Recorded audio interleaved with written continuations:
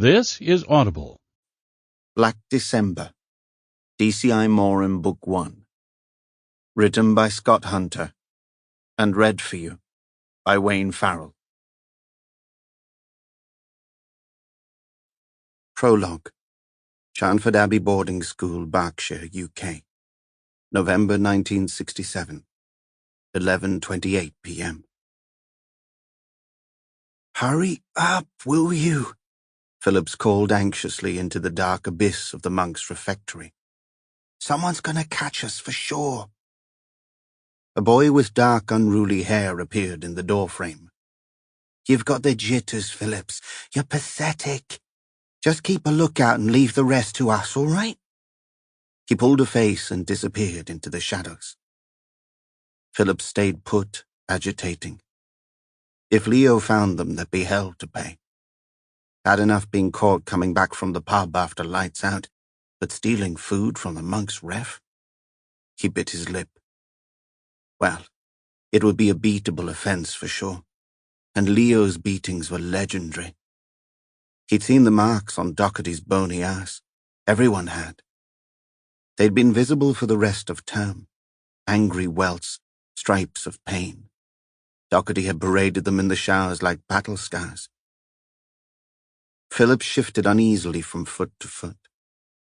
Why had he listened to Vernon in the first place? He could be tucked up in his cubicle, safe and secure. But here he was in full view of anyone coming down the monk's cloister. If he hadn't had that second beer, he'd never have agreed. Vernon appeared with an armful of bread rolls. "Take these." He dumped his booty into Phillips's reluctant arms and called into the darkness. "Lounds! Come on! That'll do!" Vernon grinned and tore off a chunk of bread as Lowndes came out, furtively scanning the cloister. He was clutching a box of cornflakes and a bowl of sugar. "Look, you can't nick the crockery as well." "Calm down, Phillips," Lowndes hissed. "No one's going to notice one stupid sugar bowl." He barged Phillips out of the way, leaving a beery wind in his wake. Phillips grabbed Lowndes' arm as a flicker of movement passed across his peripheral vision. "Wait, someone's coming." He pointed down the cloister to the swing doors. "No, they're not." Lowndes tucked the cereal box under his arm. "They're going into the chapel," he observed through a mouthful of cornflakes. "And it's not Leo either, so stop belly-aching." Vernon's eyes narrowed. "It's that moron from the kitchens." Phillips scanned the cloister. The moonlight filtering through the leaded windows was playing tricks with his eyesight. Taff Lowndes was right. It was only Fergus Dalton, the Irish kitchen porter. "So what? He's harmless. Let's just get back to the dorm." "But what's he doing in the chapel at this time of night?" Vernon's eyes shone. Here was a little mystery that needed investigating. Phillips groaned. "Look, come on, chicken." Lowndes grinned widely and flapped his arms, clucking.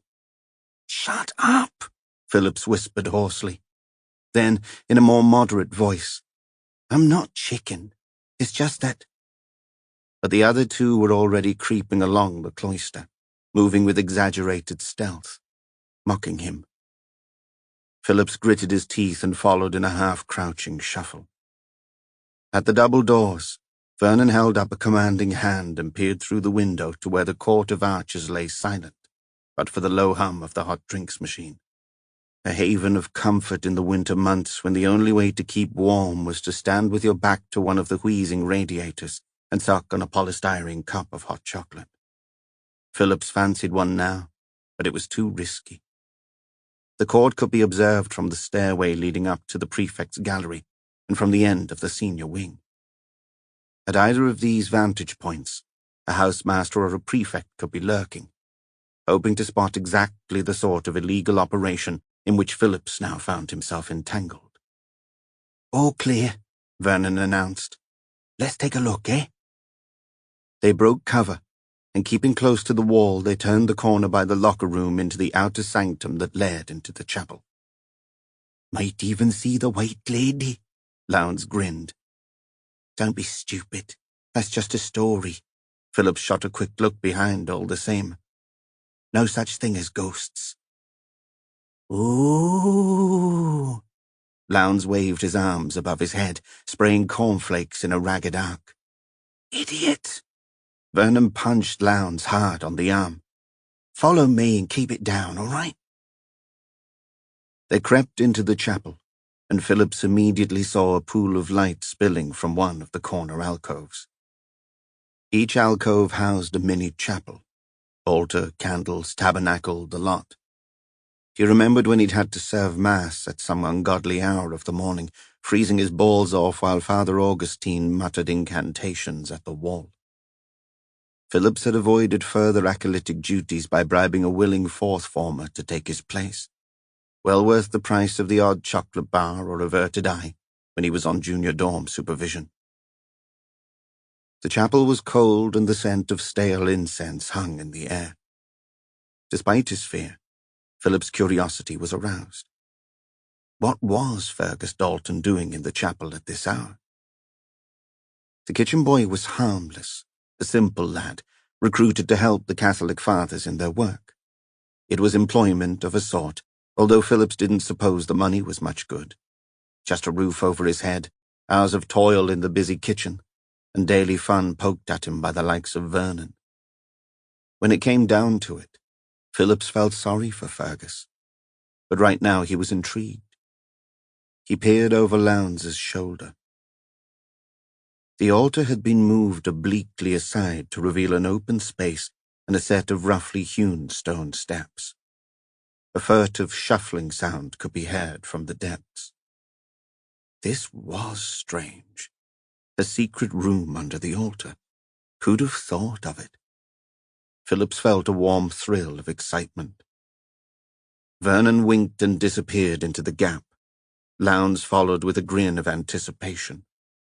As Phillips began his descent, he heard Fergus give a yelp of alarm. At the bottom of the steps, Phillips found himself in a rectangular low-ceilinged chamber. Vernon had Fergus in an arm-lock, and Lowndes was sprinkling cornflakes on the Irish boy's head. I baptize thee, Dimbo, thick as shit, Lowndes chanted in a deep monotone. Get off! Fergus struggled, but Vernon's grip was firm. In the name of the cow dung, the sheep's bum. Dalton's eyes shone with hatred and panic. He shook the cereal from his hair, cheeks blazing, tendons in his neck straining as he tried to free himself from his tormentors. Phillips looked around the chamber.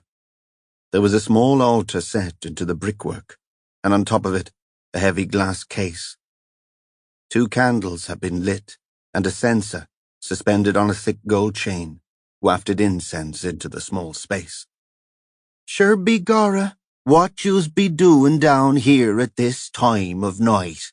Vernon asked the struggling boy. All secretive like, eh? Let's be having the answers, young Fergie. Vernon twisted Dalton's arm, and Lowndes grabbed a lock of ginger hair. Leave me alone, Dalton tried again to pull away. Father Leo'll be here any minute. Now don't be telling any fibs, young Fergus, Vernon said, tweaking Dalton's nose, or you'll never go to heaven. Hasn't the good father told you that? Phillips was drawn to the altar and the glass case. He wondered what its significance could be. The case was buffed to a high sheen. By its side, a soft cloth and an open can of polish explained the nature of Dalton's interrupted duty.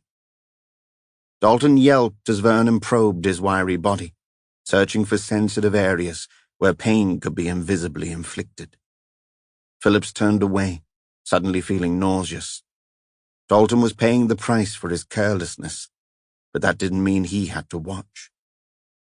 He turned his attention back to the case and its contents. Inside lay what looked like a strip of charcoal wood, dark with age and discolored, perhaps by some past exposure to fire. Closer inspection revealed faint markings, sweeping curved letters that reminded him of something he'd seen before, but which he couldn't place. Philip spun as he heard the sound of a fist connecting with flesh and a grunt of surprise and pain. Vernon was clutching his jaw. "You little bastard!" Vernon advanced on Dalton, who had assumed a defensive crouch, the Irish boy's expression an odd mixture of triumph and fear. "What a beauty!" Lowndes nodded appreciatively, munching his contraband. "Caught you a right smacker." Phillips froze. He couldn't believe Dalton had retaliated. Vernon was a big shot, captain of the under-16s and destined for the firsts. Nobody got into a fight with John Vernon. Vernon was breathing heavily.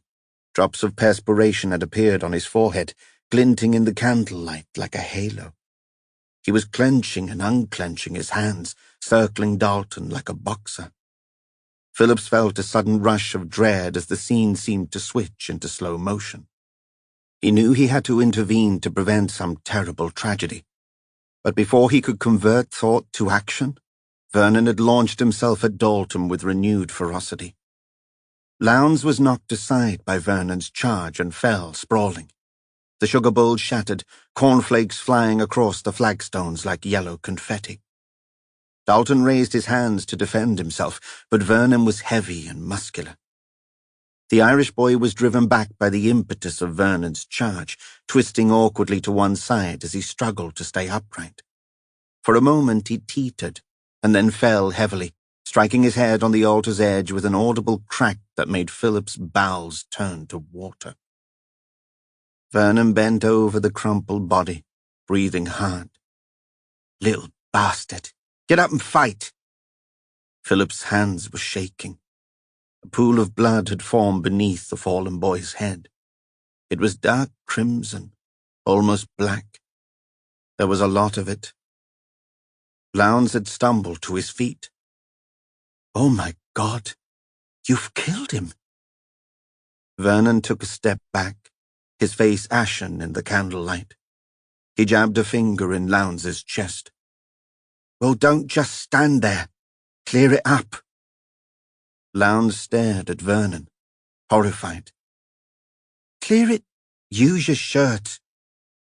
Lowndes pulled his rugby vest over his head, got down on his haunches and dabbed it gingerly in the spreading puddle. As he did so, there was a light footfall on the steps, and a shadow fell across the chamber. The voice, when it came, was measured and even, each word carefully articulated so that there could be no misinterpretation. "What in the name of the Almighty are you boys doing in this place?" Father Leo Horgan filled the chamber with his presence. Phillips cowered against the cold stonework. His bladder was in rebellion, and it was only with a supreme effort that he was able to bring himself under control. Horgan's eyes fell on Dalton's prone form, and his face blanched. He quickly bent and held the boy's wrist. When he looked up, his expression was neutral. The eyes beneath the thick horn-rimmed glasses were steady and dry. "You, Lowndes, go to the trunk room. In the corner cupboard you'll see a shovel. Bring it to me." Lowndes took the steps 2 at a time. Horgan turned his attention to Vernon. "And you? This is the key to my room. Above the wardrobe you'll find a folded tent and a canvas sleeping bag. Bring the sleeping bag to me." Philip's heart was still imitating the school orchestra drum corps. He tried to make sense of Horgan's words. Surely he wasn't going to. "And now, you." Horgan's basilisk stare could not be avoided. Phillips emerged from the shadows, legs shaking. "Mop, bucket, janitor's closet by the kitchen door. Go." He presented his back and stooped over the body. Phillips was rooted to the spot, paralyzed by the enormity of Horgan's rapid and unexpected solution to their problem. The monk hiked up his black cassock to prevent it trailing in the stream of blood pouring from Dalton's matted scalp. "I said go." Phillips went. When he returned 10 minutes later, work was already underway. 2 flagstones had been shifted, and Vernon was laboring under Horgan's supervision. Lowndes was fumbling with the sleeping bag zipper, pulling it clumsily past a lock of ginger hair. 2 hours later, Phillips lay numb in his cubicle, eyes fixed on the dormitory ceiling. He wished the partition separating him from the other sleeping boys would melt away. He felt very alone. 40 years later. DCI Brendan Moran wasn't expecting to die. Life expectancy obviously weighed a little heavier on his mind now he'd hit 50. But then, most folk gave morality some consideration at the half-century milestone. Moran liked to work with averages. His father had lived to 75, and his grandfather a more generous 84. Aiming down the middle, that was a small improvement on the biblical 60 years and 10. Small, perhaps, but worth having if he was compos mentis, of course. Moran had spent a joyless and fruitless afternoon at the Thames Valley Police Strategy Seminar. The fact that it had been held in Basingstoke only compounded Moran's irritation. People thought Reading was a dump until they visited Basingstoke. Moran steered the jeep round a gentle bend in the snaking country road. Bad reputation, these bends. What were they called? The 8 bends of death. Nice. He relaxed his right foot. No point in taking chances, even if he was in a hurry. A lorry hurtled past, lashing spray. Moran tickled the brakes, rechecked his mirror. No chance of getting to the allotment tonight. Not in this weather. He'd have to brave the elements for Archie's sake, but gardening was a non-starter. He dipped his headlights and squinted as a motorbike fizzed past, water rebounding from the rider's helmet like machine gun fire. Another madman for the ICU. He flicked to main beam. Focus, Brendan. Time for the daily review. Moran's ordered mind began its routine perusal of the day's events, relayed via voicemail in Phelps's unmistakable East End rasp. 2 robberies, 1 stabbing, no witnesses, of course. 1 missing child, 1 suspicious death in Coley. Phelps was handling that one. And a partridge in a pear tree. No, wrong season. No partridges. Just a hell of a lot of paperwork. Tomorrow. Mañana. He eased off the accelerator and shifted in his seat, wincing. The old back injury was on form tonight, probing his spine like a knitting needle. Moran chuckled grimly. You sure aren't getting any younger, Brendan. 20 years and 10. He extended his distance from the blurry brake lights ahead, easing off the pressure with his right foot. There was a petrol station somewhere nearby, he recalled. Bad position, on one of the bends. Not this one, though, Moran muttered as he took the corner. But then suddenly it was this corner, and the car in front had stopped, indicator blinking. Moran slammed on the brakes, all too aware of the unfavorable physics of wet tires and rain-slicked tarmac. Oil, too, probably, outside a petrol station. Moran hung onto the wheel. It gave him the illusion of control, but in reality there was no control at all in the sick, skidding journey he was making towards the rear of the stationary Vauxhall Astra. He felt a flicker of responsibility for the passengers, but the dangerous combination of obscuring hedge, country highway and petrol station was not his fault. By God, it was someone's fault, though. The tires sang a rubber-perishing scream as the soaked wheels failed to grip. Moran did a quick calculation. He'd been doing around 50, and the braking would slow him to maybe 35, 40. Still fast enough to do a lot of damage. He glimpsed a face freeze-framed against the rear window of the Astra before the jeep slewed crazily to the right. Then it was all about the oncoming lorry. Headlights blazed, blinding him. Moran squeezed in one last calculation. New closing speed, around 80. The last thing he heard was the blaring of the Arctic's klaxon. Then came the impact, the gagging stench of diesel, crushing pain, a sensation of floating, and then he died. But he didn't stay dead.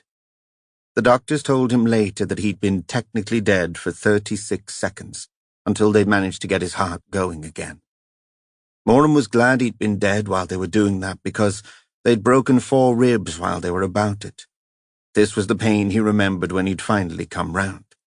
Ribs first, head second, right foot shattered, trailing in 3rd position in the agony poles. But the dreams that accompanied his convalescence were worse than any pain. He'd swap them for cracked ribs any day. Thing was, he could cope with the nightmares if they were restricted to the 6 hours of restless tossing and turning he endured every night. But they weren't.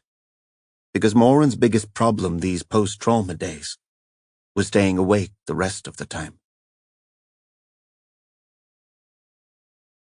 Chapter 1. Gav?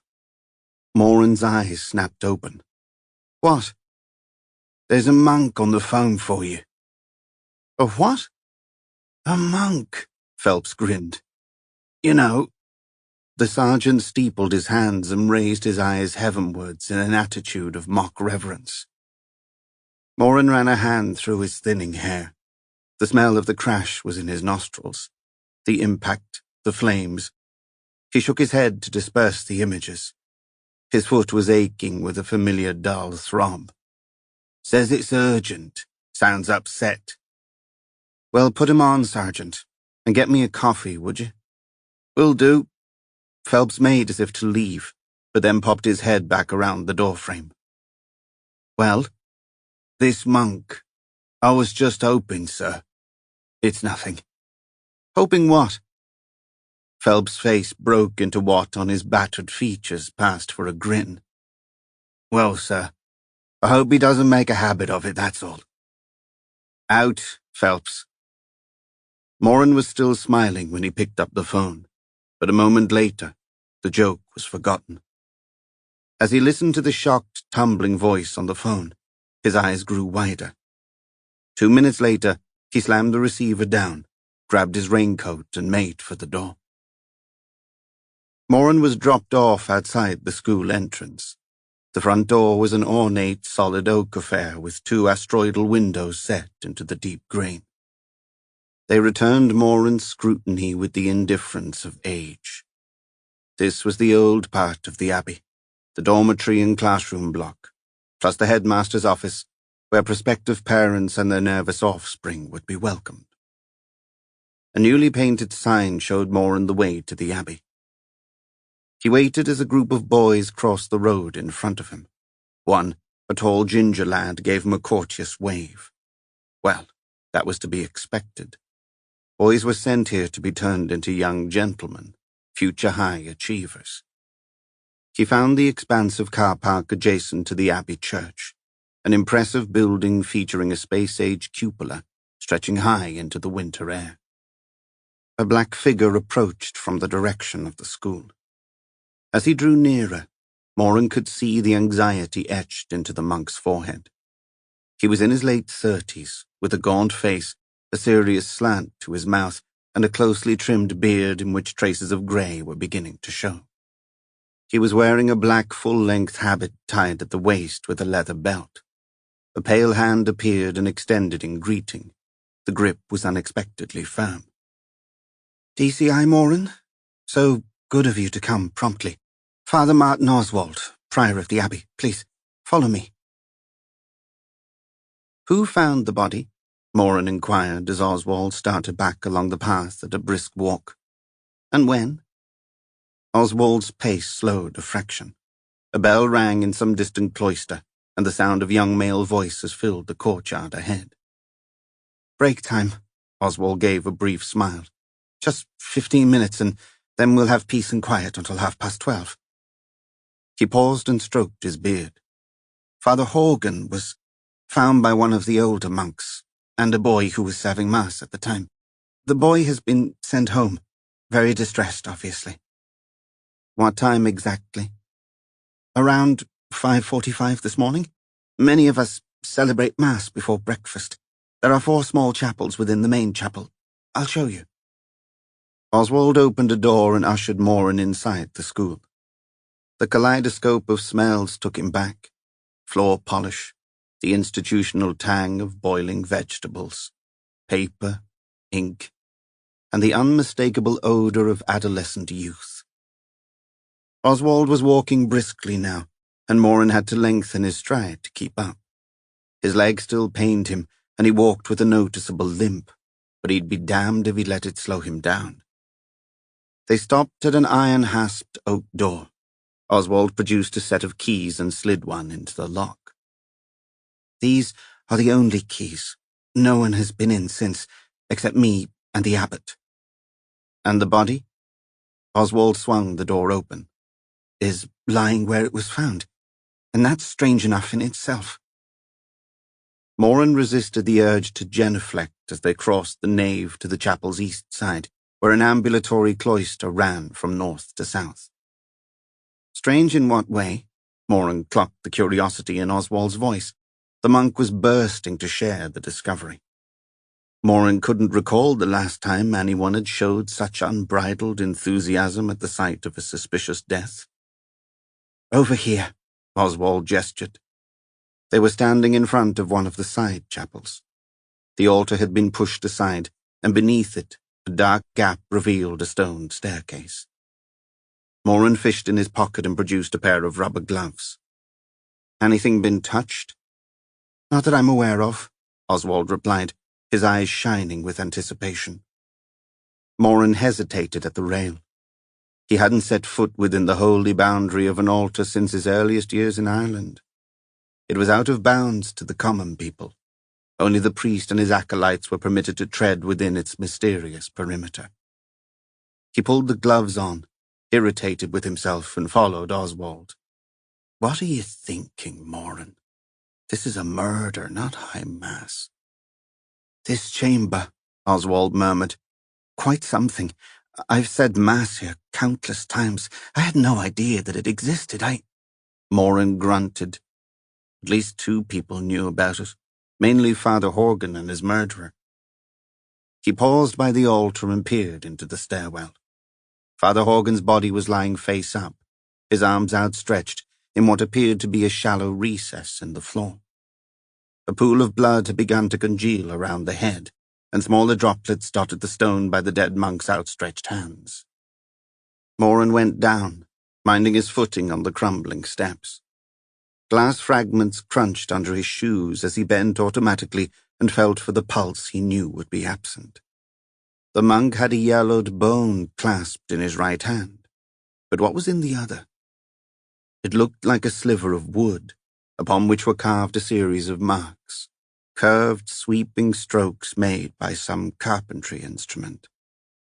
The markings had been partially obscured by a dark stain, and the ragged extremities of the object indicated that other fragments had, in all probability, been lost altogether.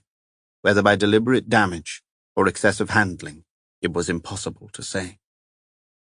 Moran could feel Oswald hovering. "May I?" the monk said, as if to step closer. "No further, if you don't mind." Moran held up his hand. "Forensics will need to give it a once-over first." His mobile gave 3 short beeps. "Excuse me a moment." He fished out his phone. "Moran." Sergeant Phelps's barrow boy growl filled his ear. "Taylor's on his way, sir. Should be with you soon." "Have forensics got their fingers out yet?" "Hang on, Gov." Moran heard Phelps yelling across the office. He took the opportunity to study Father Oswald as the monk stood over the body of his fallen brother, wringing his hands like the leading player in a Shakespearean tragedy. Genuinely shocked, Moran concluded, and keen to do a little amateur sleuthing.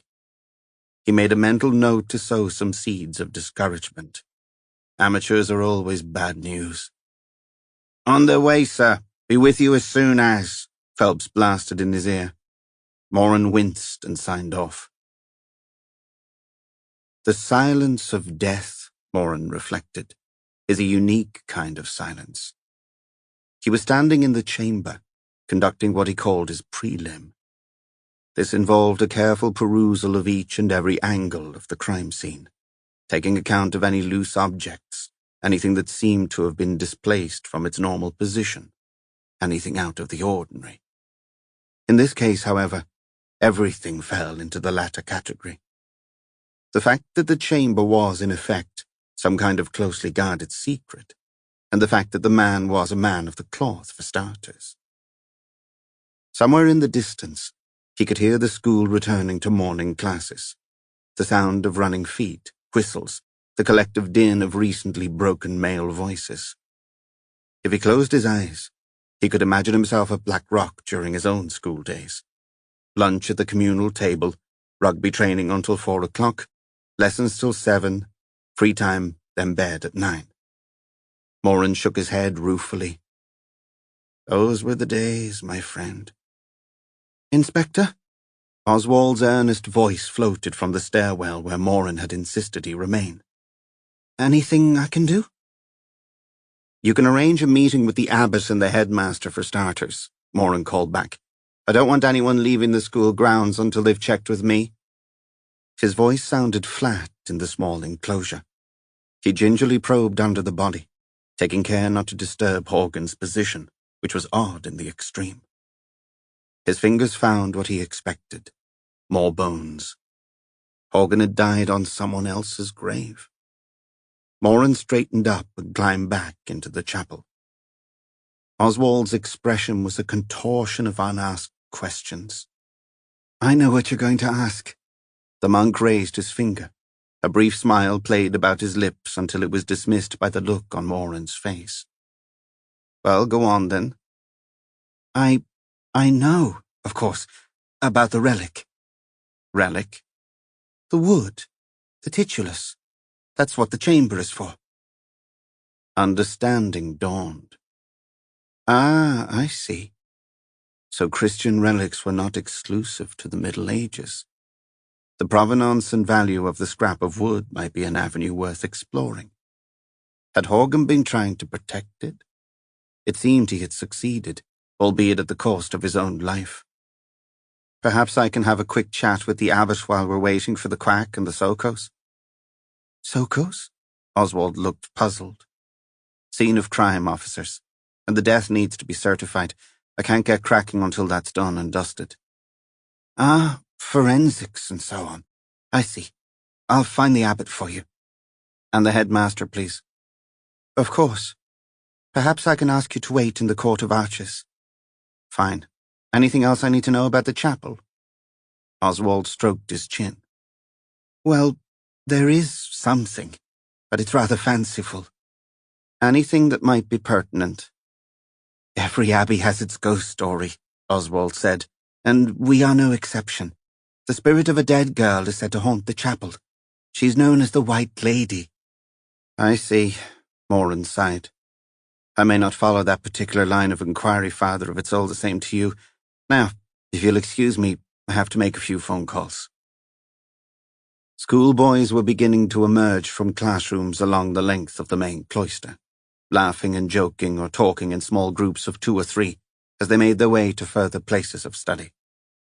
Harassed-looking teachers were dotted along the passage, issuing a warning here, a word of greeting there as the swarm passed them by. These besuited laymen were supplemented by several older boys, wearing distinctive blue ties. Prefects, Moran supposed. He noticed that the younger boys showed respect for the blue ties. Evidently, discipline was a working concept at Charnford, Moran noted approvingly. I'll leave you here for a few minutes, Chief Inspector, if that's all right. Oswald gave a brief smile. There's a coffee machine in the corner if you're in need of refreshment. I'm sure the abbot won't keep you long. I'll be fine, thanks. He watched Oswald glide down the cloister. The hubbub of scholarly traffic died away, and the Court of Arches fell silent. Moran went to the drinks machine and inserted a coin. He retrieved the plastic cup, sat down heavily on a bench beneath a leaded window, and considered the corpse. Throat slashed, left for dead. Had the murderer been disturbed? No effort at concealment had been attempted. Moran jotted a quick note. A shaft of sunlight stole into the cloister, motes of dust swirling in the beam like a miniature galaxy. The radiator next to him clanked as it cleared some hidden airlock. From behind closed doors came the muffled mutterings of academia. Moran closed his eyes. Excuse me, are you okay? Moran was still dreaming. He knew that for sure, because Janice was dead, long dead, and he'd recognize her voice anywhere, from behind the wall of sleep or from within the vaults of his memory. That sweet sound lived on. He didn't want to let go, even though he was aware that the dream had reached its nightmare stage. They kissed, parted, and he watched her walk across the car park, her red hair catching the sunlight, seeing the half-turn, the wave. A moment frozen in time, the last time their eyes had met. Then a pause as she opened the car door, another second or two as she turned the key in the ignition. Then an orange blossom of flame, a hot wind that blew him off his feet, particles of glass and metal flying. Blood on his clothes, a pall of black smoke. The bomb that was meant for him, his car, not hers. Hello? Moran woke up and gawped. I just thought you might have been lost. I don't think I know you. The voice, the face, the hair, so like her. Moran heard himself clear his throat and mutter an apology. He stood up, the hairs on the back of his neck tingling. Holly Whitbread, English Lit and RE. She smiled and offered her hand. Chief Inspector Brendan Moran, pleased to meet you. He cleared his throat, tried to keep his voice steady. Are you sure you're okay? I didn't mean to startle you. Fine, thanks. Moran smoothed his hair. I haven't been sleeping too well. Well, with your job, I'm not surprised. She smiled again and Moran worked to control his emotions. It was as if Janice had come back to life, younger and more beautiful than ever. You've come about Father Horgan, I suppose. Her forehead creased. Poor man, but he hadn't been keeping well. I understand you're obliged to be present at the scene of a sudden death? A sudden death? Moran frowned. Of course, absolutely. So that was the story. Why hadn't Oswald told him? Did you know Father Horgan? Oh, yes, Holly Whitbread wrinkled her nose. We all knew him very well. He was quite the disciplinarian. Very old school. I see. But likeable with it, Holly went on. I can't believe he's gone, just like that. She snapped her manicured fingers. Is the news on general release? I'm not sure. I think there's to be an announcement at lunch. The boys know something's up because the chapel is locked, she added. No morning prayers. My class are still celebrating. Moran smiled. You're not turning them into little monks, then? Hardly. Holly made a face. Little devils, the lot of them. She tossed her hair back and laughed. Moran tried to swallow, but his mouth had dried up. She could be Janice's twin, even down to the mannerisms. He pulled himself together with an effort. Do I detect a Cork accent? Holly inclined her head in acknowledgement. You do, and I might ask the same. Close, Moran conceded. I was born in Ardmore, but I moved to London after...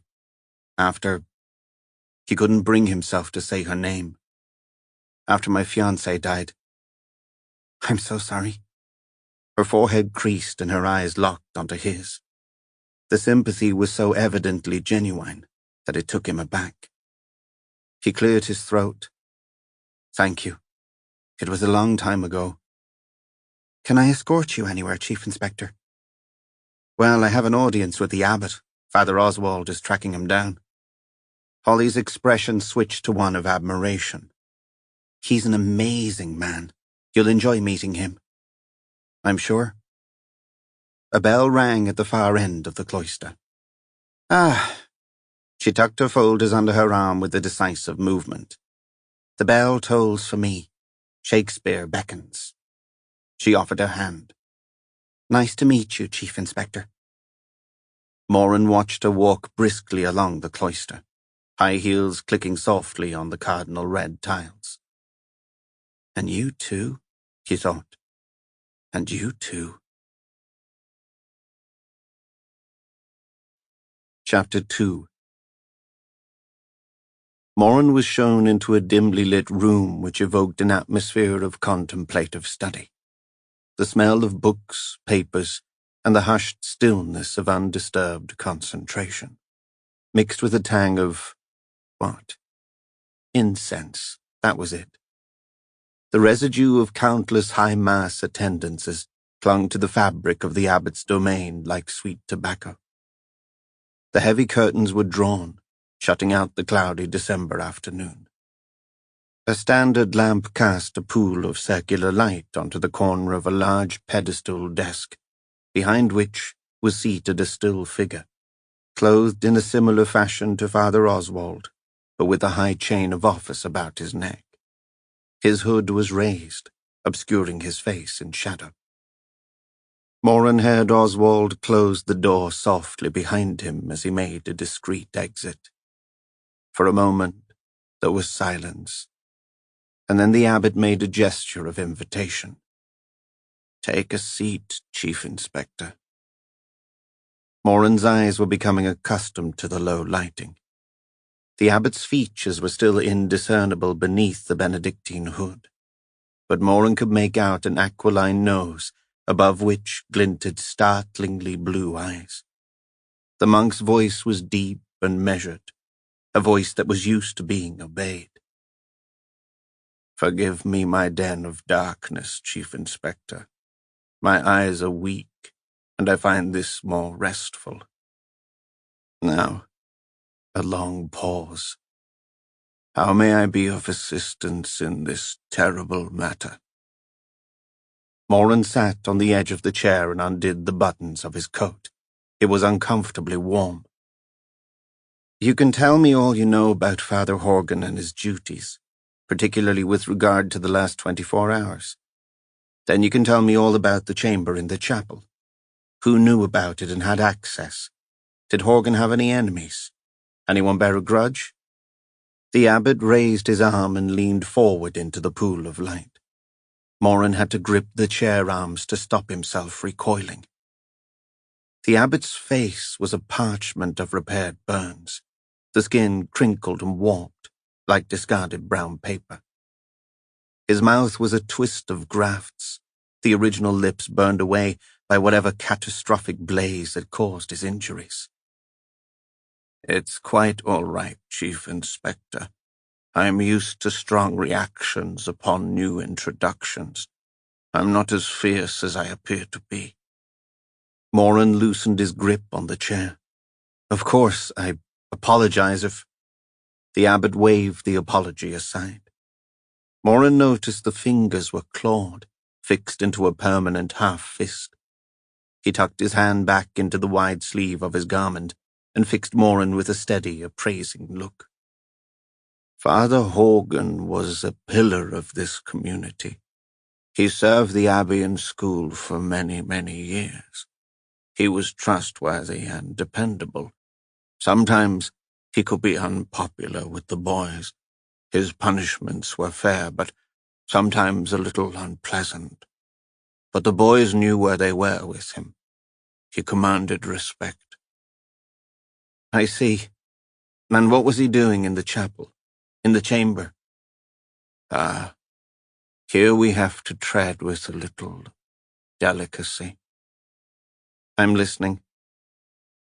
"The chamber's existence is indeed known only to a select few. Father Horgan had responsibility for tending to the necessary within." "There's no need to be coy. Father Oswald has already told me about the relic. The titulus, was it?" The abbot slid back his chair and emerged from behind the desk. Moran was struck by his height. The monk moved to the window and turned, arms folded beneath his scapula in typical Benedictine stance. "You've heard of Constantine the Great, Chief Inspector?" Moran had. Of course, the Roman emperor credited with popularizing Christianity. Quite right. Whether he was an astute politician or a true believer, we'll never know. Certainly the former, perhaps both. But his mother's faith is beyond question. Moran was wondering where this was going. He was also wondering where the hell the Sokos and the police surgeon had got to. The lack of security at the murder site was gnawing at him. Maybe he should have waited until... "I can see you have other matters pressing, Chief Inspector," the abbot continued.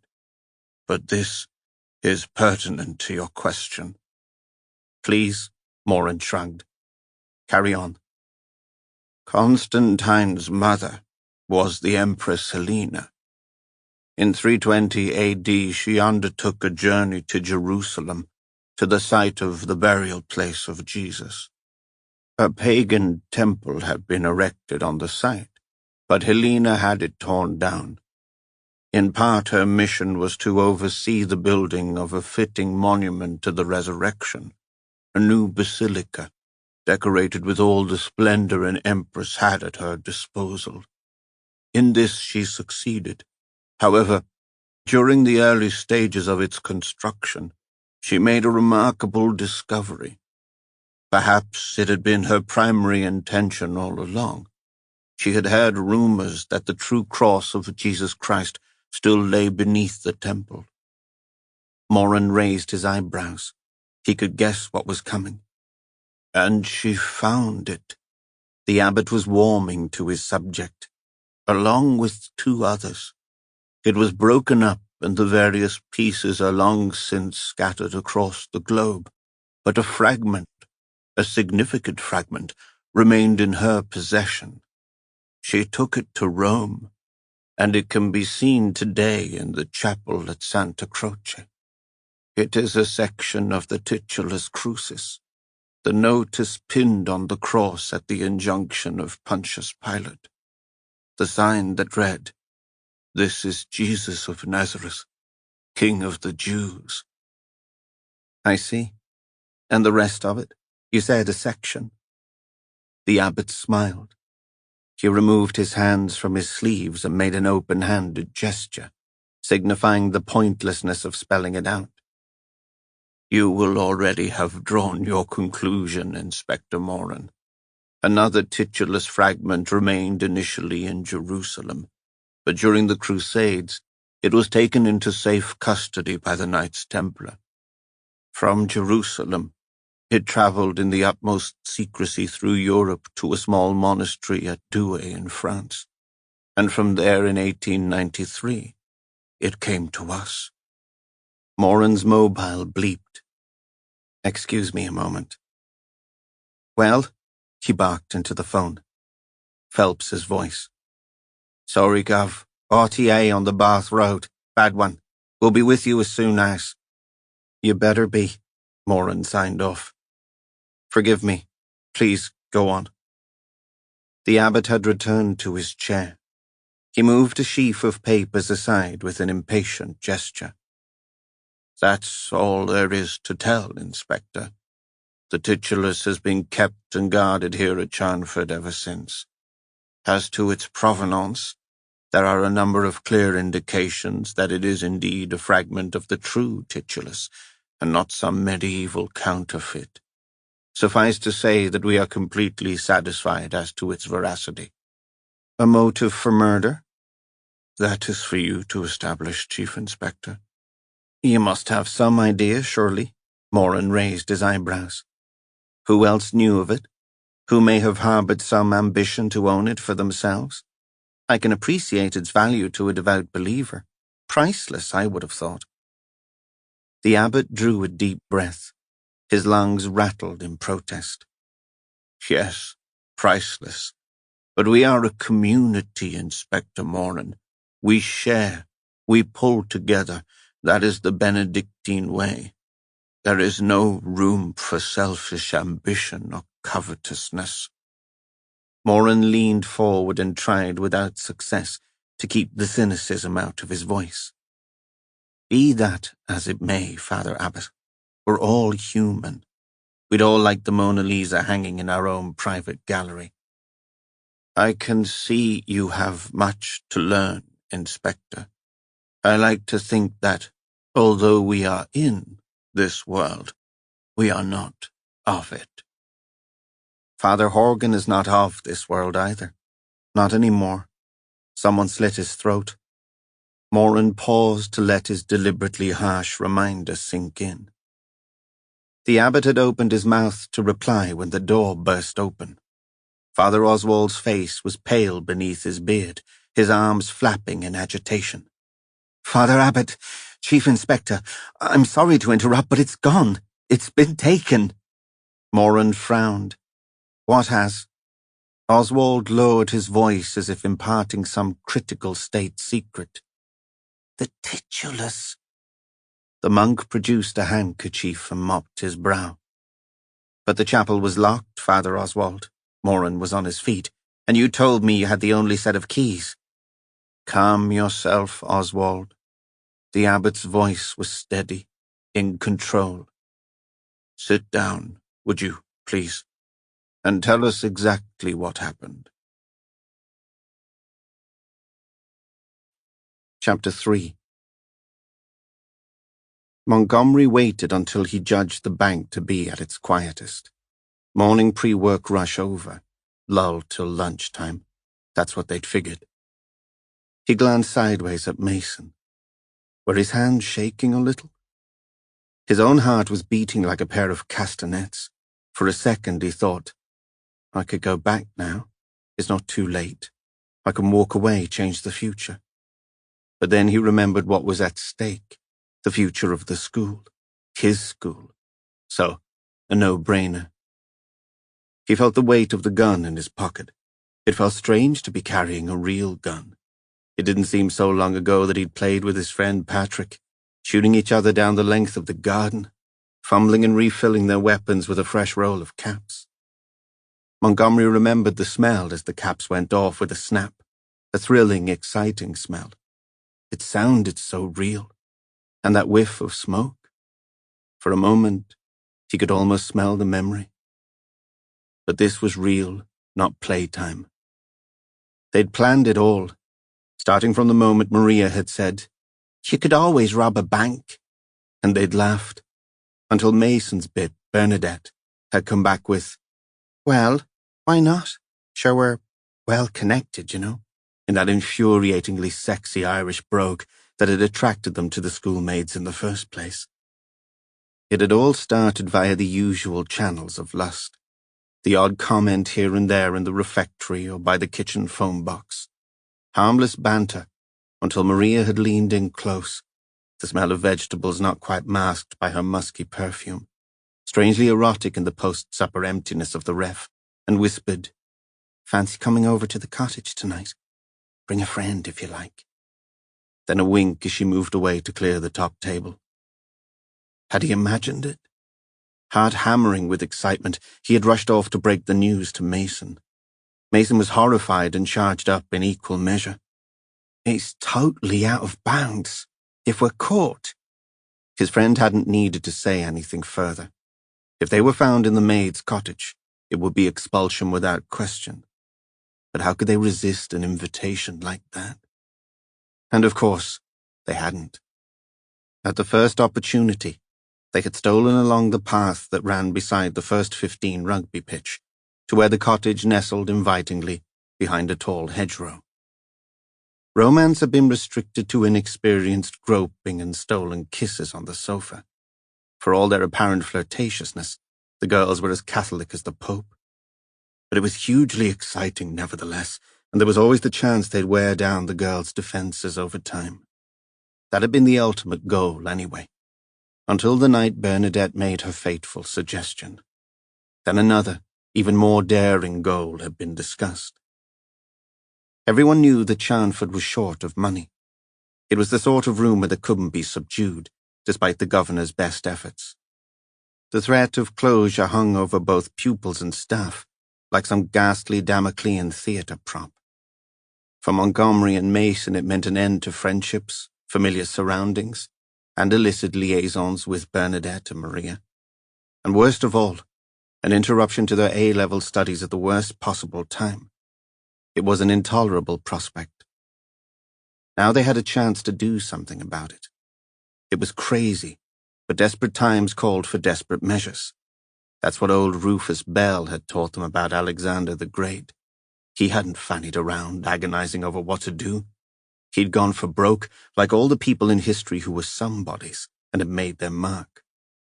Who was it who'd said, "Aim for the moon, you might hit a star"?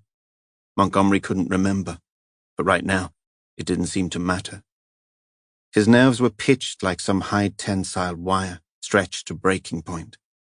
It was one thing discussing bank robberies with a can of Bud in one hand and Maria's charms in the other, but quite another standing here on the pavement with a loaded gun in his pocket.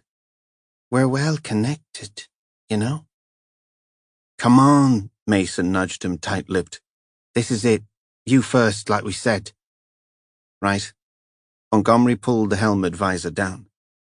He made sure the manila folder he was carrying was half open, so he could fumble with the papers, appear to be concentrating on whatever transaction he was about to make. Helmets were probably a little risky, but they'd worked out that the bank wouldn't be too jittery if it looked like he was a regular member of Joe Public, biker apparent or not. Montgomery took a deep breath and walked confidently into the foyer, horribly conscious of the semi-automatic bumping against his thigh. There was no one in the queue. That was good. One cashier, 2 staff members sitting at desks in the open plan section, both female, even better. Montgomery placed his folder beside the credit card terminal and opened it. The cashier looked up. She was pretty, his type, blonde, petite, nice smile, relaxed. He selected an A4 sheet from the folder and held it up to the window. The following message was written in black felt tip. "I have a gun pointing at your head. I will use it if I need to. If you make any noise, I will shoot. Keep calm. Find me as much money in large notes as you can. Not less than £700,000, please. I know that you can do this. If you don't, I will start shooting. Do what I say and I will simply walk out with the money and you will all be unharmed. Do it now." The girl's smile faded as she scanned the message. Her face paled, and her fingers grasped the edge of her desk until the knuckles whitened. Montgomery's heart slowed. That was the worst part over. She hadn't screamed, hadn't made him carry out his threat, thank God. He gave her a tight smile of encouragement and a brief nod to set her to her task. She moistened her lips and stood up. Without a backward glance, she walked to the end of the counter and spoke to a middle-aged woman in a pale blue dress. Montgomery held his breath. The brief conversation over, the woman opened a safe and withdrew with a curt nod. The cashier bent and began to fish out bundles of notes. As she piled them on the desk beside the safe, Montgomery began to believe that they might get away with it. He glanced at Mason, who was nonchalantly leafing through mortgage brochures. At the first sign of trouble, he would signal Maria, parked at the ready down the street. A bead of sweat trickled down Montgomery's forehead and entered his right eye. He blinked it away. The cashier completed her task and straightened. Montgomery noted the sleek turn of her calf as she smoothed her dress. She gathered the bundles onto a tray and began the return journey to his window. "That's it, gorgeous. Come on now. Just a little further." She sat down and plunked the tray on the desk. Without looking at him, she began to pass the bundles under the glass one by one. Montgomery had his man bag open, the one his mother had bought him for Christmas, and consigned each bundle to its depths, feeling unreality wash over him like a warm shower. Sweat prickled under his arms. It was all right. No one was paying any attention. The open plan staff were making phone calls or peering at their screens. The woman at the help desk was chatting to a nicotine-fingered old man in a brown pinstripe suit. Mason was chewing gum, arms folded. A phone rang somewhere and was picked up. 2 people had joined the queue behind him. A woman with a small girl attached to her coat, pulling her arm and asking for chocolate, and a young man in a white t-shirt and jeans. The cashier was biting her lip. A small drop of blood had formed on her lip gloss. The last bundle was pushed under the glass. For a moment, Montgomery didn't know what to do. Thank you seemed inappropriate, but the words were out before he could stop them. The cashier looked him in the eye and clasped her hands as if she could physically squeeze the danger away. Her eyes darted this way and that, and she seemed about to say something, but then she changed her mind and lowered her gaze. Montgomery hefted the bag and strolled away as nonchalantly as he could. His back muscles twitched. Mason met him at the door, and a second later they were out. Relief exploded through him like a shot of adrenaline. Maria was at the curb, engine idling. Then they were in the back of the car and hurtling away towards the ring road. Mason burst out laughing, and Montgomery joined in. He opened the bag and pulled out a wad of notes, waving them in Mason's face. "Look at this!" he roared. "Just look at it!" Maria ground the gears into fifth, turned and shrieked over the boy's laughter. "I told you, didn't I? I told you to listen to Maria. Problem solved, right?" "Yeah, right." Montgomery felt another burst of elation. He twisted in his seat to look behind as Maria swung onto the A4. No flashing lights, no pursuit at all. "We did it," he said to himself. "We really did it." "You still packing your piece?" Mason leered playfully. He made a grab for Montgomery's pocket. Montgomery laughed and pulled away. "Yeah, man, but you is too young for firearms. Way too young." He scooped up a fistful of scattered 50-pound notes and thrust them in Mason's face. "It takes a real man to hold up a bank." "Oh yeah?" Mason said. "What's that supposed to mean?" Maria signaled and sped past a dawdling estate car. She struck up an Irish folk song, punctuating the lyrics with a whistled chorus. "Nothing," Montgomery said. "I could have done it just as well. We tossed for it. You won. Simple as that." Okay. Montgomery threw the notes in the air. "Keep your hair on." "Let me see the gun." Montgomery sighed. "All right." He produced the semi-automatic from his pocket and flicked the safety off with a theatrical flourish. "Ta-da! Happy now?"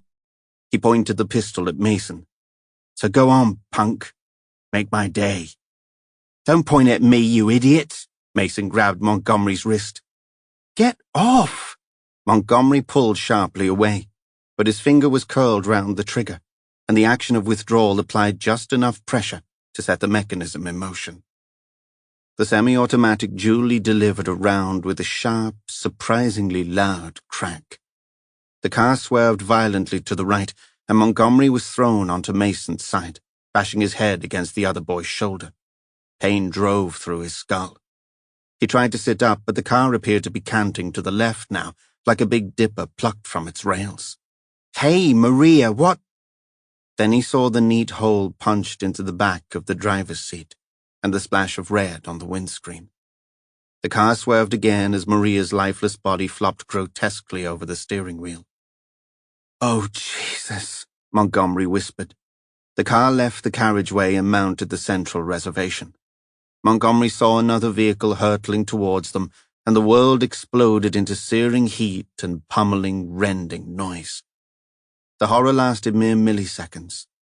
By the time the spinning wreckage came to a standstill, Montgomery and Mason were as dead as Maria. They were standing by the chapel entrance near the Court of Arches, Moran, the abbot, and Oswald. A line of lockers on either side led up to the chapel door. Boys were hurriedly depositing their books and belongings into the metal boxes before rejoining their classmates in the queues forming up in the main cloister. "Right, let's go over this again," Moran said. "Oh, excuse me." He leaned against a battered locker to let a hurrying kitchen maid squeeze by. "Sorry, fathers," she muttered under her breath.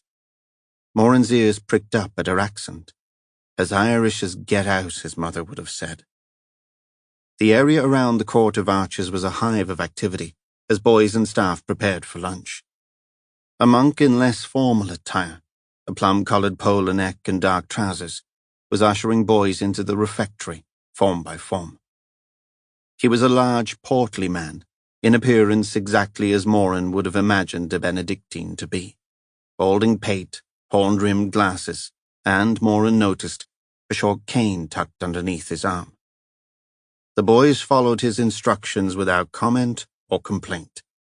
The cloister was emptying fast, and the noise of adolescent traffic was soon replaced by the distant clatter of plates and cutlery.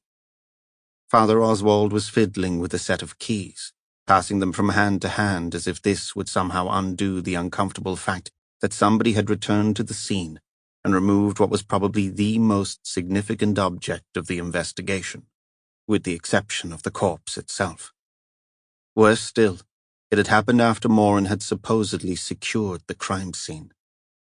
The chief constable would doubtless make reference to this fact during debrief, thus adding more fuel to the retirement on medical grounds funeral pyre Lawson had been busy constructing for Moran since the accident. What happened, Moran? Taking 40 winks, were you? Wouldn't be the first time, would it? I've arranged another appointment for you. Moran pushed the thought aside. He would figure out how to deal with Lawson later, after he'd located the missing item, which he would. His professional pride was stinging.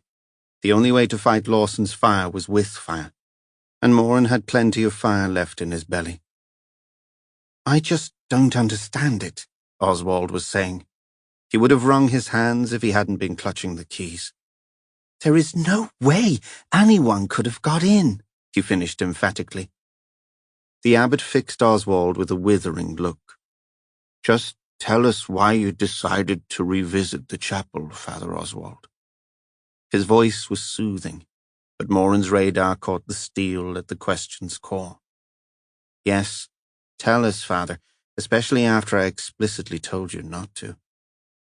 Moran felt in his pocket for a cigarette, and then remembered he'd given up. He took a deep breath instead, overinflating his lungs to imitate the effect of a sudden rush of nicotine-filled, carcinogenic smoke. It was a poor substitute. Father Oswald glanced at him nervously. I thought I could have a quick look around, perhaps find something of use while you were... Oswald finally let the keys fall to his side in a gesture of defeat. I know I shouldn't have. I'm sorry, Father Abbot. Did you hear anything that would suggest somebody followed you into the chapel? Moran asked. Out of the corner of his eye, he saw Holly Whitbread walking briskly towards the refectory. She gave Moran a wave. Oswald repeated his statement. I said that I locked the door behind me, Inspector Moran. I can assure you of that. Right. Moran could still feel the eddy of Holly's passing, a breeze of some peach-scented perfume. He tore his gaze away with an effort. In that case, there must be another way in. Here's my sergeant. A commotion at the far end of the cloister announced Phelps's arrival. The DS caught sight of Moran and raised a hand in greeting. 3 white-suited Sokos followed in the sergeant's wake. Bringing up the rear was the unmistakable figure of Sandy Taylor, the police surgeon, a tall, quick-witted Scot. Moran approved of Taylor's dark sense of humor and no-nonsense approach. His comprehensive wine cellar was another plus point. Phelps brought the party to a halt and nodded a greeting. Sorry we're late. 3 fatals at the RTA. Bloody mess. Excuse me, fathers. Phelps acknowledged the 2 monks, saving your presence and all that. The abbot smiled, the mottled skin taut across his scarred cheeks. No apology required, Sergeant. We are accustomed to the language of the world. Moran had to hand it to Phelps. The DS hardly batted an eyelid at the abbot's ruined features. Or maybe he just wasn't paying attention. Phelps looked pale and agitated. Moran wasn't surprised. It was the natural effect of witnessing a bad RTA. Never failed to put things into perspective. Here one moment, gone the next. As if echoing that thought, Moran's leg shot him a sudden spasm of pain. Not that he needed a reminder of how close he'd been to the brink himself. His very own RTA was repeated every night like a tape loop of some disaster movie in which he played the leading part. Sandy Taylor came forward, the habitual twinkle in his eye. How do, Moran? Time presses, old friend. Let's not keep the dead waiting, eh? Moran watched as the team moved through the chamber, dusting, scraping, examining. Sandy Taylor was bent over Horgan's prone body, taking care to avoid the congealing bloodstains. Eventually, he straightened up and clucked his tongue. Nasty, throat slashed, time of death, 7 hours ago, give or take a few minutes. Taylor snapped his bag shut. Massive blood loss? Not that it would have bothered him. He was probably dead within 30 to 40 seconds of the attack. Anything else? Nope. No defense wounds. Probably surprised from behind. Murder weapon? Taylor clicked his tongue. Your average-sized carving knife, or sheath knife, perhaps. Serrated, very sharp. Jagged cuts. Moran winced. You make it sound like a butcher's masterclass. Indeed. Taylor raised an eyebrow and peered at Moran over half-moon spectacles. That reminds me. I have to collect the dog's meat from the abattoir. Moran made a face. Please. What about this? He indicated the long bone grasped in Horgan's stiffening hand. Human, and there's more beneath it by the looks of it. Poor chap chose the right place to die, anyway. Sorry? Well, Taylor shrugged. It's obviously a crypt of some sort. Father Horgan is clearly lying on an old burial plot. So he just grabbed the first thing that came to hand? In extremis, Moran, we are hardly aware of what our limbs are doing. I'd have thought his hands would have naturally gone to his throat, to the wound. Taylor made a non-committal gesture. He was attacked, twisted round, lost his footing, fell heavily. He would have been seconds from death by the time he hit the floor. So the grasping was just a reflex. More than likely, Taylor shrugged, adjusted his tie and surveyed the scene. So, 2 for the price of 1, eh, Moran? Other chap's been here a while longer, I'd say. Should keep you busy for a while. Moran grunted, got down on his haunches and fished a small metallic object from the shallow grave. A zipper. Very rusty, but a zipper nevertheless. Looks like he was wrapped in some kind of body bag, Guff, Phelps offered. Moran handed Phelps the zipper. A sleeping bag, Phelps. But this, he carefully withdrew his hand and placed a bundle on the flagstones, isn't part of it. Phelps frowned. Looks like a vest. In a manner of speaking, Moran agreed. It's a rugby vest. Taking the utmost care, he laid the garment down. Its fragility was apparent, the dampness of the earth having reduced it to rotting strips of cloth. Moran probed with his rubber-gloved finger. Ah, he exposed the area beneath the collar. A name. Phelps leaned over Moran's shoulder. Not quite, but it may be as good as.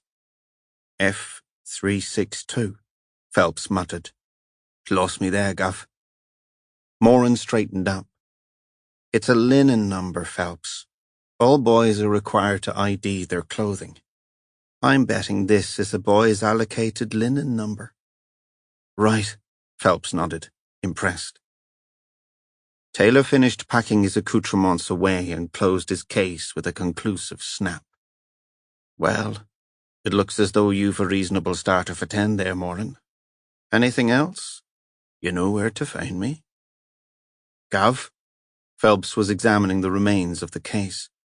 Looks like something's missing. He shrugged. Whatever was in the case, I mean. Something missing here, too? Moran delicately moved the skeleton's rib cage with the tip of his shoe. Our bony friend has lost his head. Phelps tutted. Very careless. The sergeant peered into the shallow grave as Moran bent down and prized open Horgan's fingers. Several splinters were embedded in the pale flesh. But you're right, Phelps, Moran agreed. There was something else. Phelps produced a notebook and pencil. Any chance of a clue, Gov? So's I know where to start looking? Moran smoothed back his thinning hair, peeled off his gloves and pocketed them. A clue, Phelps? Okay. The Empress Helena would be my first choice, but I think she'll be hard to track down. I'd start with the abbot. Let's see what you make of him. Chapter 4. 8 o'clock tomorrow, Gov. 8 o'clock. Moran hauled himself out of the car with an effort. See you then. He waved Phelps off and made a run for his porch. The rain was coming down in rods. As he fumbled for his keys, a shadow detached itself from the hedge and came unsteadily towards him. Moran's heart flipped and then steadied, his fright replaced by a shot of anger. Ah, Brendan, it's yourself. I thought you'd never come home. Moran ignored the outstretched hand. What do you want, Patrick? Nothing a brother couldn't manage. Patrick Moran's face broke into a drunken smile. Just something to tide me over, you know, until payday. You've a job. Is that what you're telling me? Patrick waved an unsteady finger. In a manner of speaking. It's in the bag, I promise you. Weekly pay and all. Pull the other one. Moran turned to insert his key in the lock.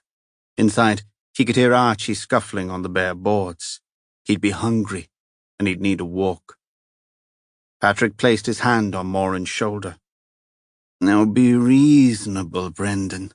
I know we don't see eye to eye, but we're family. Isn't that? As the story pauses, let your thoughts do the same. Enjoy this quiet space accompanied by music. This audiobook is our gift to you.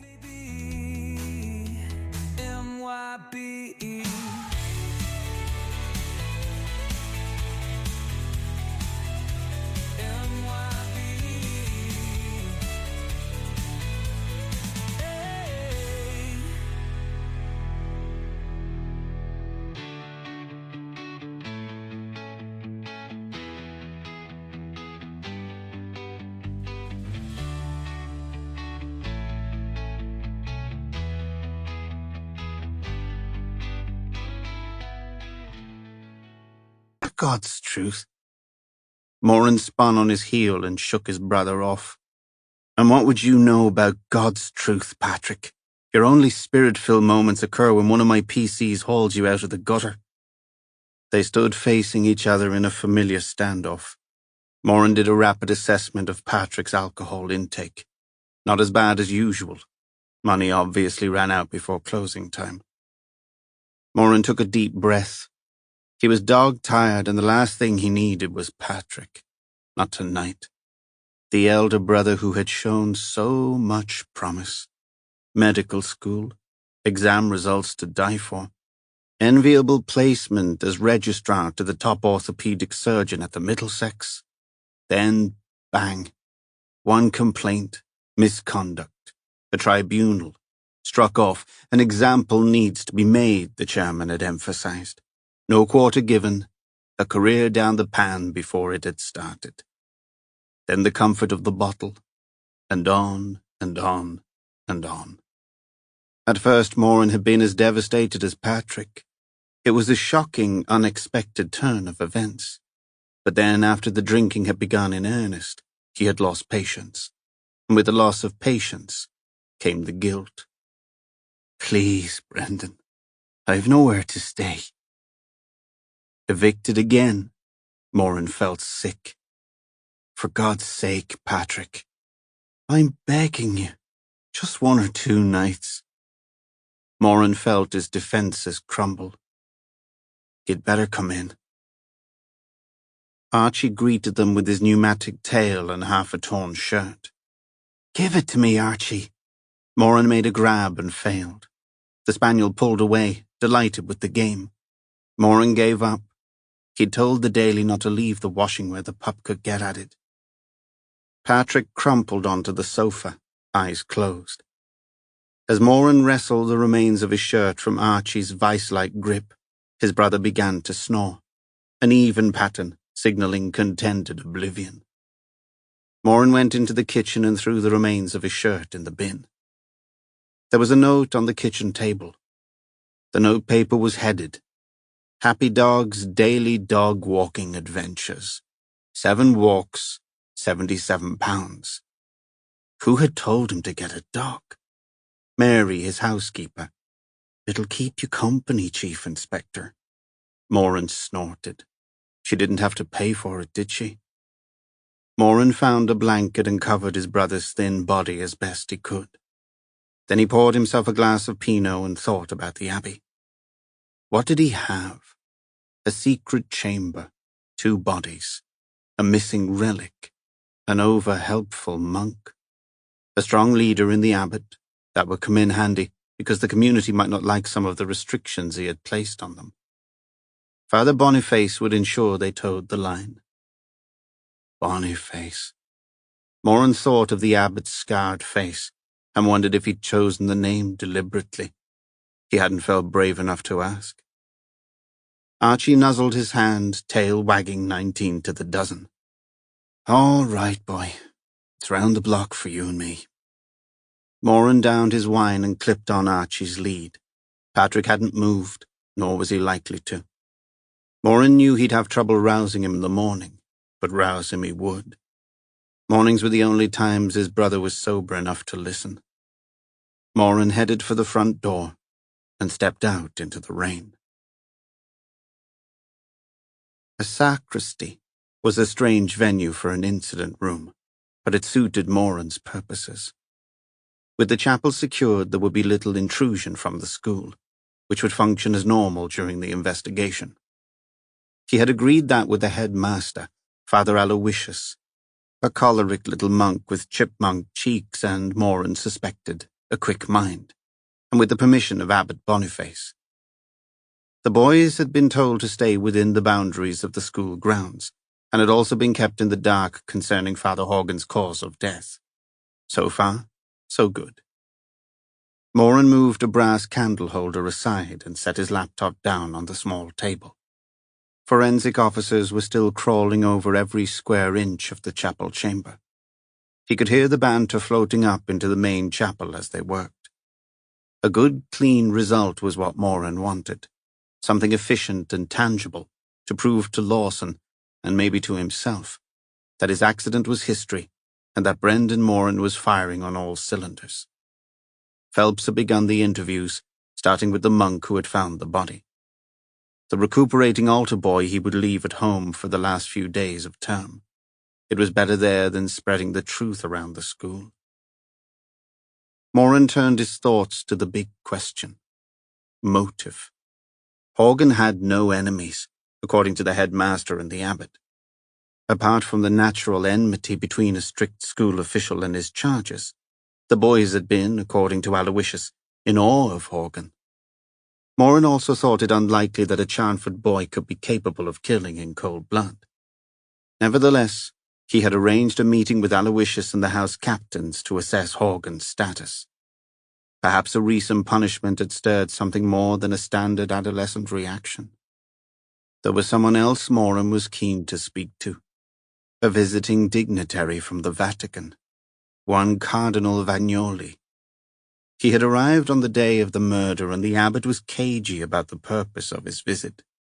Phelps had supplied some interesting facts on that one. Horgan's private line had made and received several telephone calls to and from Rome over the last month. That was worth a little digging. And talking of digging, what about the buried bones? It was no official grave, that much was clear. And that was why Moran had asked forensics to send the bones for analysis. To complicate the conundrum, it seemed that the bones had only recently been disturbed. But by whom? Was that Horgan's mission? If so, why had he dug them up? How did they come to be buried there in the first place? And lastly, where was the skull? Why was it missing? A slant of rain blew against the sacristy window and Moran shivered. Father Oswald had promised a heater, but he hadn't seen the monk today. The door opened and Phelps' large frame blocked out the light. "All right, Guff? Gordon Benedict's parky in here." Moran grunted. "Better this than Lawson on my case every 5 minutes." Phelps blew into his hands. The sausage-like fingers curled like a New Orleans blues harp player. "He'll be even more on your case now, Guff. We've got another body." I do not want that Roman meddler to know anything, Sergeant Phelps. Is that clear? Phelps kept his eyes locked on the abbot's. I'm afraid that may not be possible, Father, he added. It didn't feel right calling this bloke Father. Phelps hadn't known his real father. He tried to keep his temper on an even keel. The governor had said to keep the abbot sweet. That was going to be difficult if he wouldn't cooperate. The abbot spoke again. And why not? Cardinal Vagnoli has no business here. His visit is wasted. I have told him as much. But we know that he was invited, don't we, Father Abbot? By Father Horgan? Phelps was sure of his ground here. He checked the landline record himself. Either Vagnoli had invited himself, which seemed unlikely, or he had been given an incentive to come. Horgan was acting on his own initiative. He did not consult me. Phelps pressed on. But you know why he was invited, don't you? It was to do with the relic. Horgan told him about it, didn't he? This was an unproved connection, but Moran had told him to take a punt.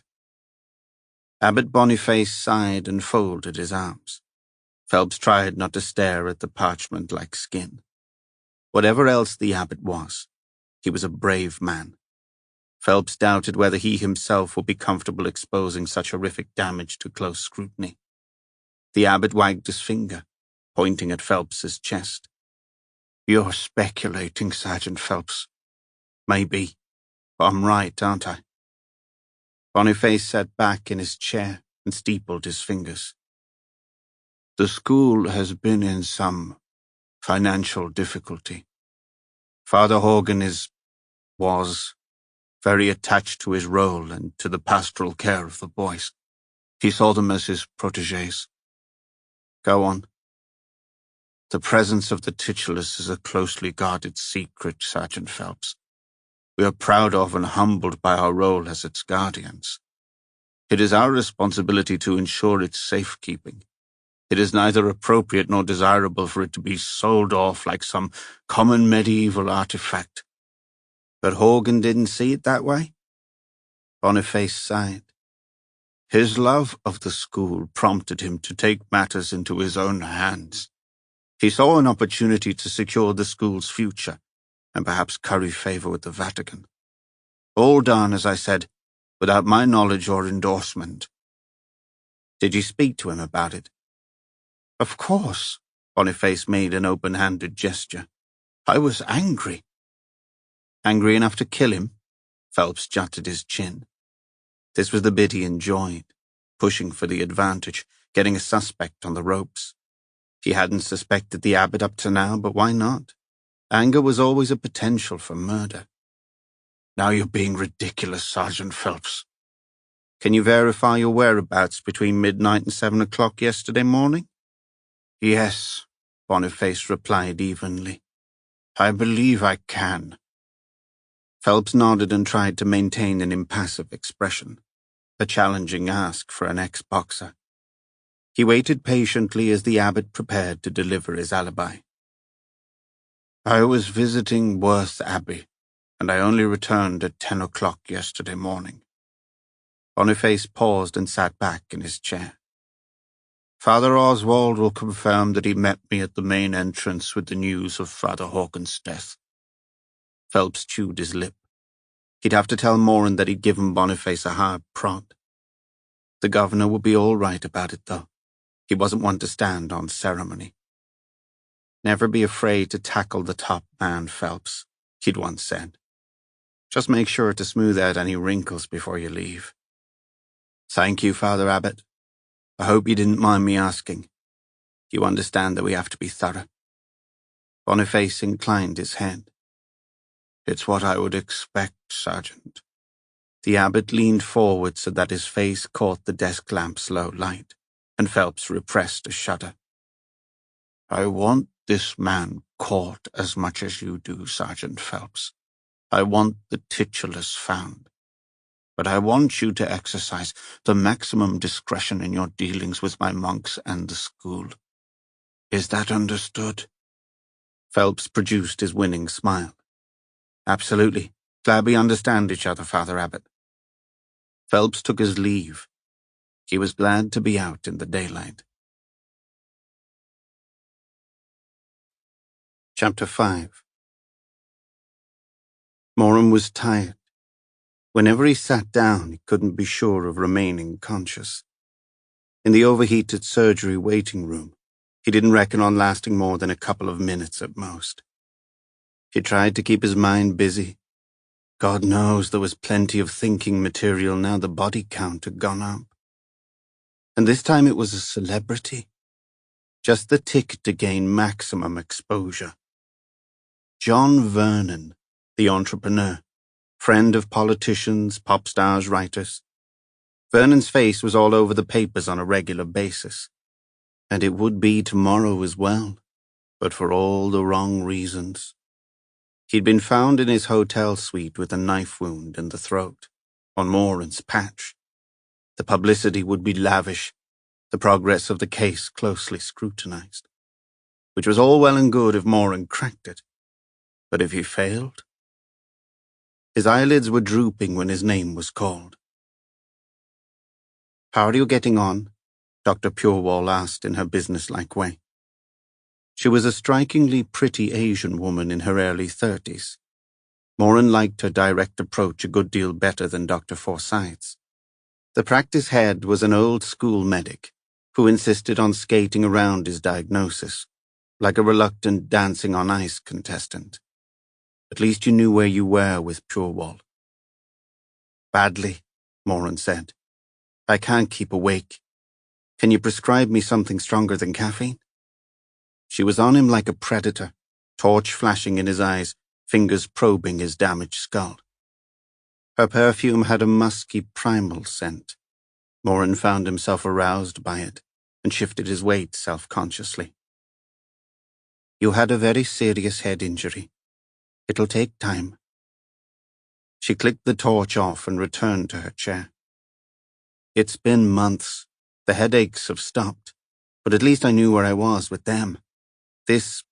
Well, it makes my job even more difficult." She looked up from the screen and tapped a painted fingernail on the desk. "I imagine it does." She pursed her lips and made a clicking sound with her palette to accompany her drumming finger. "What? Is there something else wrong with me?" Dr. Purewall sighed and crossed one slim leg over the other. "You may have a condition called narcolepsy. It's not that common, but it can occur after a serious head trauma." "Terrific. Will it get better?" "Only time will tell, I'm afraid." She began to tap the keyboard, transferring the consultation to cyberspace. "Alcohol?" "No. Not much, anyway." "Good." Dr. Purewall gave him a hard look. "Now then, Chief Inspector, I can give you something to help, but the best thing you can do is listen to your body. The brain is a very sensitive organ, the least understood of all.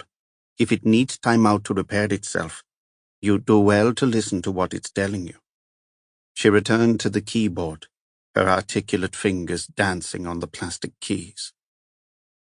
"But I can't just carry on randomly drifting off to sleep, and I'm in no position to take time out. It's damned inconvenient." Dr. Purewall stopped typing. "More inconvenient to be dead, I'd have thought, which you nearly were." She showed her perfect teeth in a sympathetic smile. Moran sighed. He couldn't argue with that. And talking of death, he had 2 murders to solve. He thanked Dr. Purewall, took the prescription and the smile with him, and left. "Drop me off here, Constable, please." "Are you sure, sir? It's a good mile's walk up to the Abbey from here." The pretty WPC wrinkled her nose. "I'm quite sure, Constable. The country air will do me a power of good, and it might keep me awake for a few hours." "Well, if you're really sure." "Sure." Moran got out, waved her off, and buttoned his overcoat. It was turning colder, and the forecasters had promised snow before Christmas. Moran didn't put too much store in that prediction, but right now the Berkshire wind cut like a knife. He should have knocked off and had an early night, but truth be told, He didn't have the energy to deal with his brother. He needed time to think. A thought occurred to him. He didn't have to face Patrick tonight. He could spend the night at the Abbey, lost down in the sacristy. Why not? All the thinking time he needed, and he could recommence his planned interviews first thing.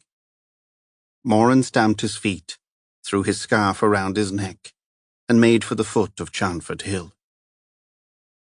"Inspector?" The voice stopped him short. He turned. Holly Whitbread was standing in the car park of the Angel. She waved her arm in half greeting, half invitation. Moran returned the wave. He hesitated for a second, and then found himself walking towards her. He had questions for Miss Whitbread, too. "Hello, Inspector. Can I give you a lift to the Abbey?" No, thanks. I've decided to walk anyway." He felt tongue-tied, like some 16-year-old on a first date. "Well then, a drink first, perhaps, to fortify you?" Her eyes twinkled mischievously. "I'm on duty, strictly speaking." "At this time of day?" She clicked her tongue. "I suppose a policeman is always on duty. Especially when there's been a murder." Moran watched carefully, looking for her reaction. Holly bit her lip. "Yes, I heard. It's just unbelievable." Murders usually are. Old news, then. So much for the school's spin doctors and their sudden death tack. "Just the one? I'd appreciate the company." Holly shivered. "They have a real fire in the lounge." Moran felt his resistance collapse like a pack of cards. "Just the one, then." Holly gave a little smile of triumph. "My round, Inspector." She took his arm and Moran felt a thrill of pleasure. Strictly professional. Who am I trying to kid? The lounge was warm and empty. Moran ordered an apple juice and a glass of Chardonnay. As the bored barmaid went about her business, Moran watched Holly remove her coat and scarf and sit down by the log fire. The flames highlighted the redness of her hair as she settled to await her press-ganged policeman.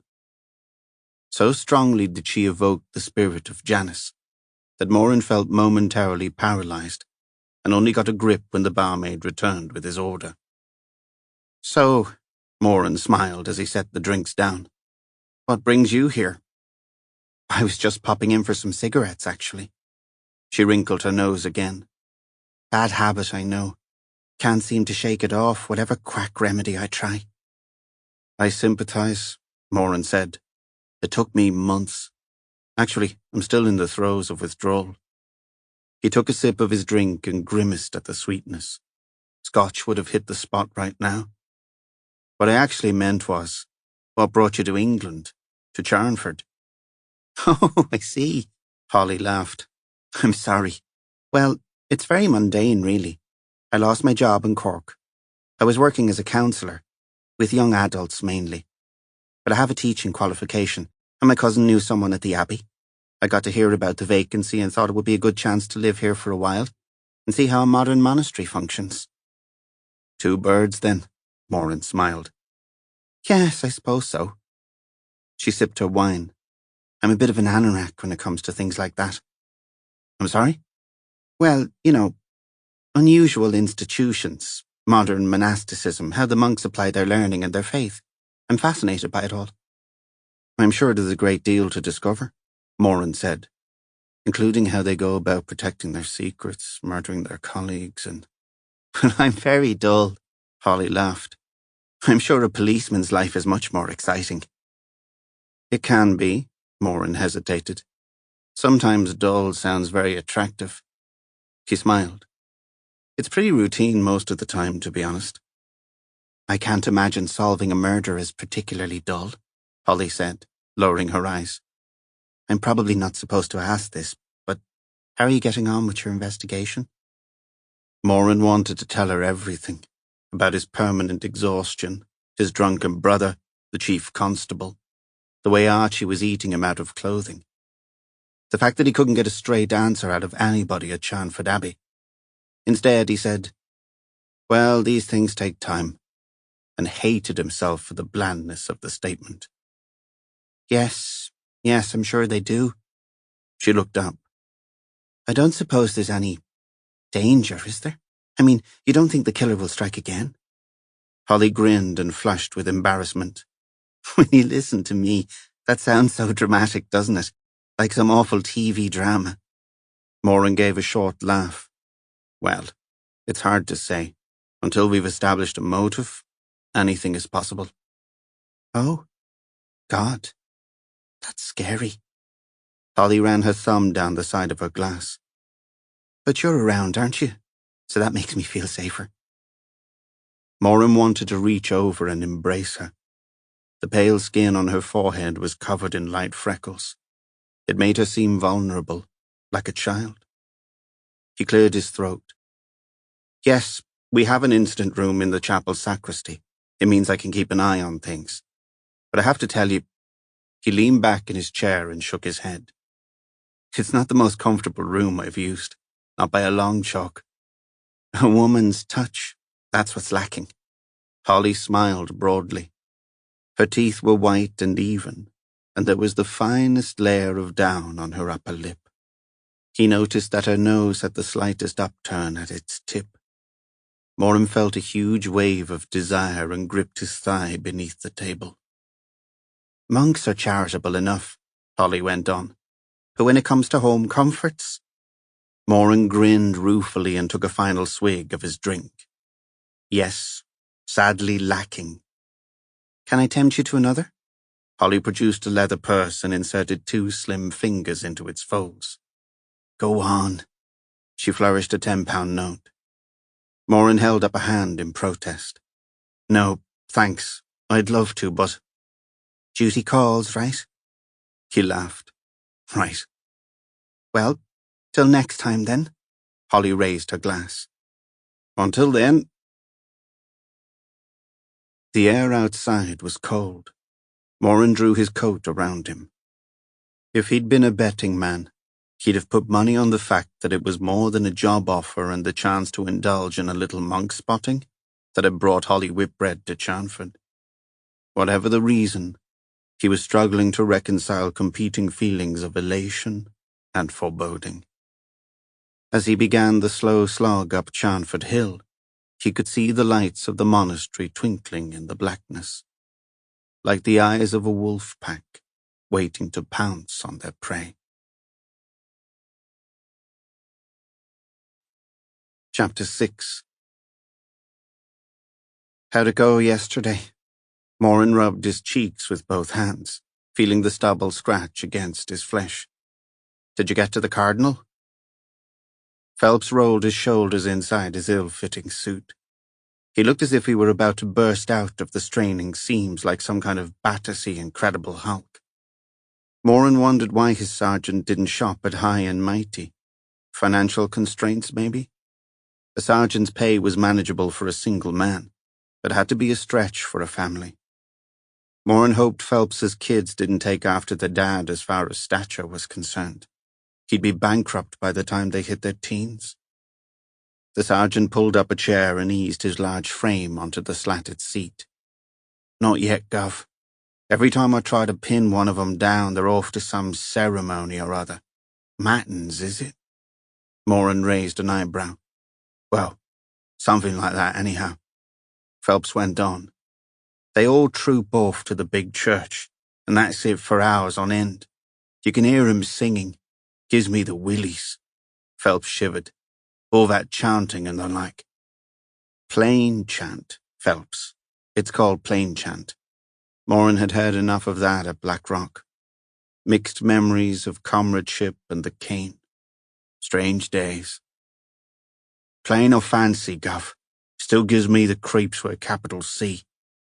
Moran smiled. I know what you mean. You should try spending the night here. That reminds me, Gov. The big man's after you. Wants you to give him a bell. He's keen to get an update, especially about Vernon. I'm sure he is. He'll have to wait for the autopsy and forensics. And that was not all Lawson would be after, Moran thought.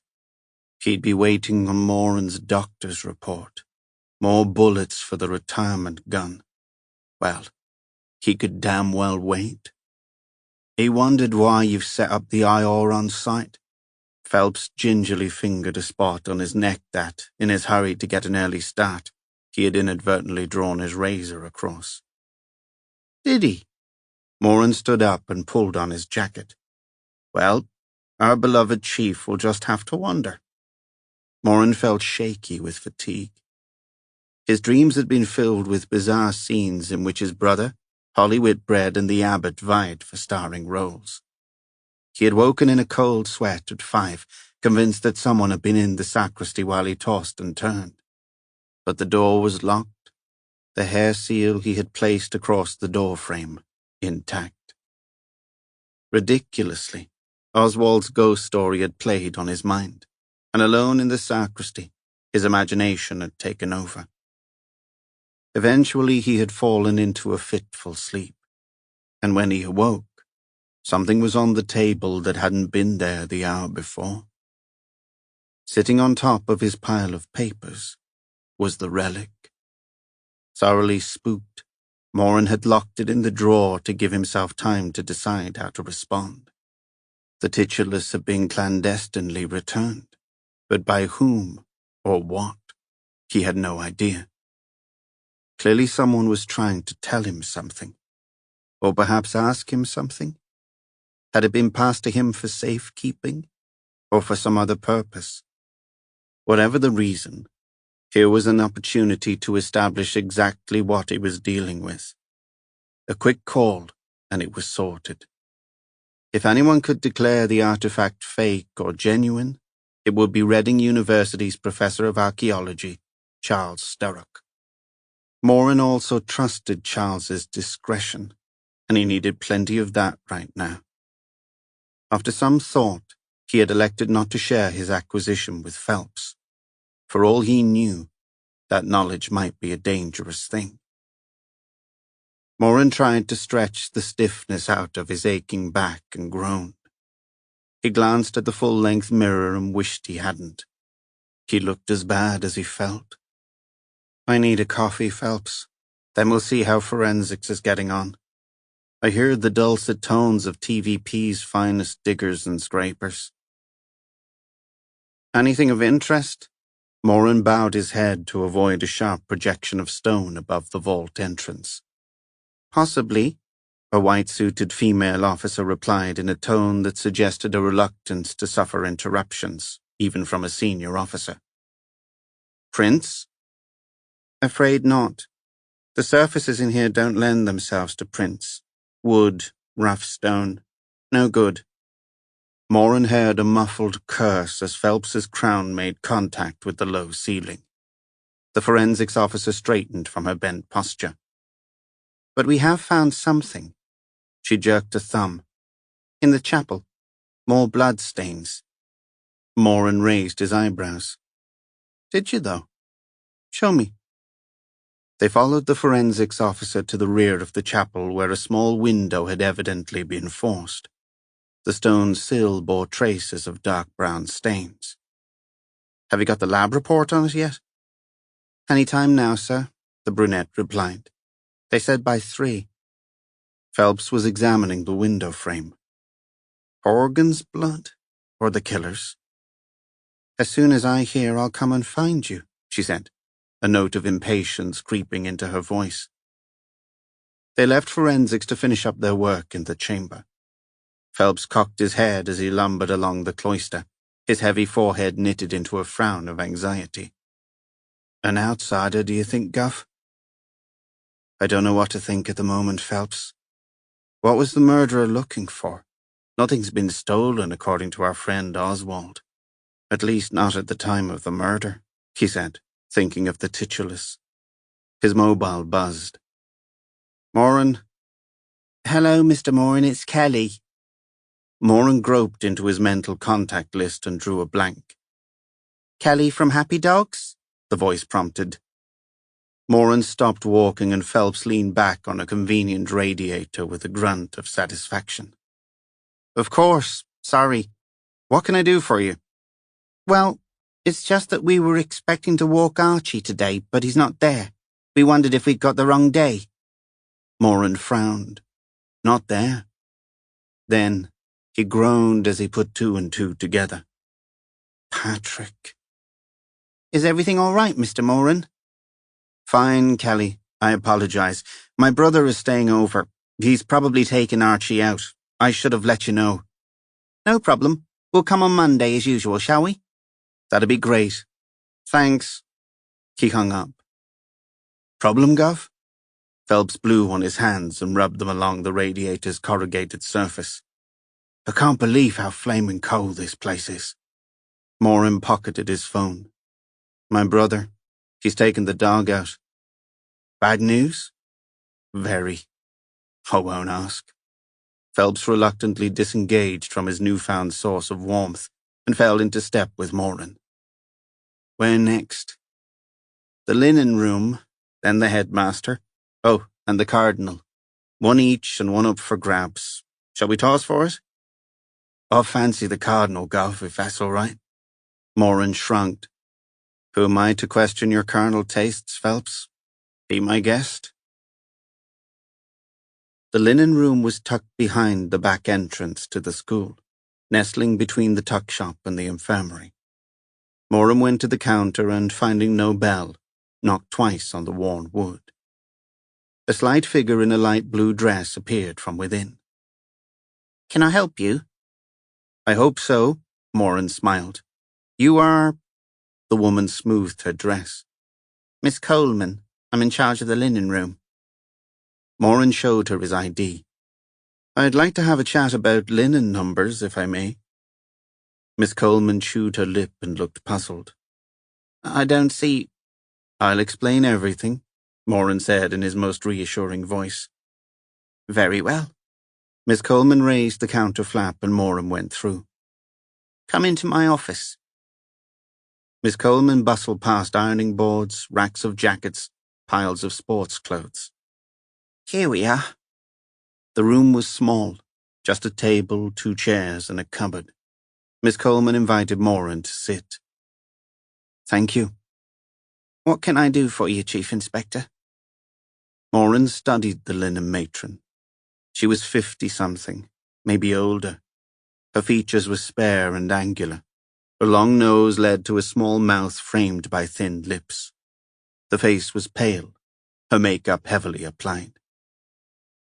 How long have you worked at Charnford? Since 1975, the 17th of November. I see. And if I gave you a linen number, would you have a record of who it belonged to? Of course. You have archive records? Indeed we do. Moran put his hand in his pocket and produced a piece of paper. He squinted at his note. F362. Oh, that's an old version. We don't use the house prefix anymore. No? When was the change made? Miss Coleman pursed her lips. That would be when the new house came in. There were 3, you see, but they introduced another. Fortescue House in 1970, I think it was. Do records go back before then? Miss Coleman raised a long finger. They do. We'll have a look. She went to the cupboard and withdrew a fat volume. Here we are. Well before my time. But it's all here. She placed the book on the table, moistened her finger and flicked through the yellowed pages. This takes us up to the changeover. She looked up inquiringly. Was there a particular year? The boys go through school in, 5 years? That's correct. What have you got for 60 to 65? Miss Coleman turned the pages and frowned. Problem? The records only go up to F350 during this period. The number was unallocated. 65 to 70? Miss Coleman bent to her task and frowned again. That's odd. Someone's torn the pages out. She placed her palms face down as if to deny the anomaly. I'm very sorry, Chief Inspector. I don't know why anyone would have done this. Moran wasn't surprised. That's all right, Mrs. Coleman. Thanks for your help. As he made his way to the head's office, Moran consoled himself with the thought that, at the very least, they now had a rough time frame to work with. Father Aloysius Strickland was a choleric little man with cheeks like an overfed hamster. His eyes were bright buttons, pinpricks of intelligence in the overripe plumpness of his vein-infused face. "The restrictions will be lifted very soon, I trust?" Father Aloysius shifted papers around his desk nervously. "Jolly hard to keep a lid on this sort of thing. Normal life must be resumed as soon as possible, you understand, Inspector Moran." Moran. "Of course." The little man bobbed his head. "We have parents to show around. An intake of new boys next term. Only a few, you understand, but nevertheless, if the parents get wind of... "I do understand, Father." Moran felt some sympathy for the headmaster. Times were hard, and a murder wasn't an ideal addition to the school prospectus. "My sergeant tells me that the school has been struggling financially." "Struggling, yes, quite so." Aloysius articulated the word with distaste. "But we soldier on. Our reputation is second to none." Let this short interlude serve as a reminder that rest is not a delay. It's a part of the story, too. Thanks for being part of this peaceful journey.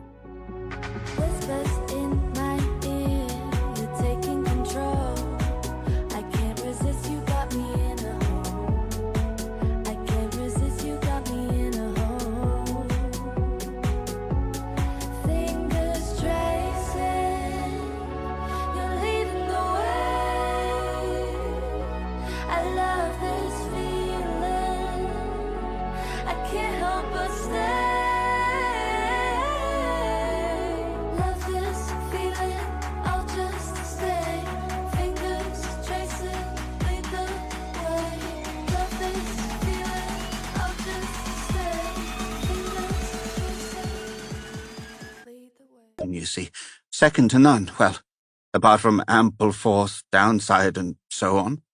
But they are much larger schools, Inspector. Much larger. They could ride out a scandal, you mean? Well, yes, I suppose so. Moran leaned over the desk. But this is more than a scandal, Father. A man has been killed. And so far, there appears to be more concern over the future of the school than with the abruptly terminated life of Father Horgan. Moran sat back to let his words take effect. Now, why is that, I wonder? Aloysius adopted an attitude of studied concentration, while the beginnings of a frown bisected his bushy brows. "Father Horgan," he murmured, as if to prompt himself to accurate recollections of the dead monk's character. "Not an easy man at all, I'm afraid." "Unpopular?" "Yes, in many ways, I believe so. Very capable. Don't misunderstand me, he was a housemaster in his heyday, you know. Harder job than mine. And latterly he excelled as the school librarian and archivist. But those boys..." The monk shook his head, clearly agitated. "The boys are members of his old house. Odd. All very odd." "Boys? What boys?" "They're missing, you see." Father Aloysius rubbed his forehead distractedly. 2 roll calls. That's too many, he added, half to himself. Far too many to... What? Moran was dumbfounded. He sat forward in the leather-upholstered chair he had been ushered into a few minutes earlier. "Are you telling me that you have missing boys? How many? How long?" Moran felt his temperature rising. "Why haven't I been informed?" "I wasn't sure if it was pertinent to your investigation. A distraction, perhaps. Might have been unhelpful. That sort of thing." Aloysius trailed off. Moran had left his chair and was standing by the window overlooking the monk's garden. A naked apple tree held court over the carefully tended lawn, bare branches swaying as a gust of wind chased dead leaves around the walled perimeter. Keeping his voice even with a huge effort, he turned to face the headmaster. I want names, ages, details. When they were last seen, who with, friends, enemies, likes, dislikes, everything, as soon as possible. He spun on his heel and grabbed the door handle. What sort of place is this, headmaster? I've heard of closed ranks, but Charnford really takes the biscuit. This is a murder investigation, not a temporary inconvenience. What about the parents? Have you informed them? Just about to when you knocked. Aloysius gave the telephone a covert glance. Quite right. About time I did. He reached for the instrument, but Moran had already departed in a paroxysm of repressed anger, having narrowly resisted the temptation to slam the door behind him. Phelps strode purposefully down the path that ran alongside the monk's cloister leading to the abbey church and the playing fields beyond. He could see his target in the distance, walking slowly with hands clasped behind his back, in an attitude of relaxed and leisurely exploration of the monastery and school grounds. Right, Phelps thought. Got you at last, Senor Vagnoli, or whatever your name is. The governor was checking out John Vernon's hotel room. Good job he'd had a reason to get away from Charnford for a bit. Phelps shook his head ruefully as he walked. The gov would have gone up in smoke otherwise. He'd never seen Moran so angry.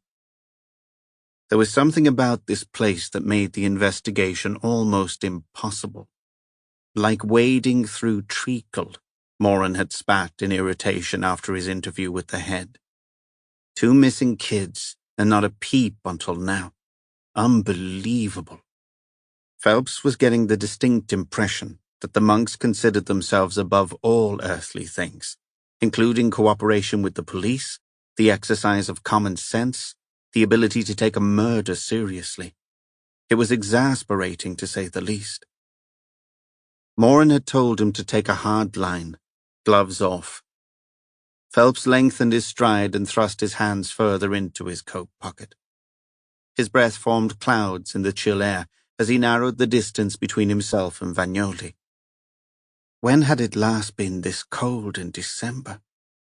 He vaguely remembered the winter of 1963, when his uncle had cleared the snow from their drive with 2 broken pieces of fencing.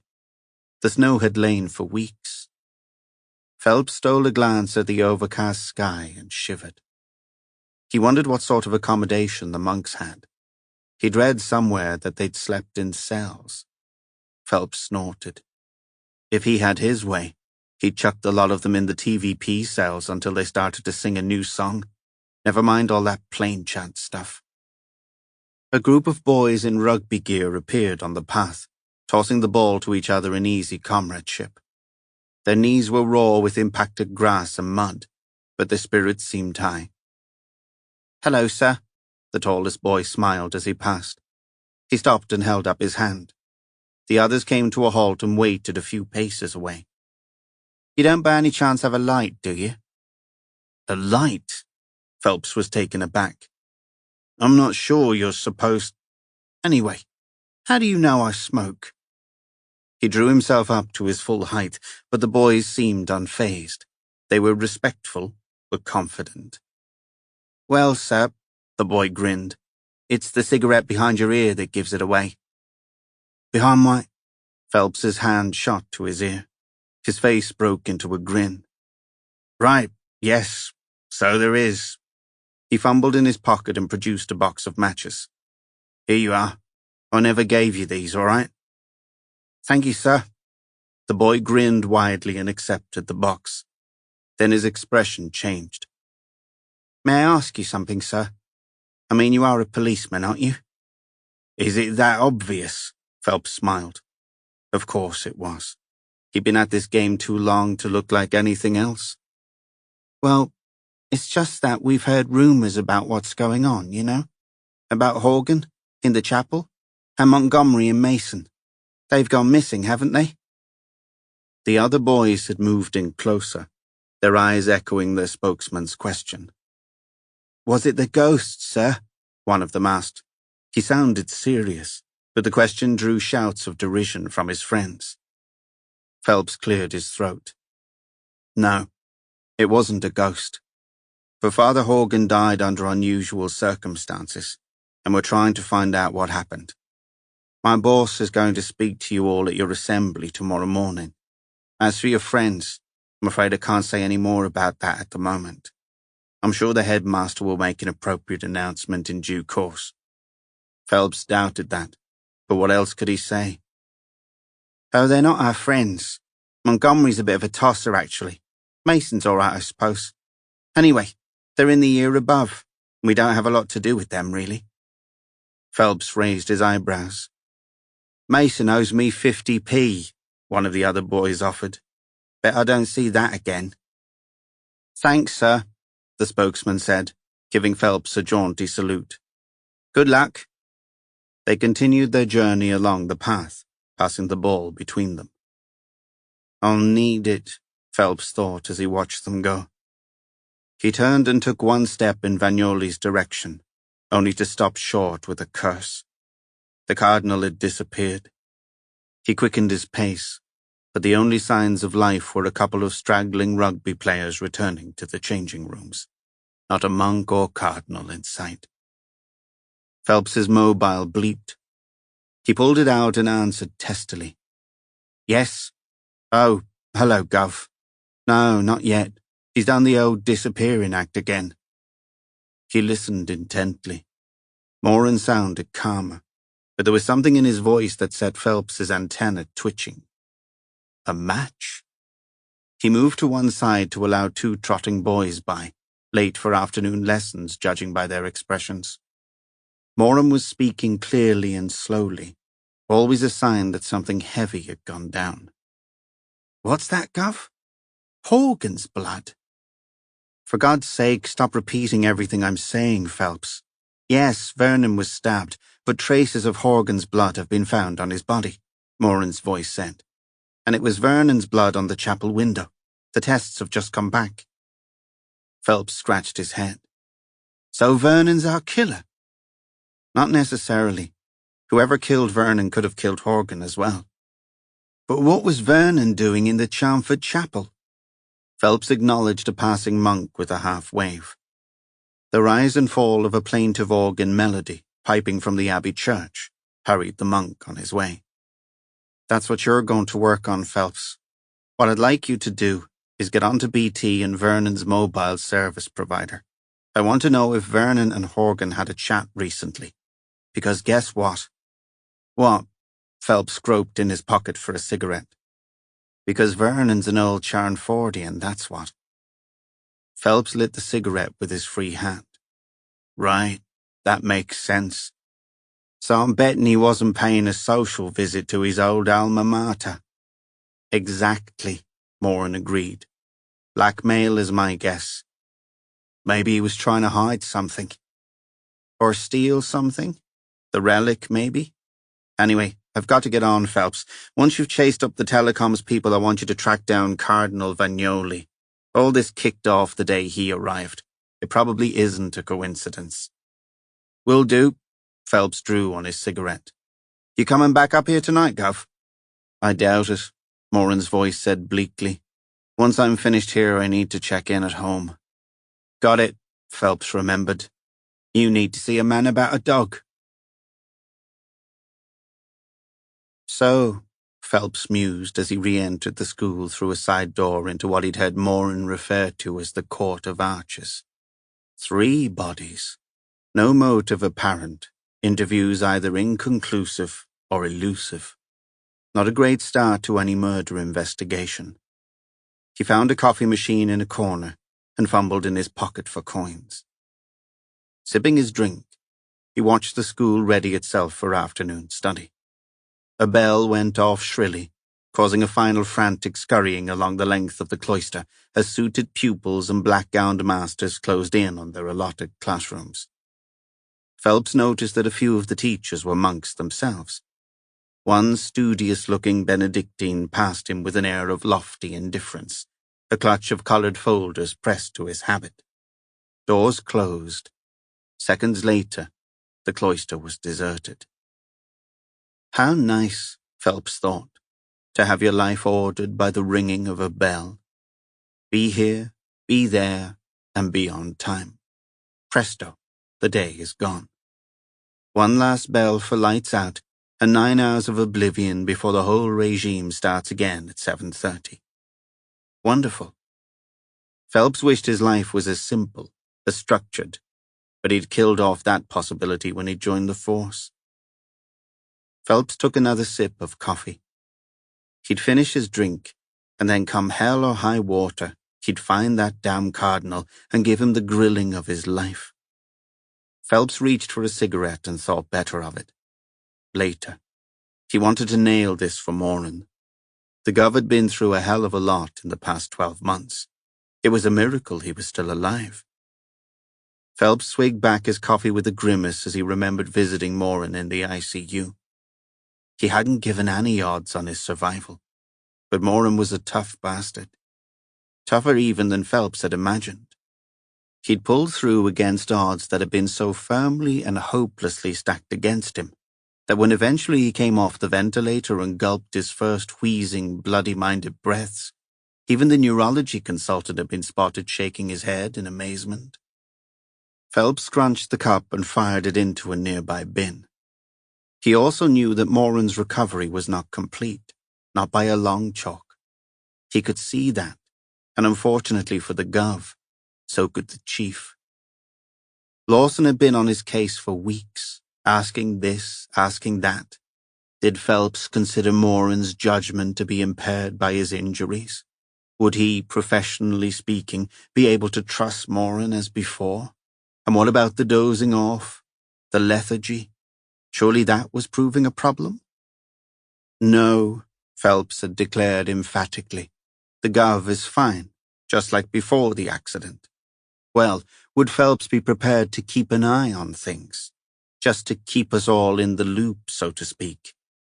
No, he damn well wouldn't, had been Phelps's reaction. But he'd just given a quick, "Sir," and departed pronto. The Gov deserved better than to be shafted by the likes of Lawson, especially with Moran's top record. Jobs for the nerdy fast-trackers, that was Lawson's agenda. New policing, policing with brains. My arse, Phelps thought, as he strode down the cloister with Vagnoli firmly back on his agenda. The Gov was going to crack this one wide open, and Phelps would bend over backwards to make sure it happened. Moran was the best he had worked with. They didn't call him the Ferret for nothing. The Gov would get to the bottom of this with Phelps's support. Come on down, Cardinal. It's your lucky day. Phelps whistled as he walked, drawing curious glances from behind classroom windows as he passed by. Moran thanked the pretty constable for her minicab duties and opened his front gate. A black, bounding shape launched itself at him, paws flailing. He got down on his haunches, chuckling to himself. "All right, Archie. I'm here now. Calm down. Good dog. You're a good dog. You found your way home, didn't you? Good boy." He fumbled for his keys as Archie excitedly returned to the front porch, where he had clearly been waiting for some time. Probably, Moran guessed, since the pubs had opened in the late morning. No lights on. He went into the kitchen, fed Archie and poured himself a glass of Shiraz. As the lights flickered, he caught a movement in the garden, beyond the French windows. He strode to the back door, hit the patio lights and stepped outside. "Patrick?" He made a swift reconnaissance and drew a blank. Neighbor's cat? A fox, maybe. He closed the back door and retrieved his glass. So what would the story be this time? "I got talking to this guy about a job, and you know how it is. We ended up going back to his place, had a few more, Brendan." And so on and so on. Moran felt his muscles tense despite the calming effects of the wine. There'd be no reasoning with Patrick when he returned. If he returned. All Moran's carefully prepared suggestions for Patrick's future inevitably fell on deaf ears. Drunken ears. So there seemed to be little point in regurgitating the chiropractic idea, the holistic medicine idea, the sports therapist idea. any of which his brother was more than intellectually capable of handling. The guy had brains in spades. He just couldn't get his head out of a bottle. Moran took another sip. Perhaps he was doing the wrong thing, having alcohol in the house. But it was his house, damn it, and if he wanted to have a glass of wine, he'd have one. Or was that just the Moran family trait of general bloody-mindedness rearing its ugly head? Moran sighed and patted Archie's head as the dog nudged his leg with a mouth clamped firmly around a ragged tennis ball. Should he wait for the inevitable call? Either the local station or Patrick himself, stoned out of his brains, wandering the streets in search of Moran's house. Or should he just leave him to it, switch off his mobile and turn in? God knows he was tired enough. But he knew he wouldn't sleep. Oh, he could drift off during the day, no probs, but at night, little prospect. Not with the Abbey to worry about, and the murdered celebrity John Vernon. The fact that both bodies bore similar wounds, as well as the blood matches, meant that the link between the Abbey and Vernon was clearly established. That was some small comfort, Moran thought, as he reached for Archie's lead and drained his glass. A link in the chain of obfuscation which seemed to be Charnford's specialist subject. And then there was Holly. He'd come close to making a complete fool of himself in the pub. Had he detected a reciprocal stirring of emotions? Or was it just his memory playing tricks? Moran groaned himself to his feet. Come on, boy. He whistled. Archie needed no further encouragement. Tail whipping with excitement, the small dog hindered Moran as he tried to clip the lead to his collar. Sit still, will you? Seconds passed as Archie eluded his tethering. Look, Moran said in exasperation. This is for your benefit, not mine. Finally, he trapped Archie's head between his knees and applied lead to collar. As they stepped into the cold air, Moran reflected that nothing in his life was easy, not even taking the dog for a walk. He passed the 6 bells on the corner, dark and silent. No telltale sounds of lock-in activity. Archie pulled violently as he spotted a cat idling across the road. Moran held on grimly. For a small dog, the spaniel had shoulders like a canine bodybuilder. They turned the corner and Archie's pull became more insistent. He'd spotted the square where Moran would habitually walk him off the lead. It was an old Victorian square, well tended by the council, delimited by laurels and attractive borders, and punctuated with mature trees and shrubs. Around the square were sited several benches, resplendent in recent coats of green paint. Moran bent and released Archie into the darkness. He found the path, intending to sit for a while as the spaniel burned off his repressed energy. But the first bench was occupied. As he approached, Moran recognized the familiar contours of Patrick's thin and undernourished body. It was bitterly cold, but Patrick was wearing only a t-shirt and jeans. Moran quickened his pace and, heart racing, felt his brother's cold wrist. There was a pulse, faint but discernible. Patrick stirred and groaned. Patrick, he prodded the prone figure. Wake up, will you, for God's sake? It's below freezing and you're dossing in the square. Moran heard the harshness in his voice and took a breath to calm himself. Patrick? He shook the inert body, once, twice. On the third shake, Patrick leaned over the arm of the bench and was violently sick.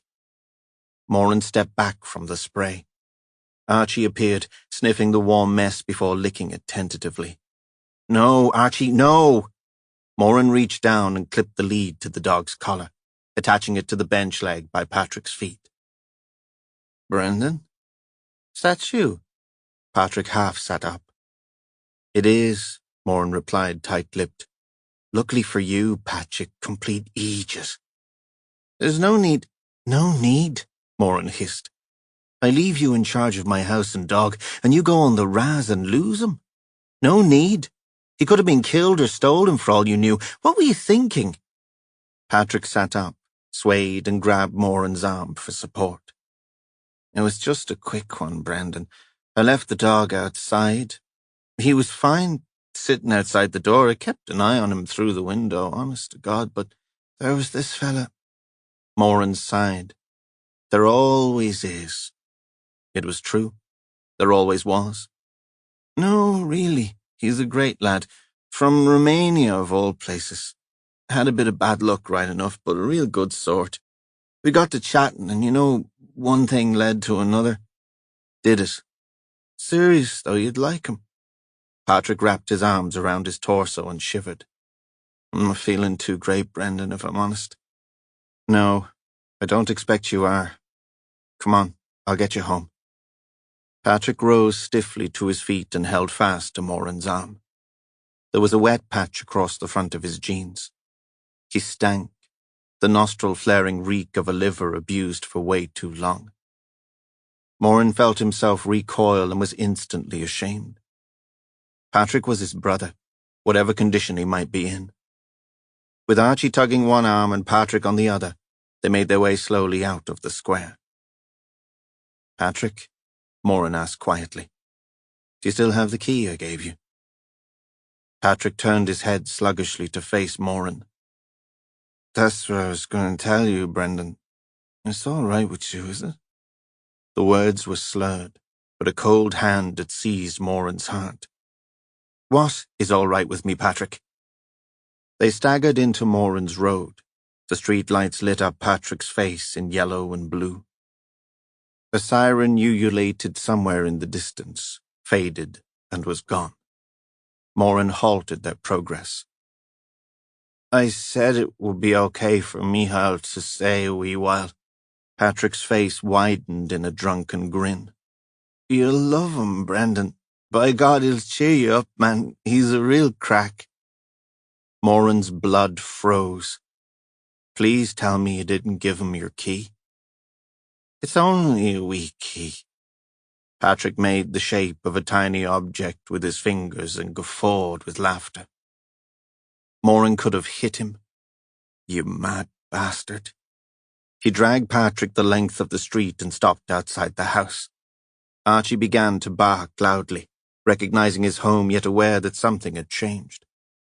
Moran gawped in horror at the two burly men watching them from the bay window.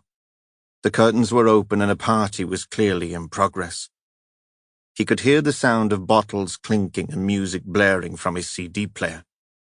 One of the men in the window raised a bottle and said something to his friend, who threw back his head and laughed, pointing at Moran as if his return was some kind of huge joke.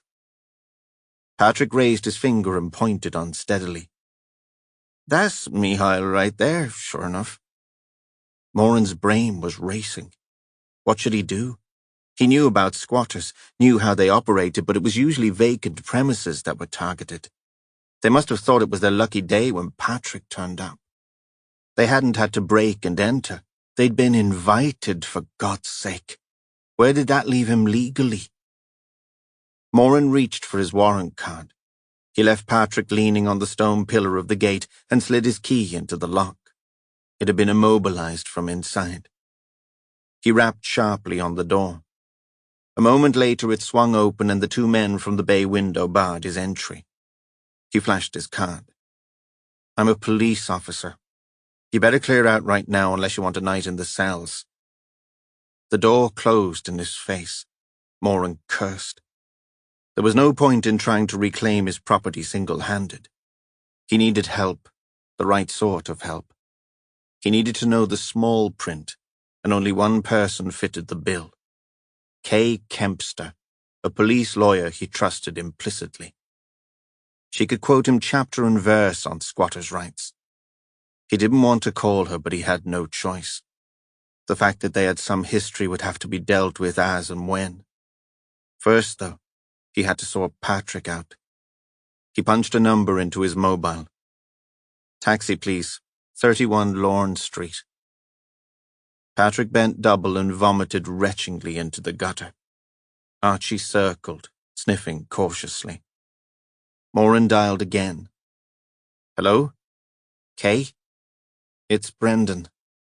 Listen, I'm sorry to call so late, but I have a wee problem. Chapter 7. "Ah, DS Phelps. Come in," Lawson beamed. "Take a seat." Phelps did as he was bidden, wondering in his usual suspicious way what could have prompted such a cheery disposition in the notoriously moody chief constable at this hour of the morning. "Coffee?" Lawson indicated the tray and percolator positioned invitingly on Phelps's side of the desk. A plate of chocolate digestives lay untouched beside the carefully laid-out cups, saucers, and spoons. Meticulous in every detail, the chief. Even the sodding biscuits were standing to attention. The coffee would be of unquestionable quality, the temperature spot on. But Phelps wasn't in the mood for 11s just yet. He knew when he was being buttered up, so he signaled a polite refusal and waited while Lawson helped himself, took an appreciative sip, sat down in his leather chair, and replaced the cup carefully in its matching saucer, taking care that no errant drip spoiled the gleaming whiteness of the china. "Well then, Sergeant," Lawson smiled. "Bad business at the Abbey, by all accounts?" "Yes, sir. A murdered monk, an unmarked grave, 2 missing boys, and our murdered old boy." Lawson nodded, a professional frown playing about his temples. "And in your view, how is the investigation proceeding, Sergeant Phelps? I understand there's a clear connection with the Vernon murder?" "The DCI Moran, is on the case, sir. Vernon's an old Chalfordian. He was in touch with Father Horgan a few days ago. We've just got to establish why, so we're in the process of interviewing the teachers and monks associated with Father Horgan." "Associated? I should have thought they were all associated, living in the monastery and school as they do." Phelps shrugged. "Well, sir, not all the monks are involved in the running of the school. There are housemasters and others who teach across the board, excuse the pun, during the school week. We're starting with those who would have been in close contact with Father Horgan during a normal school day." "I see. And is DCI Moran happy with progress so far? I've been trying to get hold of him, but to no avail. You did give him the message, didn't you?" "Yes, sir. Thing is, the Gov is having a spot of bother with... What about these boys? Has he been able to establish their last movements at the school?" Phelps cleared his throat. So much for empathy.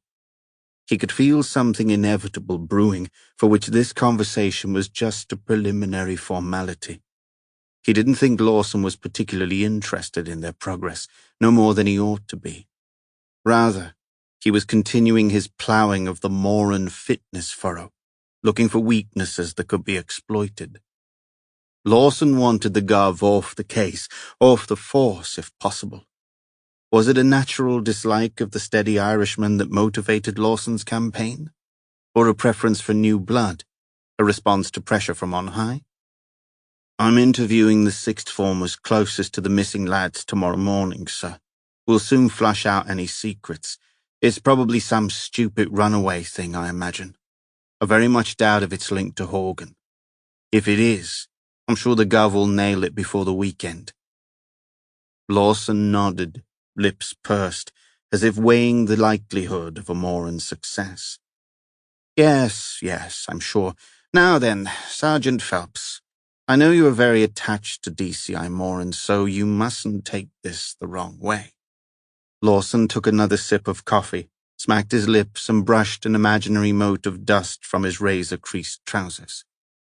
As if on cue, there came a confident knock at the door. Phelps frowned. Now what? A sinking feeling flushed down from his throat to his bowels. Gordon Bennett. He's taken the Gov off the case. He's really done it. "Ah, splendid." Lawson bounced to his feet and strode across the room to welcome the newcomer. "Sergeant Phelps, this is DS Gregory Needs.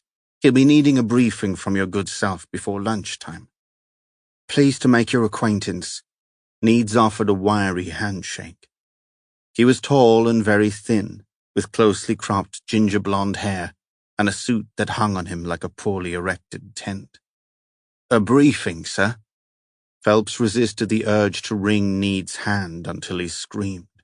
He was angry enough, but he contented himself with a challenging stare. It's not the Gov. It's me. Dumped, and this fancy boy is my replacement. Phelps took a deep breath. Well, at least the Gov was still on the case, for now. That would be Lawson's next move, and he suspected that Needs had entered stage right to play a leading role. It's nothing personal, Sergeant Phelps. You are a good, solid detective, and I don't just mean your build. Needs smirked at the feeble attempt at humor. Phelps could have hit him. If I may say, sir, I know how DCI Moran works. We have an understanding. We get along well, and we have a track record that speaks for itself. I think it would be a big mistake to— Just so. Lawson nodded in a horribly patronizing gesture.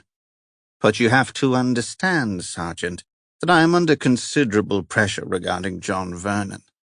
The man was chairman of my club, for heaven's sake. All eyes are upon me, you see. DS Needs here has a number of finer skills to bring to the table, and as it happens, I have one or two things you could help me with, Sergeant. Items of an urgent nature, a little tedious, but they need to be picked up. I'm sure you'll do a grand job for me. Off the case and straight into Lawson's admin backlog. Phelps could have howled with indignation. Instead, he gave Lawson a stiff smile and said, Very good, sir. If that will be all? Yes, indeed. Make sure you catch up with DS Needs later this morning. In the meantime, he smiled ingratiatingly at Needs. The sergeant and I have several pressing matters to discuss. I'll bet, Phelps seethed. I'll leave you to it then, sir. He about turned and gave Needs a parting glare. He was reaching for his mobile as the door closed behind him. The Gov needed to know what was heading his way. Sharpish. Kay, I can't tell you how grateful I am. Moran drained his tea and frowned as Archie's fevered barking filtered through from the back garden of Kay Kempster's well-maintained semi. Rubbish. If we can't help each other, what good are we? Kay smiled the easy smile he knew so well. She was still attractive. Only the faintest trace of laughter lines creasing the corners of her intelligent grey-blue eyes. Moran chuckled. Okay, but I promise I won't make a habit of turning up at midnight with a drunken brother and a hyperactive dog in tow. I know you won't, Kay laughed. But you are in extremis, so you did the right thing, and you can stay as long as you need to. In extremis. Moran shivered as he remembered Sandy Taylor's dry observation in the chapel chamber. There were degrees of extremis, he mused, and however inconvenient his current situation, he had to admit that Father Horgan's had been considerably greater. Are you all right, Brendan? Fine. Look, Kay, you're an absolute star, but I can't impose on you. I feel bad enough as it is. See? There you go again. It's Patrick. He's, well, unpredictable, a real handful. Is that so? Kay finished her drink and hooked a long finger through the handle of his mug, whisking the empty crockery away to the draining board. Well, I'm unpredictable as well, so we should get along just fine. Moran exhaled deeply. Kay, seriously, I can't burden you with— You have quite enough to be getting on with, Brendan Moran, without worrying about offending my sensibilities. Now, grab the phone and sort out that eviction order like I told you. Leave Patrick and Archie to me. I'm off till next Tuesday, and I have absolutely no plans, except maybe a little late Christmas shopping. When you get those undesirables out of your house, you can invite me over for a drink. He reached out and gave her shoulder a squeeze. Thanks, Kay. I don't deserve you. Really, I don't. No, you jolly well don't. She mock-scowled and reached for her coat. If you can hang on for 10 minutes, I'll pop to the corner shop and get something nourishing for your brother. He'll be as nice as pie when he wakes up, Moran offered. He won't remember a thing. Whatever. I'll sort him out, don't worry, Kay called over her shoulder as she closed the back door with a firm click. Moran heard her footsteps recede and imagined the swinging arms, upturned chin, and bouncing hair as Kay attuned her energy to the needs of her new charges. He shook his head. She was too good for him. There had been a time in their checkered relationship when he'd almost got to the point of a proposal. Well, perhaps not a proposal, but certainly a statement of commitment of some kind. And then, what? He wasn't sure. Something had not been right. Yes, his subconscious whispered. She wasn't Janice. That's what wasn't right. His mobile beeped, saving him from the discomfort of further analysis.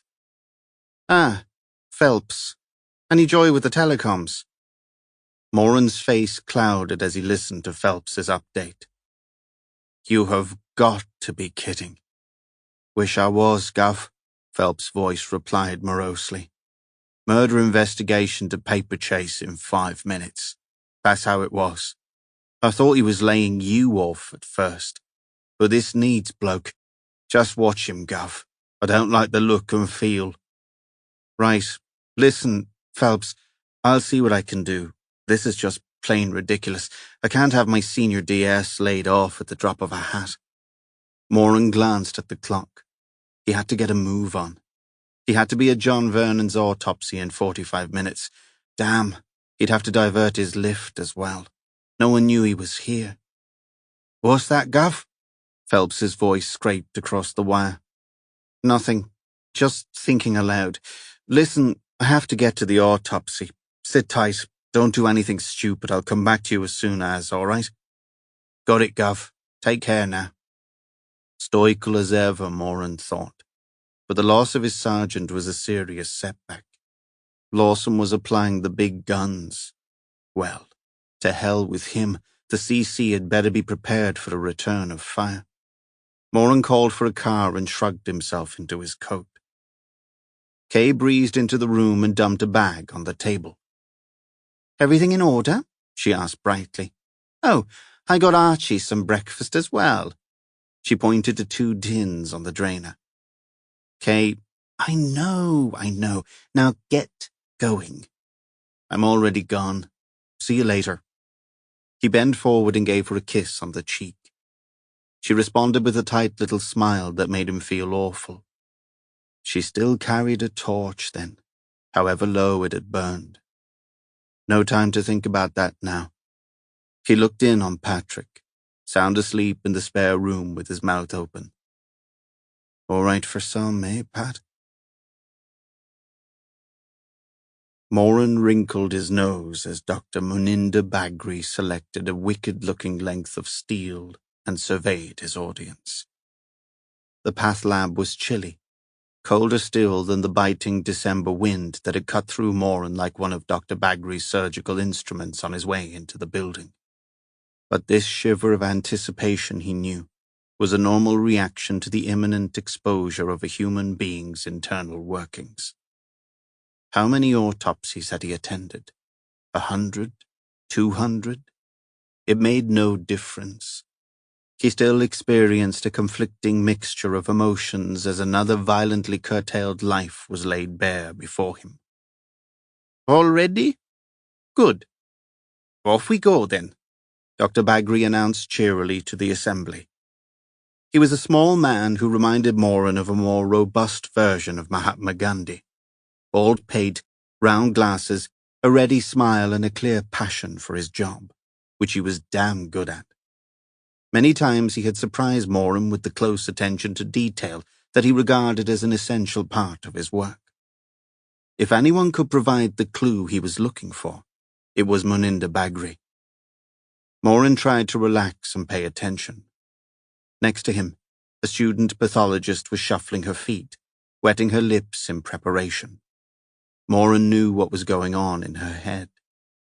Don't faint. Don't show yourself up. Concentrate. It's only a dead body. On Moran's left, D.S. Gregory Needs hovered impatiently. a faint smile doing little to offset an expression that was bordering on arrogance. Moran had taken an instant dislike to the tall, elasticated 20-something when he'd introduced himself earlier in the day. Phelps had been right on target with this one. He had Chief Constable's man written all over him. Fine figure of a fellow, Dr. Bagri appraised the corpse. A bit of an athlete in his time, wouldn't you say, Chief Inspector? Yes, he was, Moran agreed. First 15 captain, first 11 captain, captain of cricket, triple jump county record holder. I could go on. You see, my friends? Dr. Bagri waved his cutter in an expansive gesture. First point of observation. Stand away and note the obvious. When we get into all the details, you may forget to look for what is clearly before your very eyes. The student gave Dr. Bagri a weak smile. Moran wondered when she would fall. It was only a matter of time. He shifted his weight slightly, ready to catch her. A common end for all the rich and famous, just as we, the poor, will also go the same way. Dr. Bagri bowed his head for a moment. Mr. Vernon is well known to us, with his picture in the papers and all that.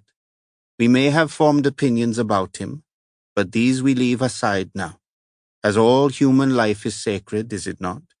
So it must be accorded the greatest respect. Moran was used to this little ritual. He found it rather comforting, not to say appropriate.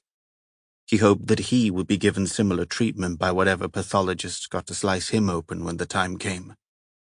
D.S. Needs, however, was apparently not of the same view. He cleared his throat theatrically and sighed while simultaneously contriving to shuffle his feet. Dr. Bagri looked up and met Needs's insolent expression with a steely one of his own. Just a moment, my young friend. That's all. Then we make a start, isn't it?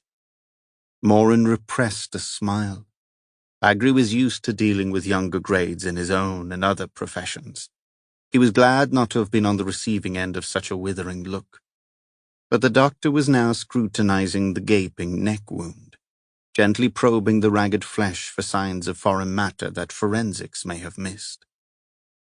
A faint, cloying smell arose from the table as the little man worked, inspecting every centimetre of John Vernon's neck and shoulders with his usual pedantic diligence. Serrated implement, like a carving knife we can determine, Bagri announced.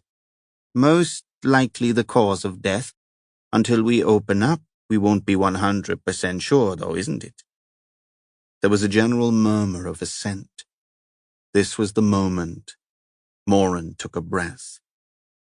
So, an incision just at the top of the shoulder and moving down towards the sternum. Dr. Bagri worked quickly, his small brown hands moving skillfully across the corpse's white flesh. And so, down past the belly button, excuse me, sir, and there. The doctor stood back to admire his work. Good. You observe there is very little bleeding. No cardiac forces at work, isn't it? Next, the removal of the rib cage. Moran's mouth was dry, but he'd seen this too many times to be affected physically. He watched with interest as Bagri sawed away the chest plate and lifted it clear to expose Vernon's internal organs. And there, all in the open. Oh! Moran stepped rapidly aside as the student bent double and emptied the contents of his stomach over the sterile floor. A cup of tea and a sit down for 5 minutes. You'll be right in the rain afterwards, Dr. Bagri told the retching girl. Off you go. I'm sorry, she muttered as she staggered hand over mouth towards the exit. Moran glanced at Needs, whose colour was pale, his lips a thin line. Nothing odd so far, Dr. Bagri? Moran asked, more to push the investigation onwards than anything else. No, Chief Inspector. All normal and ship-shape, apart from the neck, of course. 30 minutes later, each of Vernon's internal organs had been given a careful assessment and declared to bear no unusual signs of trauma. So we're back with the knife wound, Need said in a voice that suggested that the last 45 minutes had been a complete waste of his time. Dr. Bagri stepped away from the table. 5 senses we have, young man. He held up his hand. Most of these we need to make an assessment. Today I have used 4, though perhaps you will not have seen me do so. And I have found nothing untoward, as you say, apart from the trauma on the neck. He was a fit man, no problems with his fine body. A smile broke across Bagri's features. But you know, I have a very acute sense of smell. It is my best gift to my profession. The pathologist moved in closer and sniffed the corpse's neck, as if savoring some lingering perfume. Needs wrinkled his nose in distaste. Moran's excitement was mounting. The show was almost at an end, but Bagri would not be denied his finale. Come, come, the little man gestured. Moran obliged, gingerly moving his head so that the tip of his nose was centimeters away from Vernon's ruined throat. Good. Now tell me, what do you smell? Moran tried to concentrate, to sift out the conflicting odors of the pathology lab. He shrugged. I give up. We will take a sample, Then we shall see if I am right. Spill the beans, Dr. Bagri, please. Bagri beamed. The beans will be all over the floor in a short moment. Now, the assailant was a fastidious person for sure. He has cleaned his weapon very well before use. Too well, perhaps, for his own good. Moran grunted, a clue at last. Knife polish, is that it? Just so. Bagri gave a slight bow. We will find out the brand, and you can look for the person who uses this polish. It has a distinctive nose. And so do you, Dr. Bagri. Moran extended his hand. Once again, my thanks. Like a connoisseur of fine wine, isn't it? Bagri chuckled and pumped his hand vigorously. But I noticed you used the word assailant, Dr. Bagri. Moran smiled, reclaiming his hand. And I know you're a man who chooses his words with extreme care. Would you be so kind as to explain why you used the word assailant and not murderer? Bagri chortled and wagged his finger. You know me too well, Chief Inspector. Needs raised his eyes to heaven. Bagri's modus operandi was evidently trying his patience to the limit. Observe. Bagri bent and raised the flap of Vernon's neck like a piece of choice fillet. A serrated wound here. He indicated the ragged strips of flesh. But here, a little further along, a smooth cut, like a dissection. You see? You're saying there were 2 weapons involved? Without a doubt. One, the serrated cut, probably life-threatening but not fatal. The other, the smooth cut, has severed the windpipe. Let us see if anything is within, shall we? Within? Moran peered over Bagri's shoulder. Just a small moment. Just here. Ah. In a few seconds, Bagri had wrinkled out a tiny shard of metal and held it up triumphantly in his forceps. You are a marvel, Dr. Bagri. Moran was elated. Needs, down to the lab with this. First priority.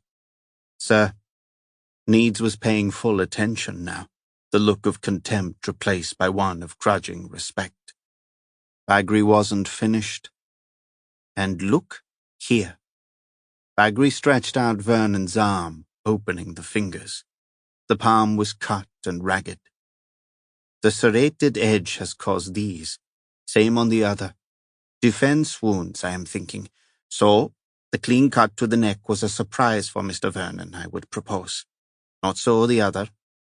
Moran nodded. So, DS Needs.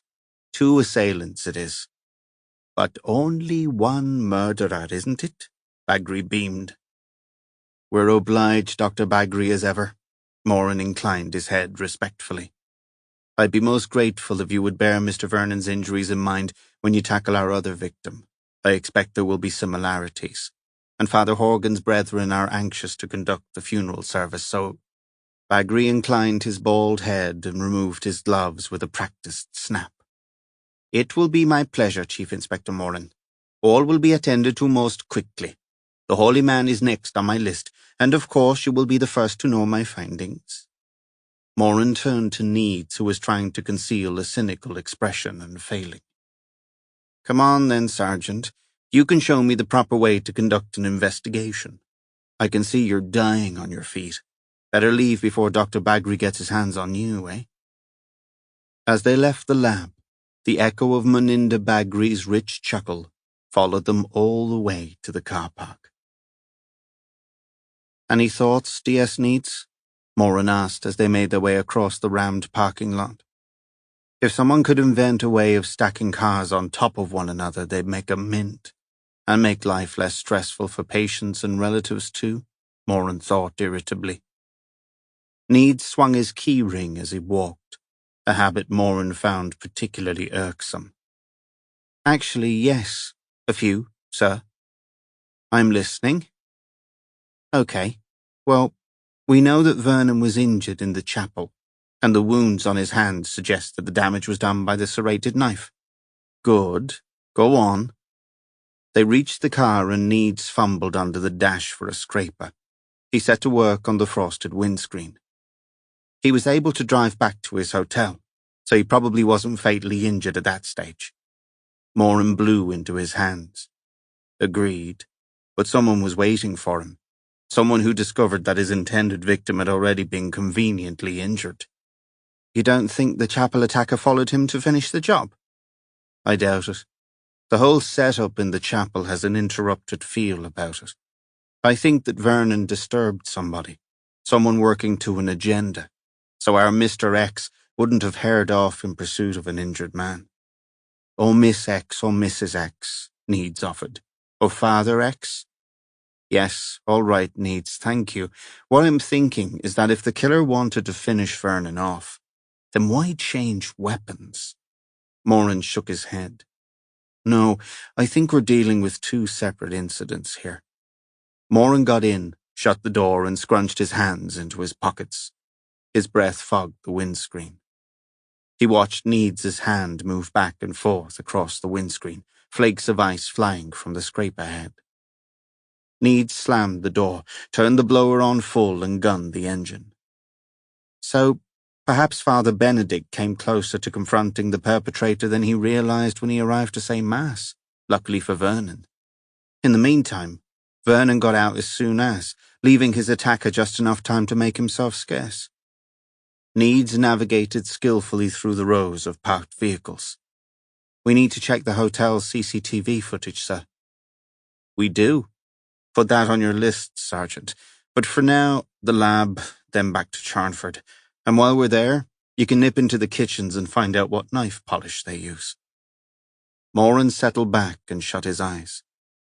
In the meantime, there's just one thing bugging me. Sir?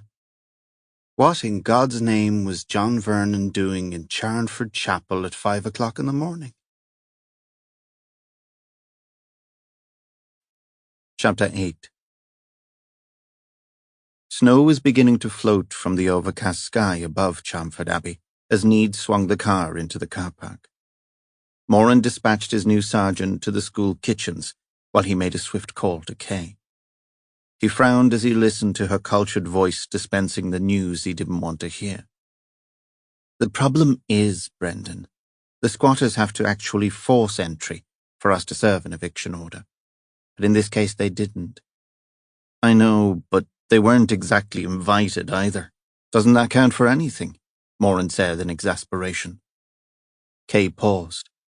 Well, they were and they weren't. It just makes things a little more complicated. Moran could hear the clink of cutlery in the background. Patrick presumably making a good breakfast. That was something to be grateful for, he supposed. Your best bet, in my view, is to go and talk to them, try and persuade them to leave. They're not going to respond to persuasion, Kay. Take it from me. Kay sighed. No, probably not from what you've told me. Or you could maybe offer to help them with alternative accommodation? Lend them a deposit? I'm not offering them anything. That's what I thought you'd say. Can you blame me? No, of course not. I'd feel the same. Oh, hang on a mo. Moran heard Patrick commenting in the background. No doubt he was the epitome of charm today, until the pubs opened. Kay's voice returned. Patrick is offering to speak to them. He said he got on with one of them very well. Moran gritted his teeth. Absolutely not. Put him on. I'll do no such thing while you're in that mood, Brendan, Kay said sweetly. I'll pass the message on, okay? Moran harumphed. Is he giving you any trouble? Not a bit. We're getting along fine. Right. Well, that's great. Don't be such a stick in the mud. He's very charming, Kay cajoled. Of course he is, Moran said, when he wants to be. Just leave him to me, Brendan, all right? Now, I'm going to try and obtain an IPO for you. A what? An interim possession order, but it may be difficult due to the squatter's means of entry. I know you'll do your best, Kay. I'm very grateful. I just haven't got time for this. I know. Once I've got it sorted, I'll call you, okay? Thanks again, Kay. See you later. Moran checked his watch. Time for assembly.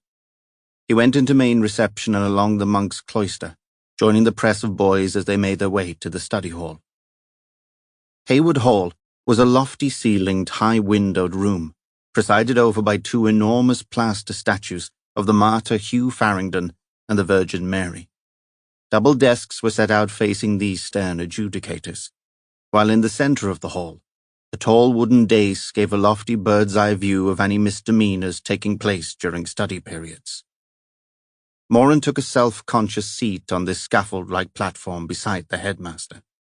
The hubbub was worse than some of the press conferences Moran had been obliged to chair over his long career.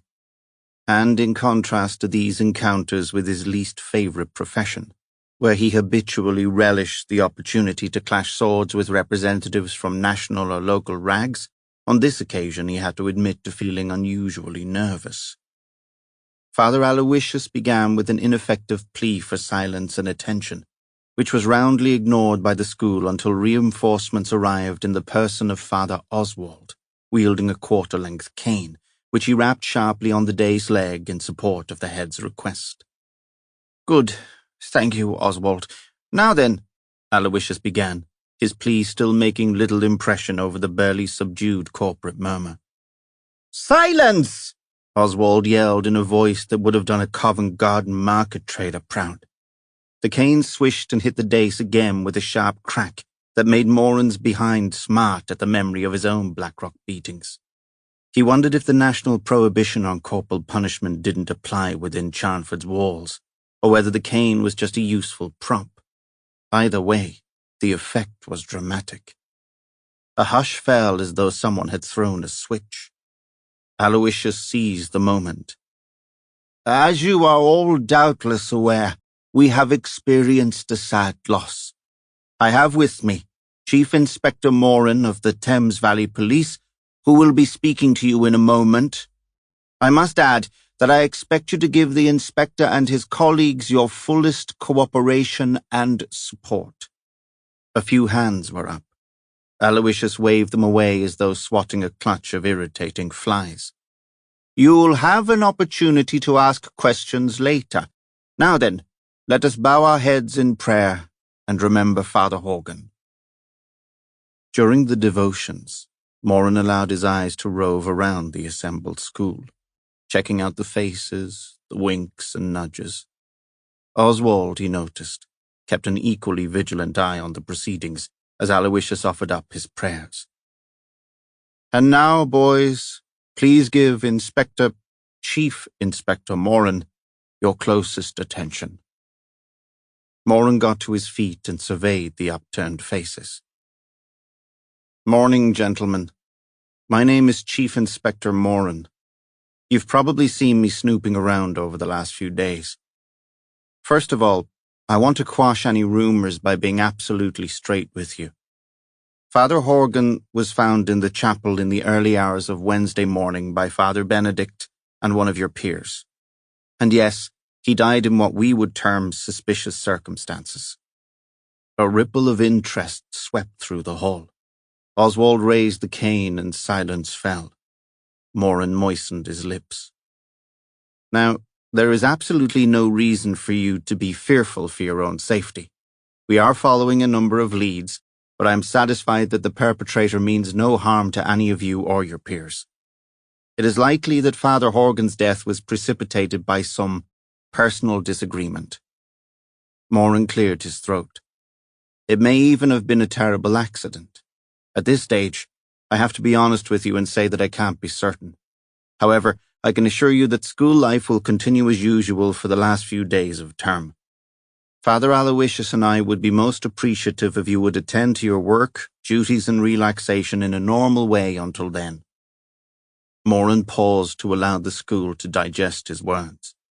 As he mentally prepared his next point, he looked beyond the open hall doors and the scrum of jostling boys crowding the entrance.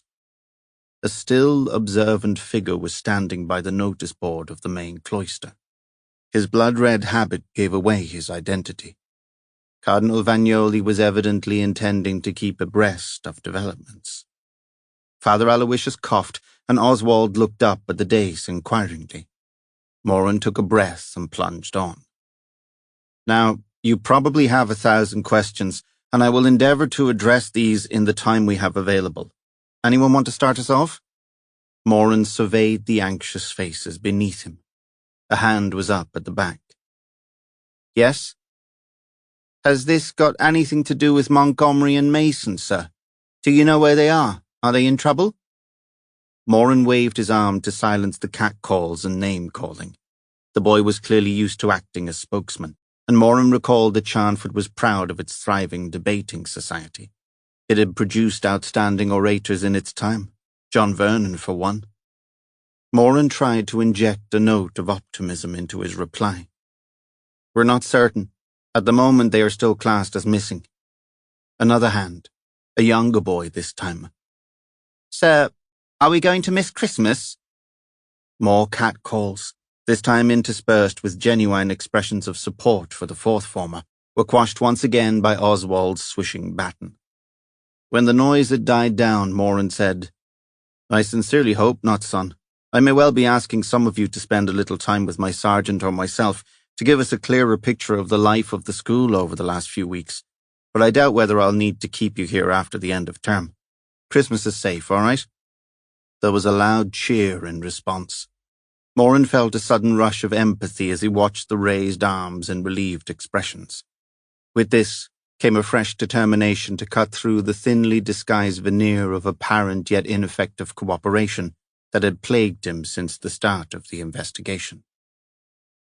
As the boys dispersed for their morning lessons, he reflected that, in all his years investigating unexpected deaths, this had to be the strangest case by far. The parameters were of a different order. Was he dealing with a crime of passion? Unlikely. The monks were dead to any worldly passion. Greed, then? No. Each had taken a vow of poverty. Pride, perhaps? Doubtful. The Benedictine's pride was, if anywhere, in his compassion to his fellow man. But they still have sinful hearts, Moran. Don't forget that. You can wear a habit and profess to reject worldly things, but does the soul comply with that request? Or is it still subject to the desires of the flesh? Moran watched the snowflake settle on the windscreen. He could hear plainsong echoing around the vault of the Abbey church, carried on the wind to the surrounding playing fields. He levered himself out of the car before sleep caught him unawares, and followed the path to the church door. Where better to ambush the good monks of Charnford than on their way out of benediction? The church interior was a vast, lofty space, brightened by the lightness of the stone from which it had been built. It felt airy and welcoming, quite unlike the sombre wood-panelled Anglican churches Moran had visited for sundry weddings and funerals over the years. The monks' voices rose and fell with a hypnotic quality, filling the void with an insistent and seductive charm. The monks were seated at the far end of the nave, facing each other in carved chorister stalls. A scattering of laity sat at respectful distances from each other on the simple wooden seating. The nearest of these attentive souls was Holly Whitbread, her hair gathered into a neat bun at the base of her shapely neck. Moran deliberated for a moment, and then slid into the seat at the end of her row. She acknowledged him with a smile and a downward tilt of her eyelids, and he felt his heartbeat quicken. Come on, Moran, concentrate on the job. It took a few minutes to identify the gathered community. The abbot was instantly recognizable, even from this distance, and the headmaster equally so. Who else did he need to talk to? The bursar, that was it. Moran wanted updates on the finances. He also wanted to probe deeper into the headmaster's reluctance to act concerning the missing boys. Moran tucked his notebook away. It was going to be a busy afternoon. The ritual concluded 20 minutes later, and the monks fell silent. No one moved. Holly glanced over in motion that she wanted to join him on the adjacent seat. Moran concurred, trying not to feel absurdly pleased that she had granted even this small intimacy. He grudgingly admitted to himself that the prime subject matter demanding his attention was neither the late Father Horgan nor John Vernon, nor the posse of migrants who had stolen his home, nor even Patrick's rehabilitation, but a teacher of English literature named Holly Whitbread. "Hi," she whispered. "I hope you don't think me rude for not joining you earlier. I didn't want to break the spell." She smiled, her eyes alert for his response. "I know what you mean," Moran agreed. "There's something captivating about plain chant. Hypnotic." "Isn't it?" Holly agreed. "Takes you out of yourself." "That wouldn't be a bad thing in my case," Moran conceded. "Oh dear, that doesn't sound good." She inclined her head to one side, and Moran caught some subtle fragrance in the small movement of air. He wanted to touch her, to take her hand and lead her away into some idyllic future where murders and monasteries were things of the past. But as the monks began to file towards the cloister that led to the school buildings, he made himself stand up. "Please excuse me." He nodded towards the black figures. "I have to catch one or two of the community." "Oh well, don't let me hold you up," Holly said. "If you fancy a break later, I'll be doing some marking in the cottage. You could drop in for a coffee." "I'd like that very much." Moran tried not to let his exultation show. "See you later, then."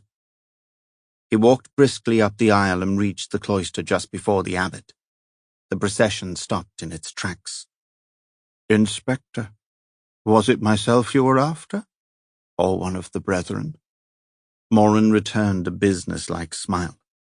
A thought had occurred to him, an appealing thought which meant an end to the cat-and-mouse games of the last few days. "I'd like to speak to all of you, actually, Father Abbot, each in turn, in the chapel sacristy starting at 4 o'clock at 15-minute intervals. I'd be obliged if you would draw up a timetable for the brothers. Save a lot of time and bother. We'll start with you if you have no objection." The abbot hesitated. The eyes of the community were upon him. His parchment-like skin gave away no emotion. "Very well, Inspector. I look forward to speaking with you at 4. Moran stepped aside to let them pass. The abbot closed his study door and stepped into familiar, comforting shadows. He freed his hand from its enclosing black cowl and swept a gnarled hand over what remained of his chalk-grey hair. Who had disturbed Fergus, and why? It was an outrage. There'd be trouble for sure, a great deal of trouble. Boniface moved slowly across the room and sank into his padded leather chair. His back pained him. The choir stalls were not designed for comfort. But comfort had been an elusive companion for a long time. His skin itched and irritated with every movement of clothing. His starched bedclothes rubbed and chafed whichever position he assumed. One got used to it, of course, in a way, but there were days when he longed for the sensation of silk against cool flesh, nights when he dreamed he had sloughed off his seared skin like a snake. And yet he endured. Indeed, it was fitting that he did so. The community must be led by example.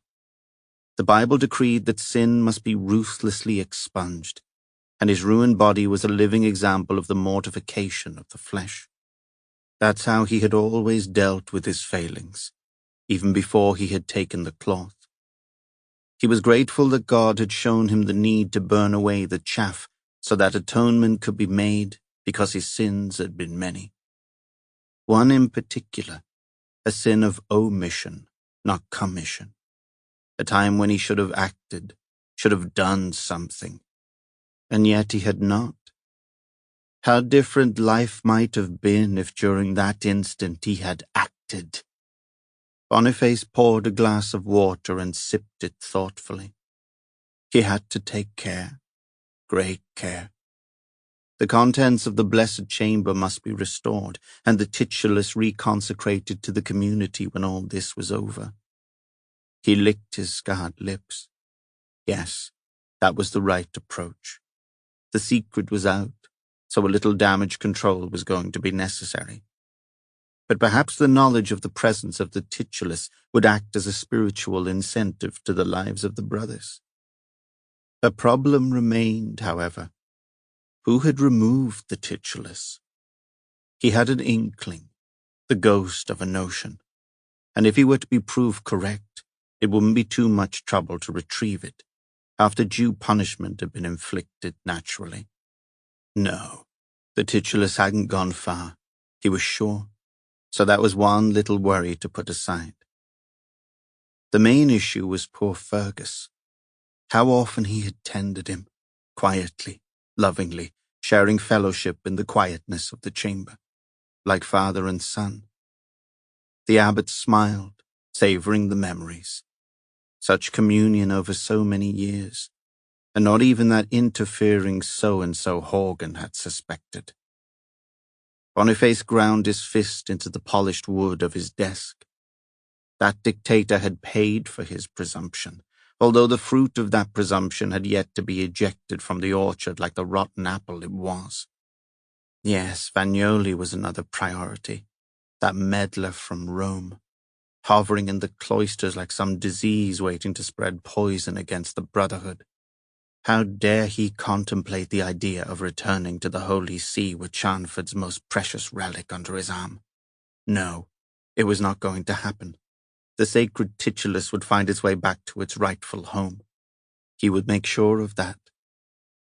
The abbot folded his arms in his lap, rocking back and forth to the rhythmic creak of his chair.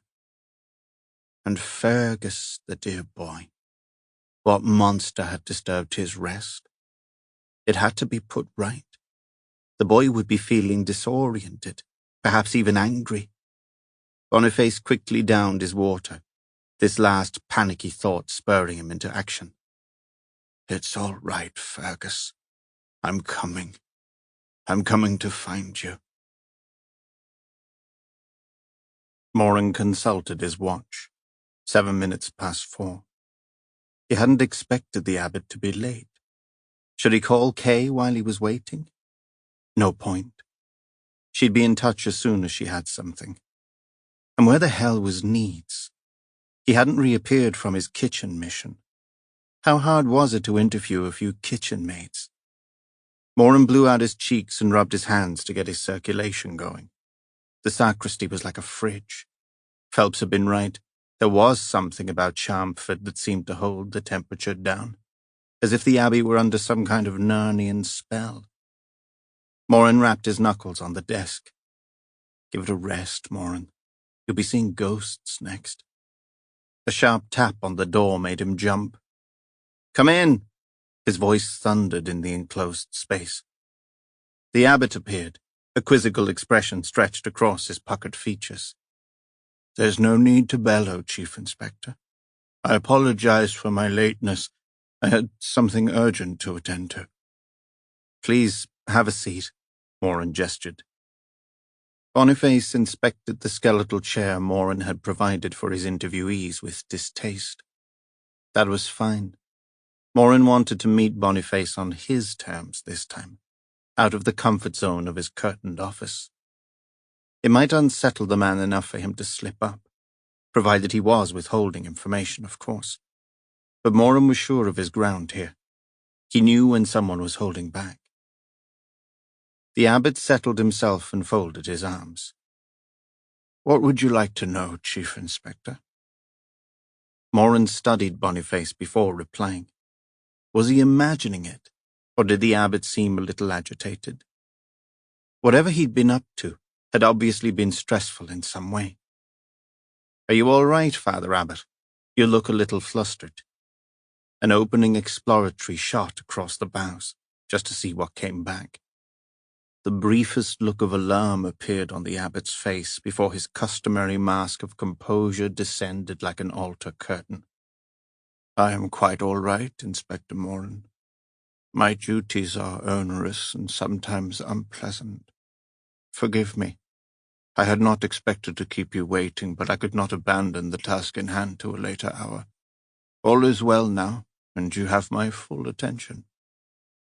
Moran nodded. "Good. Are you aware that there are 2 boys missing?" "I am." Boniface bowed his head. "I have been praying for their safe return." "I'm sure you have." Moran smiled a smile of understanding. "Not your jurisdiction, though, really, is it? More the head's responsibility?" "Quite so. My role is one of pastoral leadership for the community. There is some crossover with school affairs, but matters of this nature are, as you quite correctly state, the remit of Father Aloysius and other members of the school staff." "Any connection with Father Horgan's death, do you think?" Boniface ran a long finger down the bridge of his nose, in a gesture Moran remembered from their first meeting. Was it significant? People gave away so much with their body language, the position of their limbs, the movement of their eyes. "I very much doubt it, Inspector. I can't imagine what sort of connection there might be." "Let me help you then. These 2 boys, let's say, were punished by Horgan for some error of conduct, and they cooked up a plan to get their own back. Only the plan went a bit too far, and they killed him. Then, knowing what was likely to happen, they did a runner. How's that for starters?" The abbot laughed, a scraping, injured sound that set Moran's teeth on edge. "Wildly imaginative, Inspector. No Charnford boy would behave in such a manner. It's not the sort of attitude we encourage." He laughed again until he was interrupted by a fit of dry, unproductive coughing. Moran pushed the water decanter towards him and waited while Boniface poured and sipped. "I don't know," he told the abbot as the coughing subsided. "I was a Black Rock schoolboy, and some of the things that went on there would chill the bones of the dead." Boniface knocked the glass aside with a jerk of his hand. Water flooded the desk and covered Moran's notebook. He pushed himself backwards to escape the deluge. I do apologize, Inspector. Sometimes I experience involuntary muscle contractions. The doctors tell me it will never improve. Perhaps I should have warned you. I hope I haven't spoiled your records." Moran was mopping the desk with his handkerchief. Involuntary contraction it might have been. Or had he touched another kind of nerve? As he was wringing his handkerchief into the bin, Needs burst into the room in a state of excitement. "Gav, a word, please." Needs hovered, breathing heavily. So, Moran thought, irritation wasn't the only emotion Needs was capable of expressing. He turned to Boniface. "Excuse me a moment, Father Abbot." "Of course." The composure was back, the mask firmly in place. Moran closed the sacristy door and turned on his DS. "What is it, Needs? It had better be urgent." "It is, sir," Needs added as an exaggerated afterthought. "Those missing kids, they're not missing anymore." "Well, that's something," Moran said before he caught something in Needs' expression. There was more to come. He folded his arms and waited for the punchline, which Needs was obviously savoring before delivery. "They're not missing anymore, because they're dead." "A kitchen maid, you say?" Moran strode along the monk's cloister on his way to the kitchens, Needs buffeting along in his wake. "That's right." Needs managed to sound laconic even at the brisk pace Moran was setting. "Bernadette McBride. She's in a right state. Says her mate, Maria, was driving a car for some kind of bank job. They never came back, and she passed a burned-out vehicle on her way into Reading the next day. Reckons it belonged to this Maria. Feels guilty as hell because she didn't talk her out of it. Bank job? Are you kidding? Kitchen maids don't raid banks' needs. Are you sure you've got it straight? Hard to say, really. Woman's hysterical. That's the gist of it, though. And the interesting bit is that the perpetrators were two Charnford boys, lowest sixth formers, one James Montgomery and his buddy Stephen Mason. I checked it out with uniform. 3 John Does, fried to a crisp. 1 female, 2 male. It fits. She was the getaway driver? Moran halted and stared at Needs incredulously. Apparently, Needs shrugged. Moran shook his head in disbelief. What a waste. He glanced at Needs for some empathetic reaction, but Needs obviously didn't share the same view. The DS had sidled over to examine a canvas of some previous prior or abbot. For God's sake, Needs, we're not on an art gallery excursion. Irritated, Moran walked on, nostrils flaring as the smell of overcooked vegetables wafted down the cloister. The smell became overpowering as they drew closer to an arched, slatted door.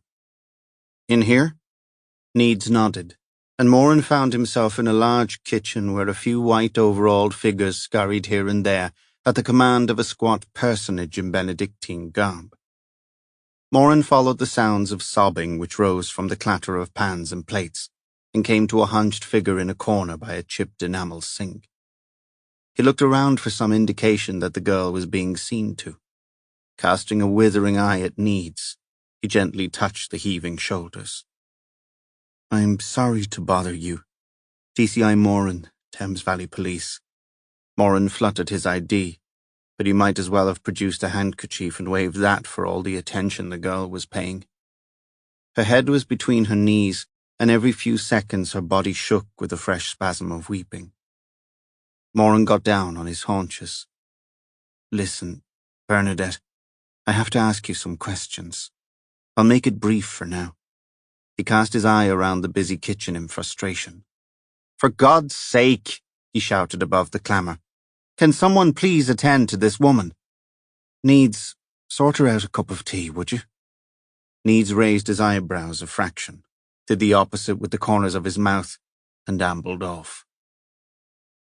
5 minutes later, Moran had Bernadette sitting at one end of the top table in the school refectory, sipping from a steaming mug that Needs had conjured from the depths of the kitchen. The DS was draped across one of the refectory's long benches, his expression leaving Moran in little doubt that he considered the duties of a tea boy well beneath him. Moran didn't care. His interviewee was stabilizing. Bernadette took another sip of the hot liquid and shivered. I can't believe it, sir. I just can't. Tell us what happened, Bernadette, in your own time. Moran knew from experience that patience was the key. No point in going in with all guns blazing. Besides, a relaxed interviewee was more easily caught off guard. The girl pursed her thin lips and ran a hand through her short peroxide bob. She was pretty in a straightforward sort of way, but her reddened complexion told a tale of too many hours slaving over steaming pans. As she spoke, she toyed restlessly with the gold ring encircling the index finger of her right hand. Her fingers were stubby and functional, the chipped nails bitten down to the quick. It was Maria's idea, really, she began. She's always been a bit of a dreamer, you know, making things up, talking big about what she's going to do. I suppose we used to encourage her, you know, just for fun. Bernadette smiled weakly. Ozzy was always teasing her, egging her on, but I'm to blame too. Bernadette went on quietly. I should have spoken up when I realized what they were thinking. It was mad. Just mad. She shook her head and pursed her lips, her eyes blurring with fresh tears. Ozzy meaning Father Oswald, I take it? Moran inquired. Yeah, that's right. Sorry. Bernadette flashed an apologetic smile, like a thin blade drawn across plasticine. We all call him Ozzy. Moran pressed on. Tell me about the idea and the boys. Bernadette sighed, her fingers busily intertwining with each other and the mug handle as she struggled to control her emotions. James was the one. Maria always fancied him. She likes the cheeky ones. A sad smile flickered across her face. And his friend, Stephen. He was quieter but well fit. I liked him from the off. They shouldn't have come to the lodge, but they did. Maria encouraged them. There'd have been all kinds of shit if they'd been caught. To the maids' quarters, you mean? Need spoke up. Out of bounds, I suppose? Yes. We're all told when we start here, any carrying on with the boys is instant expulsion for them and dismissal for the likes of us. But they still risked it, Moran prompted. Not surprising, really. 300 young males incarcerated with a handful of Irish girls. Bound to happen sooner or later. Yeah, but Ozzy thought there was something going on. He moved us out of the lodge to the garret. Bernadette sniffed loudly and flicked away a stray tear with an angry gesture. Moran offered his handkerchief. Thanks a million. She took it and dabbed at her cheeks. I'll be all right in a sec. Needs gave a loud sigh and stamped the staccato rhythm on the tabletop. He shifted his weight on the bench, leaned back on the table and crossed one leg over the other. Moran half expected him to start twiddling his thumbs. But before that, Moran returned his attention to Bernadette. James and Stephen came to see you, and you talked amongst other things, and then Maria just came up with the idea? Not exactly. Bernadette looked up. James told us that he'd heard a rumour about the way the school was being run. There wasn't enough money to keep it going. I see. So, job threats for the maids, nookie threats for the lads. And the answer? A bank robbery? The solution certainly cut to the chase, Moran conceded. But what were they planning to do with the proceeds? Leave a sack of money outside the head's office? Pay it anonymously into the Charnford account? He voiced his thoughts. And what was the plan? How are they going to do it? Maria and I have some contacts back home, Bernadette said, lowering her eyes. I said I could probably get hold of a gun if they needed one. A gun? Moran let out his breath in a weary sigh. He glanced at Needs. Any sign of a gun at that RTA? Needs frowned. Not sure, Gav. Well, get on to it now and be damn sure when you come back. Moran stared hard into Needs's look of surprise. The DS got the message. Oh, right. He slid off the bench and loped away towards the massive refectory doors, beyond which the sound of impatiently queuing boys could be heard like a low roll of distant thunder. Moran watched Needs slip out and close the doors behind him. They clunked into place with a resonant boom that called to Moran's mind a controlled explosion he had once witnessed in Derry. On that occasion, the disposal squad had found the device before it was too late. On other occasions, they hadn't been so lucky. Shall I go on, Inspector? Moran started.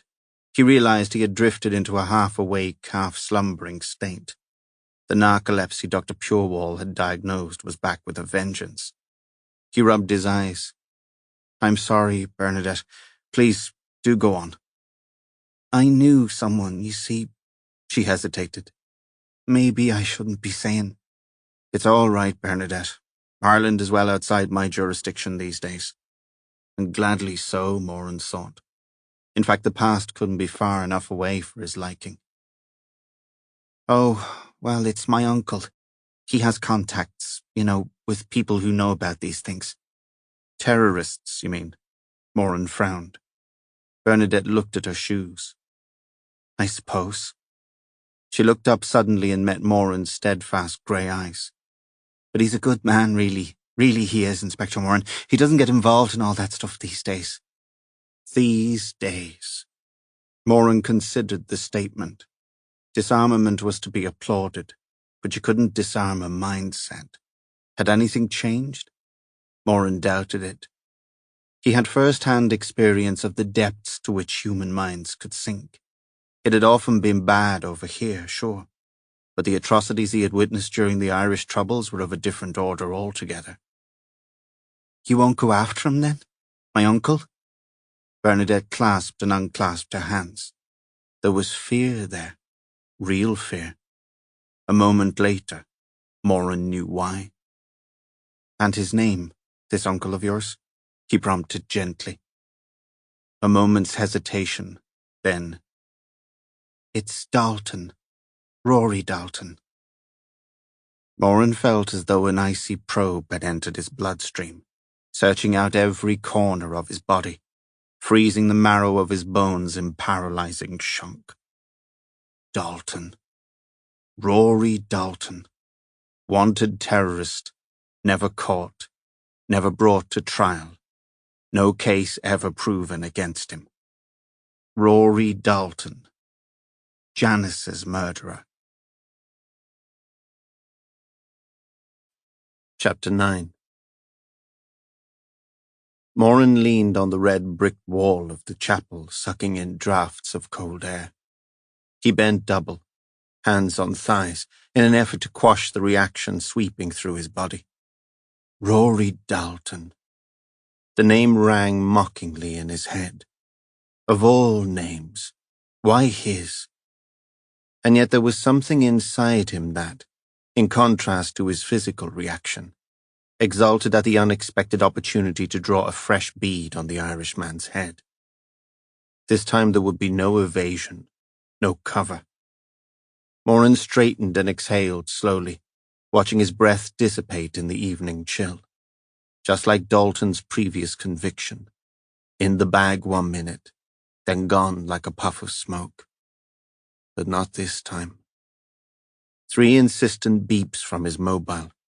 He remembered a previous unanswered call. The display read 901. Moran hit the call button, taking steadier steps along the path that ran parallel with the kitchens, his shoes squeaking in the fresh snow. Kay's voice. "Hello, Brendan. Look, nothing to worry about, okay? But Patrick's had a spot of bother over at your place. He was adamant he could talk this chap round, but..." A slight hesitation in her voice. "Well, he got roughed up a little, but he's all right, Brendan. Nothing I can't sort out. So don't worry. We'll see you a bit later, okay? Or I guess that you may be staying up at the Abbey tonight. Let me know what your plans are when you can. No props. Everything's all right, really. Bye." Moran groaned. The auto-operator pressed on. Next message. Message left at. "Get on with it," Moran growled into the handset. "Gav, Phelps here." Moran felt a smile lift the corners of his mouth despite himself. Did Phelps really think he needed to introduce that voice? "Bumped into that looker from forensics half an hour ago." Liar. Moran smiled to himself again. Off the case was not a phrase Phelps understood too well. Moran mentally substituted, "made sure I was in the right place at the right time" for "bumped into." "She's going to write it all up, but I thought better early than later, right? So anyhow, the deal is, those bone fragments in the chapel chamber, they reckon around 40 years deceased, male, and they found something else. Well, weird or what?" Moran could almost see Phelps's worn features creasing in bemusement. "It's a cornflake, Guff. You know, breakfast cereal. Shriveled, but definitely a cornflake." I said, "What, not a Frosty then?" And she gave me one of them looks, you know. Phelps adopted a cultured accent. "We measure the sugar content, Sergeant, and I can assure you that the reading is considerably lower than if the fragment had been a Frosty." Phelps snorted at this point in his message. "So there you are, Gov. Thought you'd like to know. Bones and breakfast cereal. Make of that what you will. Oh, one more thing. I checked the missing persons file for that period. No one showing up. So I'm guessing that our bones ain't going to belong to a Charmford boy. The parents would have played hell, right? Would at least have made the local press. But there's zilch. Oh, one last thing. Lab report on the shard of metal from Vernon's neck. Lab says hunting knife, custom job. They're trying to get a fix on its origins. Uh-oh, gotta go, Gov. The CC's making a beeline. Cheers for now." From within the school walls floated the sound of feeding and raucous conversation as Moran considered Phelps's report. A missing person who was not missed? What sort of person would fall into that category? A visitor to the abbey, perhaps? A gentleman of the road? Benedictines were renowned for their hospitality, especially to down-and-outs. And then there was Rory Dalton, the name dredging up a period in Moran's life that he had never been able to bury. Dalton and a gun. And what else? A knife? A hunting knife? Moran's head hurt. He longed for an oasis of calm to gather his thoughts. Then he remembered Holly Whitbread's invitation. With this new appealing purpose in mind, he retraced his steps and made his way through the silent cloisters to the main school gate. Holly's cottage lights twinkled an irresistible welcome. Moran crossed the road and knocked on the door. "Well, hi!" Holly Whitbread's face lit up with pleasure. Genuine pleasure, Moran noted. That alone made him feel a lot better. "Well, are you coming in or practicing for first footing? You look frozen stiff." Holly held the door open as a flurry of snow whipped into the cottage. "Quick!" Moran ducked his head under a low beam and entered a surprisingly large but snug lounge, furnished with a two-seater settee and matching armchair, a low coffee table straddling a butter-brown rug, and neat, cream-patterned curtains shuttering the two leaded windows.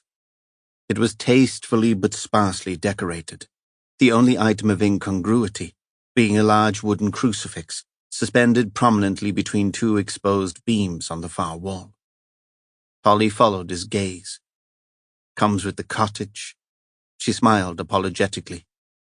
"Bit gruesome, isn't it?" It was. The agonized figure of Christ looked down at them beseechingly.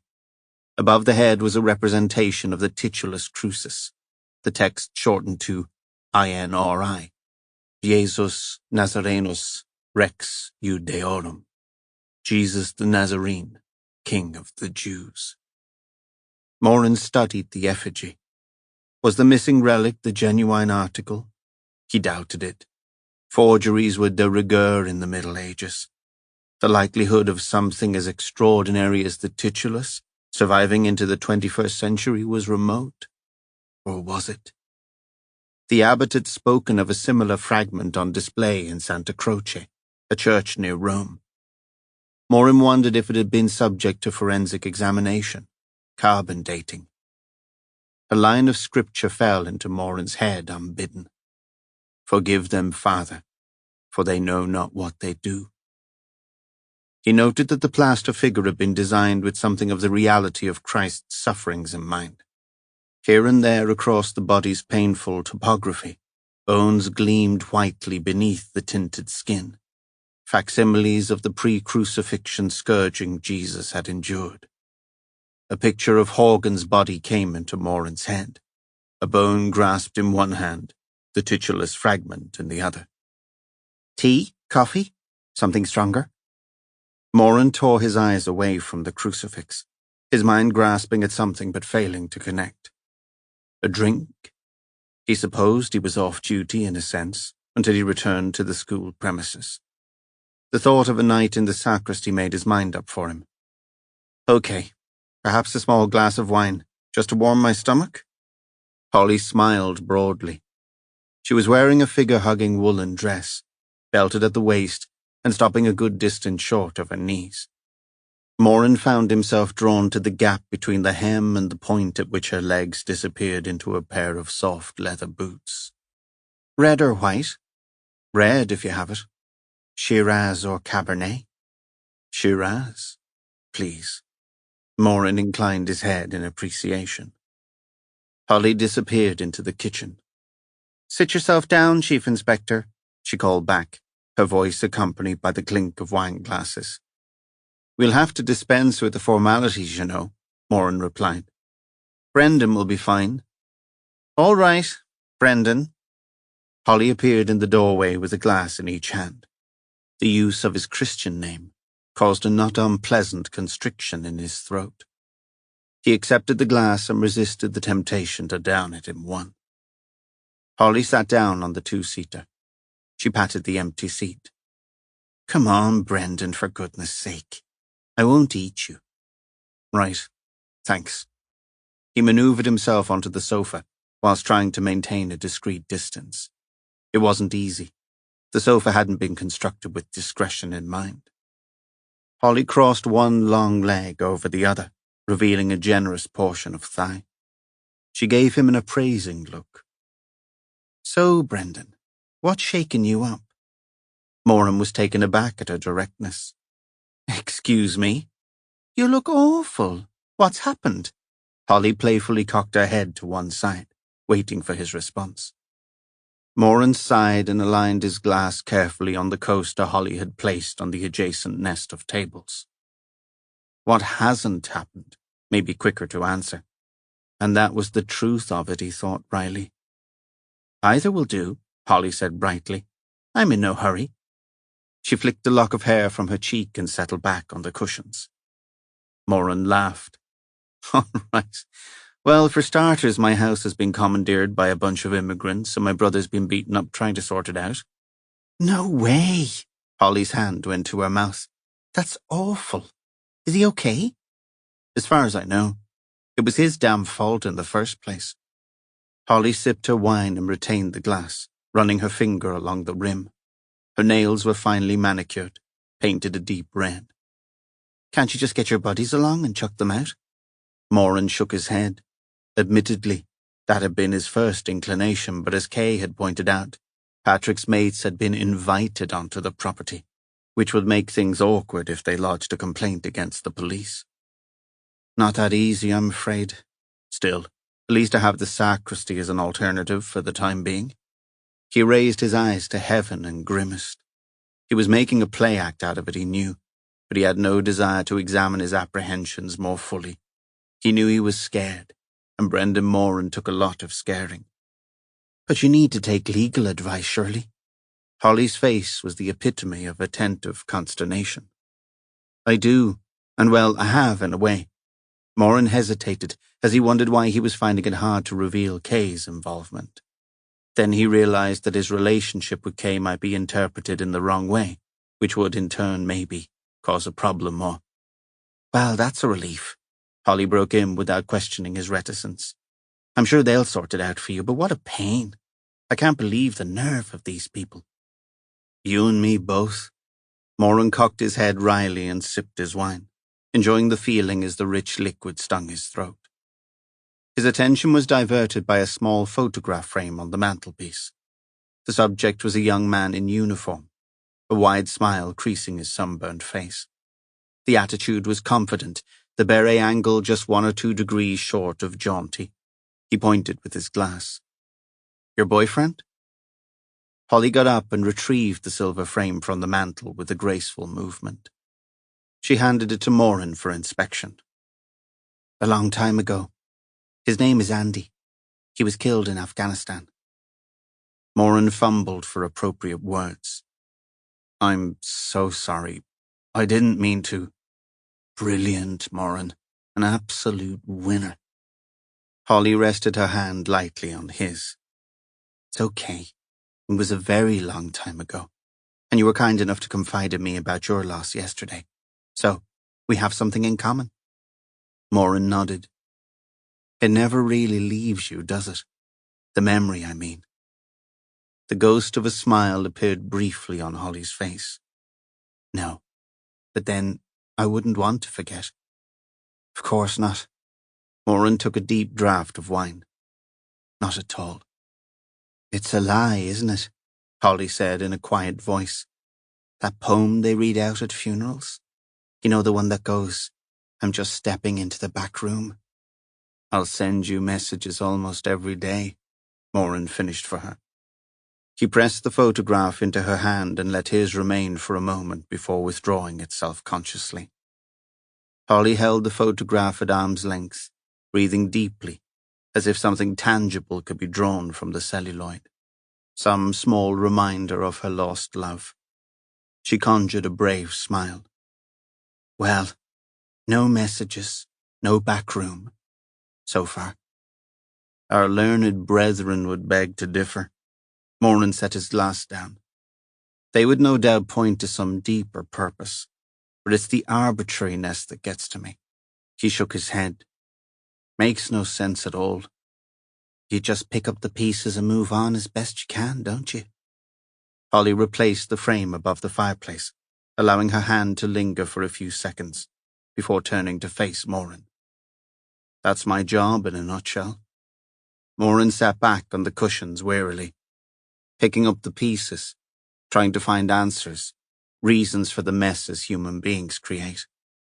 I imagine it's quite cathartic, Holly smiled, sorting messes out. Cathartic? No, not really, Moran replied. To pry into men's souls is to uncover their true motivation, their depravity. But then, it's something I feel impelled to do. Don't ask me why. He looked up.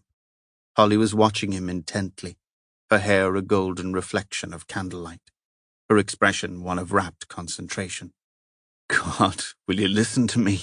He laughed. DCI cheerful. No, go on, please.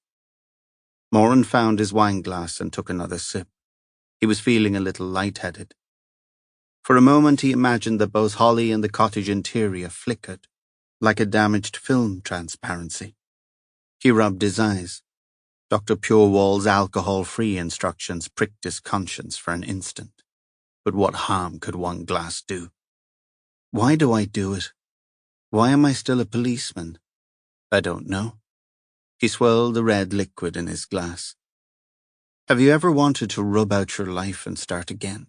Start completely over with a clean sheet? Holly laughed. Frequently, especially before fifth form Chaucer. Moran laughed with her, enjoying the way her eyes lit up and her nose twitched like that girl in the 60s comedy show Bewitched. He caught himself with a jolt. Yes, that's what's happening, Moran. You're being bewitched. Carpe diem, Holly shrugged. That's what we have to do, Brendan. Moran raised his glass. Quam minime credula postero. Seize the day, trusting as little as possible in the future, Holly translated. Gosh, a scholarly policeman. Not really, Moran said dismissively. O-level Latin's about my limit. Holly indicated the crucifix with an elegant gesture. I had a different take on that philosophy once. Tell me. Holly closed her eyes and pursed her lips. Carpe diem, quam maxime credula Dio. She opened her eyes. Now I'm not sure which maxim to adopt. Moran nodded. Death redefines your outlook, doesn't it? The way I look at it, I can't go back, so by default I go forward. I keep busy. I trust no one. I keep working. Which brings me here. Someone has to find out what's been going on in the dark corners of Charnford Abbey, and it may as well be me. Moran self-consciously quaffed his wine to hide his embarrassment. What gives, Moran? Bearing your soul to a total stranger? Holly nodded, her forehead creasing in a frown. Yes, absolutely. The murder. Plus the suspicious deaths of 2 Charnford pupils and a member of the kitchen staff. Holly's face fell. No! Oh my God! Who? When? I've only just been informed myself. I'm sorry, that wasn't very tactful. You probably know the boys. Forgive me. Moran the detective homed in on Holly's reaction, whilst the off-duty Moran cursed himself for his clumsiness and fought the urge to take her in his arms. The detective won by a short margin. God, it's the truant pair, isn't it? Mason and Montgomery? You're allowed to tell me their names, surely. Holly's hands were shaking. She returned the glass clumsily to the table and reached for her cigarettes. Not really, no. Not until the next of kin have been informed. Well, it's got to be them, isn't it? I can't believe it. Moran hadn't anticipated the reaction his news would cause. Plain insensitive, Moran, that's your problem. Been on your own too long. He laid a cautious arm on her shoulder. She didn't pull away as he had feared, so he said, I'm so sorry, Holly. Were they in your group? Holly lit her cigarette with trembling fingers. You don't mind, do you? Moran waved his hand dismissively. Of course not. She blew a delicate plume of smoke towards the ceiling, her free arm wrapped defensively beneath her breasts. She bit down on her lower lip. Last year, yes, they were in the top English set. Always together. Always mucking around, but funny with it, you know. Bright as well, both of them. A star material. They'll be taking their A-levels next summer. I mean, they would have been. The cigarette went into the ashtray. The tears came and Holly collapsed into his arms, sobbing like a child. He held her tightly, heart thudding, muttering soothing sounds into her ear as her shoulders heaved. The smell of her perfume and the warmness of her skin made him feel dizzy with desire. After a moment she pulled away, dabbing at her eyes. I'm so sorry. She offered a half-smile and blew her nose. Don't apologize, it's my fault entirely. Moran blustered like a teenager, furious at his lack of tact. He got to his feet awkwardly, unsure what to do. It's all right, Brendan, really. Sit down, please. I should go. He grabbed his coat. I've upset you. I'd best get on with some work. Please stay. But Moran had already lifted the latch and stepped out into the night. Snow crunched beneath his feet as he made his way across the road to the Abbey courtyard, cursing his stupidity with every step. Come in, Brendan. Kay's bright welcome did little to alleviate the symptoms of his restless night, but he returned her smile as best he could. The lack of sleep was incidental. What was really bothering him was his tactless idiocy at Holly's cottage. Archie's bark echoed briefly from the garden.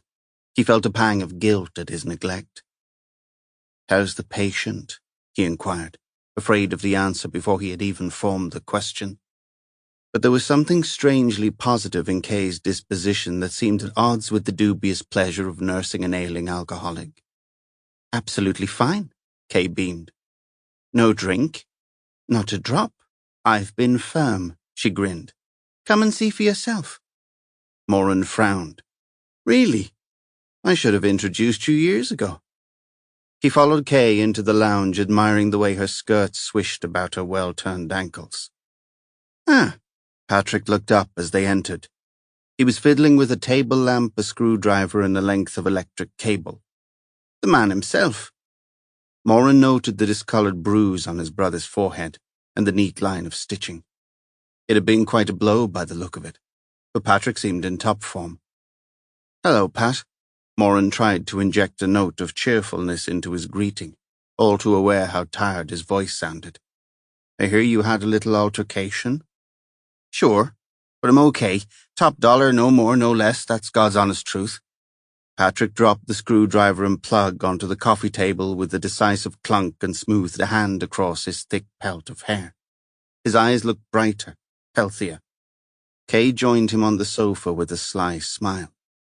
Moran's disquiet spread into horrified realization as Kay took Patrick's hand and squeezed it affectionately. He gulped, not knowing what to say. We've been getting on very well. Kay turned and gave Patrick a full eyes and all smile. I'm not sure this is a good idea, Kay. Moran struggled to express thoughts of negativity on the one hand and congratulatory platitudes on the other. In truth, he was profoundly shocked. He had grown used to Kay's single status, and he realized the semi-open door of possible readmission to her affections. Selfish, undoubtedly, but he was still very fond of her. He had even considered the possibility that one day they might make a go of it when he had sorted himself out. Now in one blow that had all apparently disappeared and in the most unlikely and complicated way possible. Maybe Kay was doing this to provoke some reaction, to force his hand, expose his true feelings, whatever they might be. Well, why ever not? Kay countered brightly. We have a connection, don't we, Patrick? We do that, the patient agreed earnestly. An affinity, even. Oh, big word, Kay said with admiration. She leaned and kissed Patrick on the lips. Well, I don't know what to say. Moran opted for honesty. It's all a little quick, don't you think? I leave you two alone for a couple of days and... He gave up, fell into an armchair and rubbed his eyes wearily with the heels of his hands. He didn't need this now. I've been busy as well, Kay said. Sorted your IPO out. Notices are being issued tomorrow morning. That's fantastic. Moran felt relief wash through him. Kay's unexpected liaison taking a temporary back seat. He was going to get his house back after all. And the hearing will be 5 days from then. 5 days? His elation disappeared. 5 more days in the sacristy was 5 days too long, even with Holly's proximity as a sweetener. We have to give the squatters a few days' warning. I'll come with you tomorrow and serve the notice, okay? And I'll be there too, Brendan, Patrick offered. I feel responsible. You won't be there, and you are responsible, Moran snapped. You'll damn well keep out of it. All right, boys, that's enough. Kay stood between them, hands raised. There's no need to fall out over it. Fall out? This is my house we're talking about, that he turned over to the East European Mafia. Moran felt his temperature rising. Why did he have to have a brother like Patrick? He was the one who needed support right now. But their roles were always reversed so that he was always forced into playing the elder brother, the strong arm to lean on. And what did he get in return? Hassle and grief. For the love of God, his house had been taken away. Kay took him by the elbow and steered him into the hall. Brendan, just take it easy. He's very upset about what happened. He's only trying to help. Is he? Moran shrugged off Kay's supporting arm. That'll be a first. Give him a chance, Brendan. Kay blocked his path into the lounge, her folded arms and angry expression taking him aback. I wouldn't have expected a jealous reaction from you. I thought you were over that. Jealous? Now hang on a minute. No, you hang on for a change. I'm the one who's been hanging on, waiting for you to make up your mind. For how long? Years. And for what? A platonic relationship? She was really mad now, Moran could see. A red patch of anger had appeared on her throat, spreading down to the gentle slope of her breasts. Oh, so this is about me now, is it? Moran shot back. It's all my fault, is it? Yes, frankly, it probably is. If you'd been more decisive about us, we'd have been happy. I know we would have been. You're forgetting something, Kay. Moran thrust his finger out accusingly. I had a little interruption to my thought processes. I got hit by a truck, remember? Kay's hands went to her hips. Oh, yes. You can fall back on that any time, Brendan Moran. But what about before? What's the excuse for those wasted years? All right, that'll do, both. Moran and Kay glared at one another like boxers from opposite sides of the ring. Patrick was standing in the lounge doorway, watching them with an air of faint amusement. Let's have no more talk about blame and the past, if you please, he said, addressing them like a pair of bickering school children. Coffee, anyone? Caffeine doth soothe the savage beast, or so I'm told, anyway. Moran wasn't finished. Just give us a moment, Pat, will you? Patrick shrugged and, casting an exaggerated look over his shoulder, he returned to the sofa and his electrical repair work. There was an awkward silence. Okay, Moran began. I'm out of order. I apologize. Kay bit her lip. Don't. I shouldn't have said those things either. She sighed and placed the palms of her hands on his lapels, brushing away imaginary specks of dust. It was an uncomfortable intimacy given the distance that had grown between them. What can I say? What's happened has happened. Or not in this case. She shrugged. Look, Brendan, I haven't been great recently, you know. The dreaded antidepressants. I'm slowly coming off them. But the withdrawal's awful. You know what I mean? My head's above the water, just. But I'm not enjoying the swim very much. That's a Patrick expression. Kay smiled. So it is. Well, it fits. I haven't been sleeping. It makes me short-tempered and... She read his expression and forced a smile. Okay, it makes me an irritable old cow. Moran stretched his face and drummed up a return smile. It's not just you. My pharmaceutical cocktail doesn't exactly help my mental equilibrium either. He took her hand lightly and squeezed. It'll get better, Kay. I hope so. What a pair. A brief awkward smile and another silence. Well, Kay folded her arms. How's the investigation going? Moran blew air and shrugged. Slowly. The Benedictines redefined the phrase closed ranks. It's unbelievably hard going, especially now the CC has taken Phelps off the case. But I'll get there eventually. You always do? She smiled, tight-lipped. The man who gets results, right? Right. Kay, Moran struggled to find the right words. Is it my fault? The way you feel? Kay took a long, thoughtful breath. Partly, I suppose. But don't blame yourself, Brendan. You're you and that's how it is. I understand. Do you? God, I don't know if I do myself. But he knew she was right about one thing. He did feel, absurdly, a strong pang of jealousy. Why? He'd had so many chances to cement their relationship, and now, when she was over him, or seemingly so, he wanted her back. But then there was Holly. Kay tucked a lock of hair behind her ear in a familiar gesture. And besides, I like Patrick. He needs a woman's guidance. I'll sort him out. We get on incredibly well. An infinity? She nodded and looked down at her shoes. Well, I don't doubt it. Moran smiled kindly. But watch him, Kay. I mean, really watch him. I know what he's like. I don't want to see you. He hesitated, realizing what he was about to say. I can see his potential. Kay brushed his cul-de-sac aside. Good. That's good.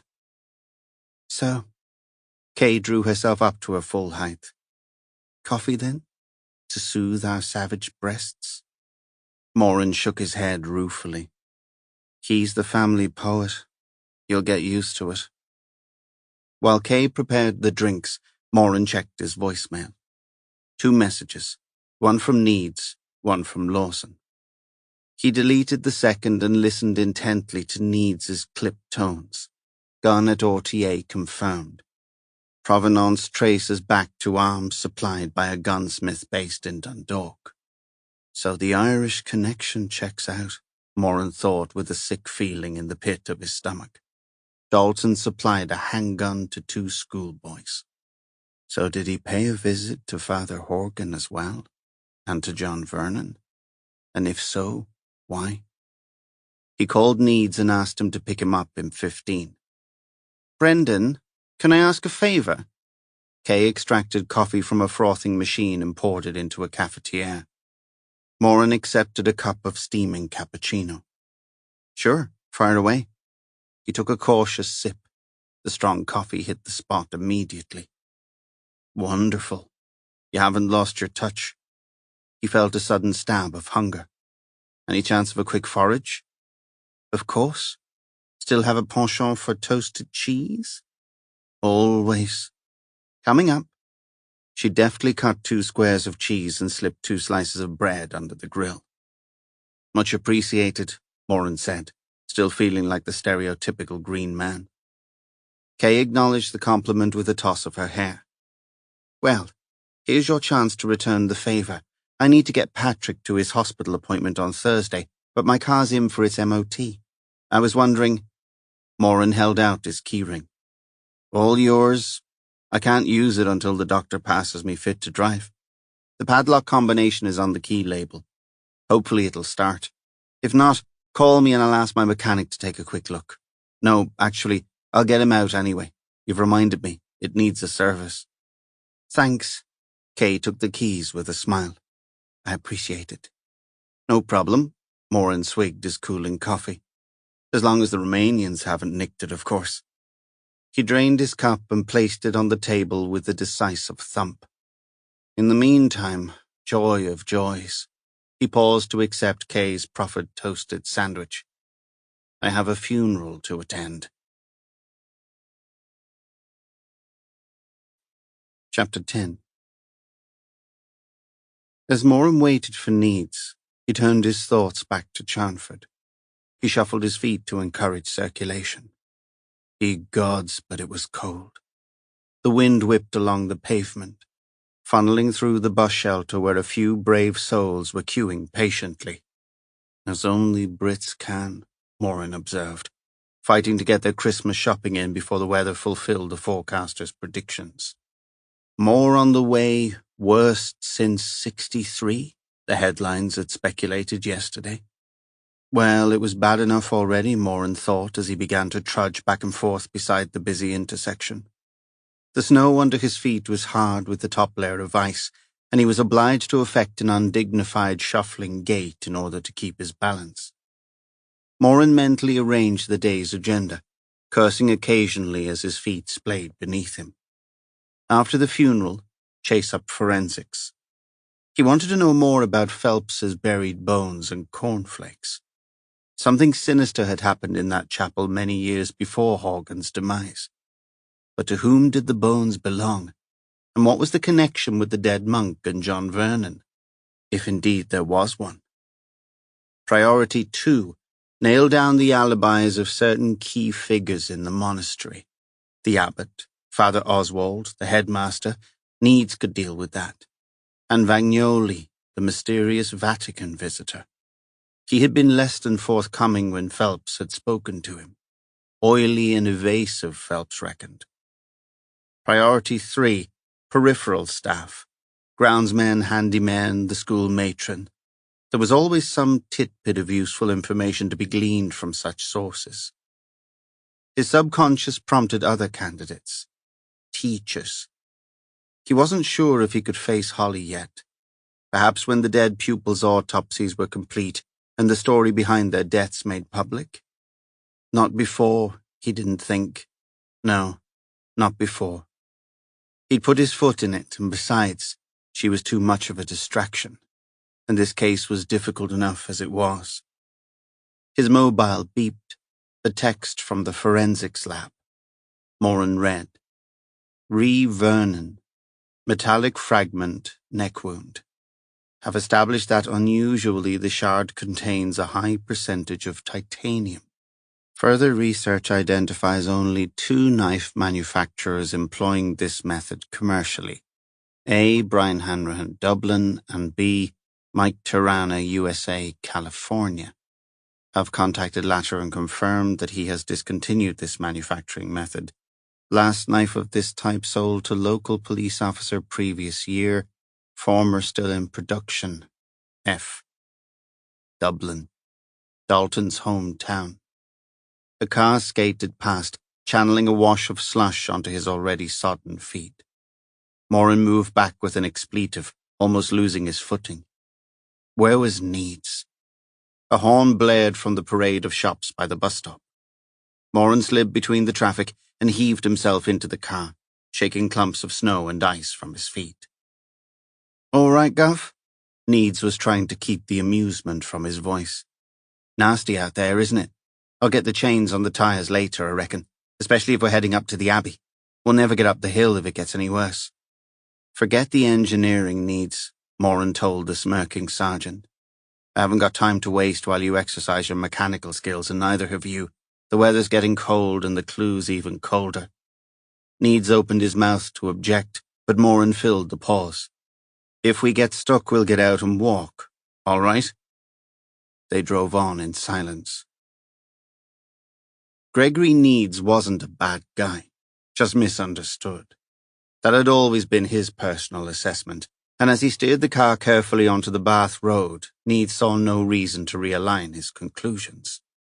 Trouble was, people interpreted his attitude the wrong way. He was confident, sure, but that was a critical strength in the police. No one wanted a wallflower. You had to make your mark. That way you got noticed, got respect. The chief had noticed him, hadn't he? That's why Needs figured he'd been handpicked to replace that buffoon Phelps. From what he'd seen of Phelps, it was high time he was put out to grass. Anyone over the age of 35 was over the hill as far as Needs was concerned. Plodders, the lot of them. All that stress, All that booze. No wonder the unsolved crime stats were up. Needs didn't drink. He wanted his brain the way it was. Young, agile, and 100% on the money. He had no time for whiskey-swilling no-hopers like Phelps. Moran was slightly higher up Needs' competence scale. Not much, but a little. He cast a sideways glance at Moran's profile. The DCI's eyes were closed and his mouth hung slightly open, the breathing low and regular. Oh, great. Asleep again. Needs' lip curled in contempt. Old man. It was just as well Greg Needs was on the case. Left to Moran, they'd be chasing their asses all over Charnford for the next 20 years. The chief wanted results, and Needs intended to produce them. He'd stitch Moran up, provide the clues and evidence to solve the murder, and be on his way up the career ladder faster than he could skid this pile of junk down Charnford Hill, which was just coming up as it happened. Needs peered through the snow-dappled windscreen, signalled right and eased the car off the dual carriageway. Was this the turning? The blank whiteness made everything look the same. Needs frowned. Yes, there was the sign to the Abbey. As he eased the clutch out, his peripheral vision caught a swaddled figure waiting some way back from the road, as if trying to conceal itself from the glare of the headlights. He blinked and looked again, but the figure had gone. Needs moistened his lips and concentrated on the narrow road ahead. Moran stood at a respectful distance as the leading monks emerged from the Abbey church bearing Father Horgan's coffin to its final resting place. The autopsy had failed to provide further leads, despite Dr. Bagri's painstaking attention. Apart from the residue of knife polish, the body had retained its secrets, and now it was Horgan's finale. Moran sighed deeply. The Mass had been a sombre affair. With no relatives to call upon for valedictory orations, the ceremony had seemed to encapsulate everything he disliked about Catholicism, even though the trappings of spirituality had been present in abundance. The swinging of an incense-filled censer, the otherworldly intonation of Latin liturgy. There had also been, to Moran's mind, a woeful dearth of true emotion throughout. Did these men really believe that Horgan's soul could be translated from the spiritual waiting room of purgatory to heaven by their ritualistic diligence? Did Moran himself believe it? Had Horgan's spirit been weighed in the heavenly scales and been found wanting? Or was the dead monk's soul enjoying eternal bliss even as they were about to lay his body to rest? Moran didn't have the answers, and neither, he suspected, did the monks. Someone had once said to Moran, "I'm off for some real fun today." He had looked blank until the issuer of the remark explained. "It's an anagram, Brendan. Of funeral. Real fun. Get it?" Moran's lip twisted at the memory. He was glad to be out in the fresh air and free of the cloying smell of religion. Needs evidently felt the same, judging by the way he was stamping his feet and rattling the matchbox in his pocket, as if seeking confirmation that he wouldn't be breaking any funereal protocol by lighting up on the quiet. Moran's mobile vibrated insistently in his pocket. It would have to wait. He watched the slow procession to the prepared grave, the coffin followed by the abbot and the remainder of the community. Eldest first, novices bringing up the rear. No shortage of young men willing to take the oath, then, Moran mused. The youngest monks looked scarcely out of their teens. What emotions propelled them to step voluntarily out of the world into this environment of abstinence and study, Moran could scarcely imagine. He shielded his eyes from the low sun. Despite the forecaster's gloomy predictions, the clouds had lifted, and the unexpected pin sharpness of the afternoon seemed to have positively affected Moran's thinking processes. He breathed in deeply, holding on to the moment. It felt liberating. Normal service almost restored. As the coffin drew near to the graveside, he made a mental note to share the good news with Dr. Purewall at the next encounter. Kay dropped her mobile into the folds of her slim leather handbag. Left a message, she smiled and shrugged. I guess we can go ahead. He said it would be fine. Away we go, then. Next to her in the passenger seat, Patrick clicked his seatbelt decisively. In the rearview mirror of Moran's 4x4, Kay watched the mechanic close the blue van door and start his engine. He gave her a smile and a friendly wave as he pulled away. Nice chap. From his accent, he could have been from the same neck of the woods as the Moran brothers. Quick off the mark, too. Good job he was just finishing when they turned up. Perfect timing. She smiled at Patrick and felt a deep contentment. Somehow, she just knew this was going to work out. Funny old world. Who'd have thought it? Brendan's brother. How complicated do you want to make your life, Kay? Oh, as complicated as possible, please. No problem. Here you go. 2 Irish brothers. One an emotionally impotent action man with a brain like a computer. The other a brilliant, alcoholic, charming ex-surgeon. Yes. I'll try both, please. Is it 4:15 or 4:30? The appointment, I mean. Patrick looked at his watch. 'Tis the rush hour almost upon us, you know. I'll get you there, don't worry. Kay fumbled with the unfamiliar keys. Peering under the steering column, she located the ignition and slid the largest key into the lock. Damn clinics never run on time anyway, Patrick muttered in a resigned voice. And you should know. Kay cast an oblique glance at Patrick's profile. Let me tell you, young lady, Patrick replied with an exaggerated accent, that my clinics ran like clockwork. He wagged a warning finger. For the most part, anyhow. When I was on the case, you know. I'm sure they did, Kay said, patting his knee. Well, get ready, Patrick Moran, because I'm going to get you back on the case, with a vengeance. Kay turned the ignition and the instrument panel lit up obediently. I'll look forward to that then, my pretty one. I've a soft spot for being taken in hand by a strong-minded woman. Patrick mock saluted and grinned. Kay giggled and turned the ignition one further click to the right. The engine gave a coughing lurch. Kay looked to see if the vehicle had been left in gear. No, it was in neutral. Had the mechanic forgotten to do something? She waggled the gear stick experimentally. Patrick moved his hand to confirm her diagnosis and their fingers interlocked. An infinitesimally small sound, like the click of an electronic clock, brought a frown to Patrick's brow, the last conscious action of his troubled life. The explosion that followed was so intense that the interior of the car was engulfed in a fraction of a second. Kay had no time to shield her face before the roof was blown off both vehicle and garage with a thunderous boom that was heard from the shopping centre a mile and a half down the road. People spilled from Moran's house, foreign-looking folk, one neighbour said later. They fled down the quiet suburban road, leaving the front door wide open like a silent scream. When the firemen arrived 9 minutes and 45 seconds later, the garage was a pile of glowing ash and charred timber, the 4x4 a metal skeleton in its midst. One of the younger fire officers, Peter Steele, known to his mates as Metalhead, was the first to the vehicle door. He took in the scene with a single shocked glance and threw up onto the debris-strewn drive as the sound of sirens rose and fell in time with Metalhead's pumping stomach.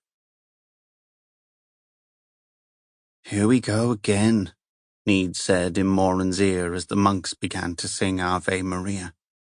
As if on cue, a group of sixth formers exited the church and took up their positions behind and to the immediate left of the grave.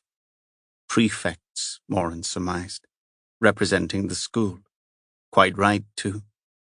Moran had been a prefect once, in another life. He eyed the seniors approvingly as they stood to attention, their young faces pale in the weak sunlight. They'd stayed behind for the funeral while the rest of the school had departed for the Christmas holidays. Yesterday had resounded to the rumbling commotion that was the end of term. The school cloisters transformed into a bedlam of trunk-packing, shouting, and high spirits. Moran had deliberated for some time, wondering whether to postpone the holidays and keep the boys on the premises for an extended term, while his investigation continued, but in the end had decided to let them go. He had names, addresses, and more importantly, no suspects among the boys. Today the school was empty and somber, as if the buildings were mourning the boys as well as Father Horgan's departure. Moran wondered at the resilience of young minds, their dead contemporaries already, perhaps deliberately forgotten. The youngsters had their sights on the immediate future, the prospect of holidays, Christmas celebrations, family. "How long is this going to take, Gov?" Needs stage whispered in his ear. "Just keep your eyes open, Sergeant." Moran watched the monks line up on either side of the boarded hole in the frozen grass. "You never know. You might notice something useful." "Sir," Needs monotoned in a peeved voice. It must have taken some effort to dig a pit that size in the frozen and unyielding soil of the monks' graveyard. Some commitment. Moran caught Needs' profile. "And get rid of that cigarette behind your ear. You look like a market trader." Needs complied, muttering under his breath. The coffin arrived at the graveside to the gentle sound of plain chant. Then Moran heard a cry of alarm, followed by a ripple of commotion. Needs stepped forward. "Hello, what have they found?" Moran was already walking briskly, covering the distance between the headstones with long, loping strides. He shouldered his way between the press of monks and stopped. A pole had been inserted at the head of the grave, surmounted by a yellowed, hair-tufted skull. There was some kind of note attached to the pole, the message scrawled in large capitals. Moran scrutinized the text. It read, Ex Libertas Pax. Needs was at his side. Moran was thinking about another grave, the shallow recess beneath Charnford's chapel.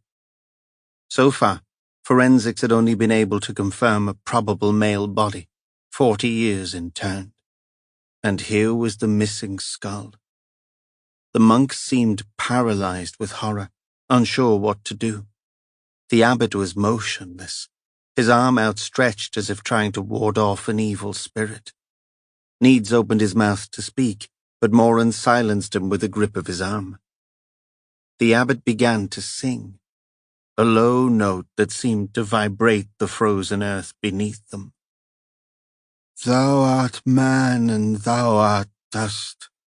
Boniface dunked a brush into a silver receptacle of holy water, sprinkling the drops onto the grinning skull and into the open grave. And unto dust thou shalt return. Moran allowed the verses to conclude before interrupting. I'm afraid we'll have to postpone Father Horgan's internment for a short period. If you'd all like to return to the church and allow DS Needs and myself a few moments to sort things out, I'd be grateful. It was only later that Moran recalled the look in the abbot's eyes, the way the monk's body language had voiced his opposition. And what also stuck in Moran's memory was the look Boniface had given DS Needs as the sergeant hovered beside Moran, a proprietary look Moran could only interpret as longing or maybe desire. Moran dispatched the skull to the coroner's office for examination. The cause of death was clear. The skull was fractured, a cracked indentation zigzagging across the crown like a lightning bolt. Although it looked like a blow from some heavy object, he'd leave it to the path lab to establish likely cause. Still, whoever had moved it from the chapel vault to Horgan's freshly dug grave must have left traces. At least Moran hoped so.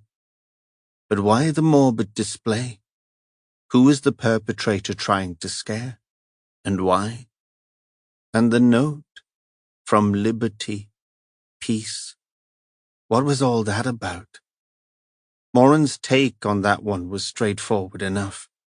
Someone had known about the body, that it needed a Christian burial, and now in this rather flamboyant way, they were making a statement that the burial was well overdue. However, The question he most wanted an answer to was just as puzzling. Was the display of the skull the work of Horgan's killer, or someone else? The interrupted funeral service had resumed an hour and a half later.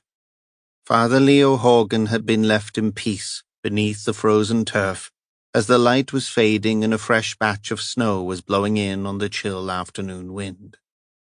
The monks had moved away in small groups, black hoods drawn around frowning faces, each nursing private suspicions and anxieties. Moran read their expressions. What was happening amongst them? Who was responsible? What would the abbot do about it? Were they safe? Moran made his way through the empty school cloisters towards the sacristy.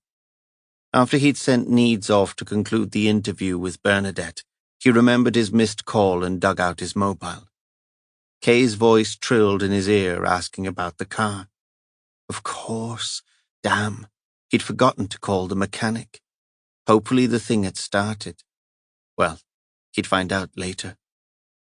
Passing through the court of arches, he caught sight of Father Oswald, conversing with a knot of prefects at the end of the main cloister by the school toilets.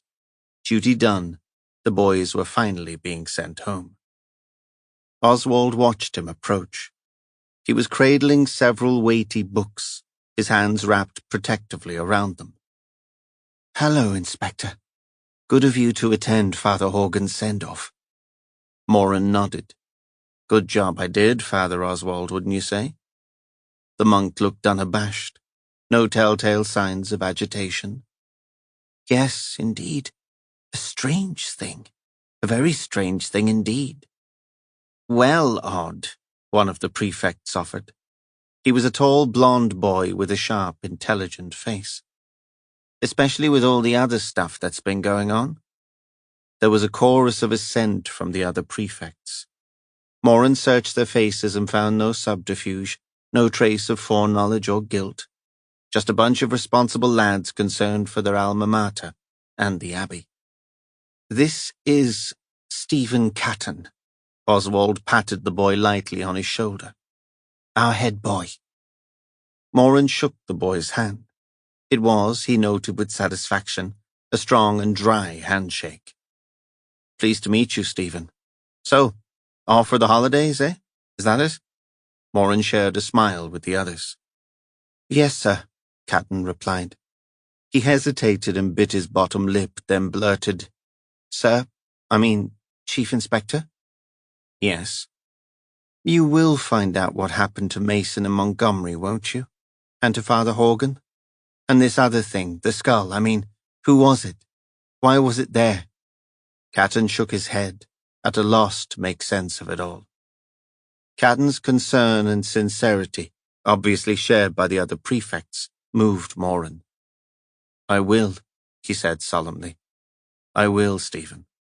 That's why I'm here. The sacristy was cold and empty. Moran sat on the rickety chair provided by the abbot and placed his mobile on the table. It rang. He picked it up. Phelps. Gov? Phelps spoke softly. Phelps never spoke softly. Moran wet his lips. Something bad had happened. Fire away, Phelps. Gov, it's your place. There's been an explosion. Phelps's words came out like a reluctant tooth. Go on. Although Moran's heart was hammering slowly in his chest, he felt oddly calm. The garage. Something happened. The garage. Moran repeated Phelps's pronouncement verbatim to be absolutely sure, because he had made the connection instantly. Kay, Patrick, the 4x4. His stomach turned to stone. Gov, they don't know exactly what happened yet. It went up like a bomb. A bomb. Dalton.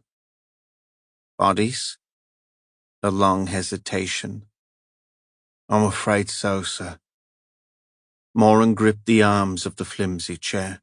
The sacristy temperature felt as though it had dropped to -10. How many? 2. Phelps paused. 2 bodies, I believe. Phelps couldn't bring himself to elaborate.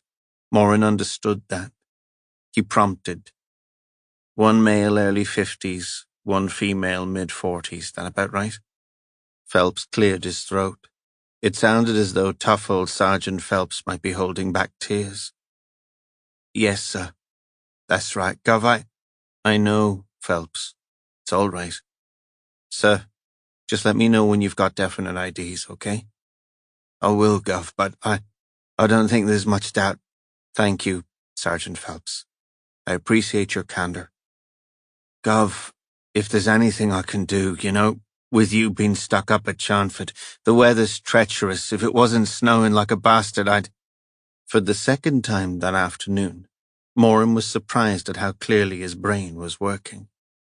Any sign of the squatters? No, sir. Witness reckon they all scarpered when it happened. I've secured the house for you. There's no damage to the actual property. Just the garage, sir. Thank you, Sergeant.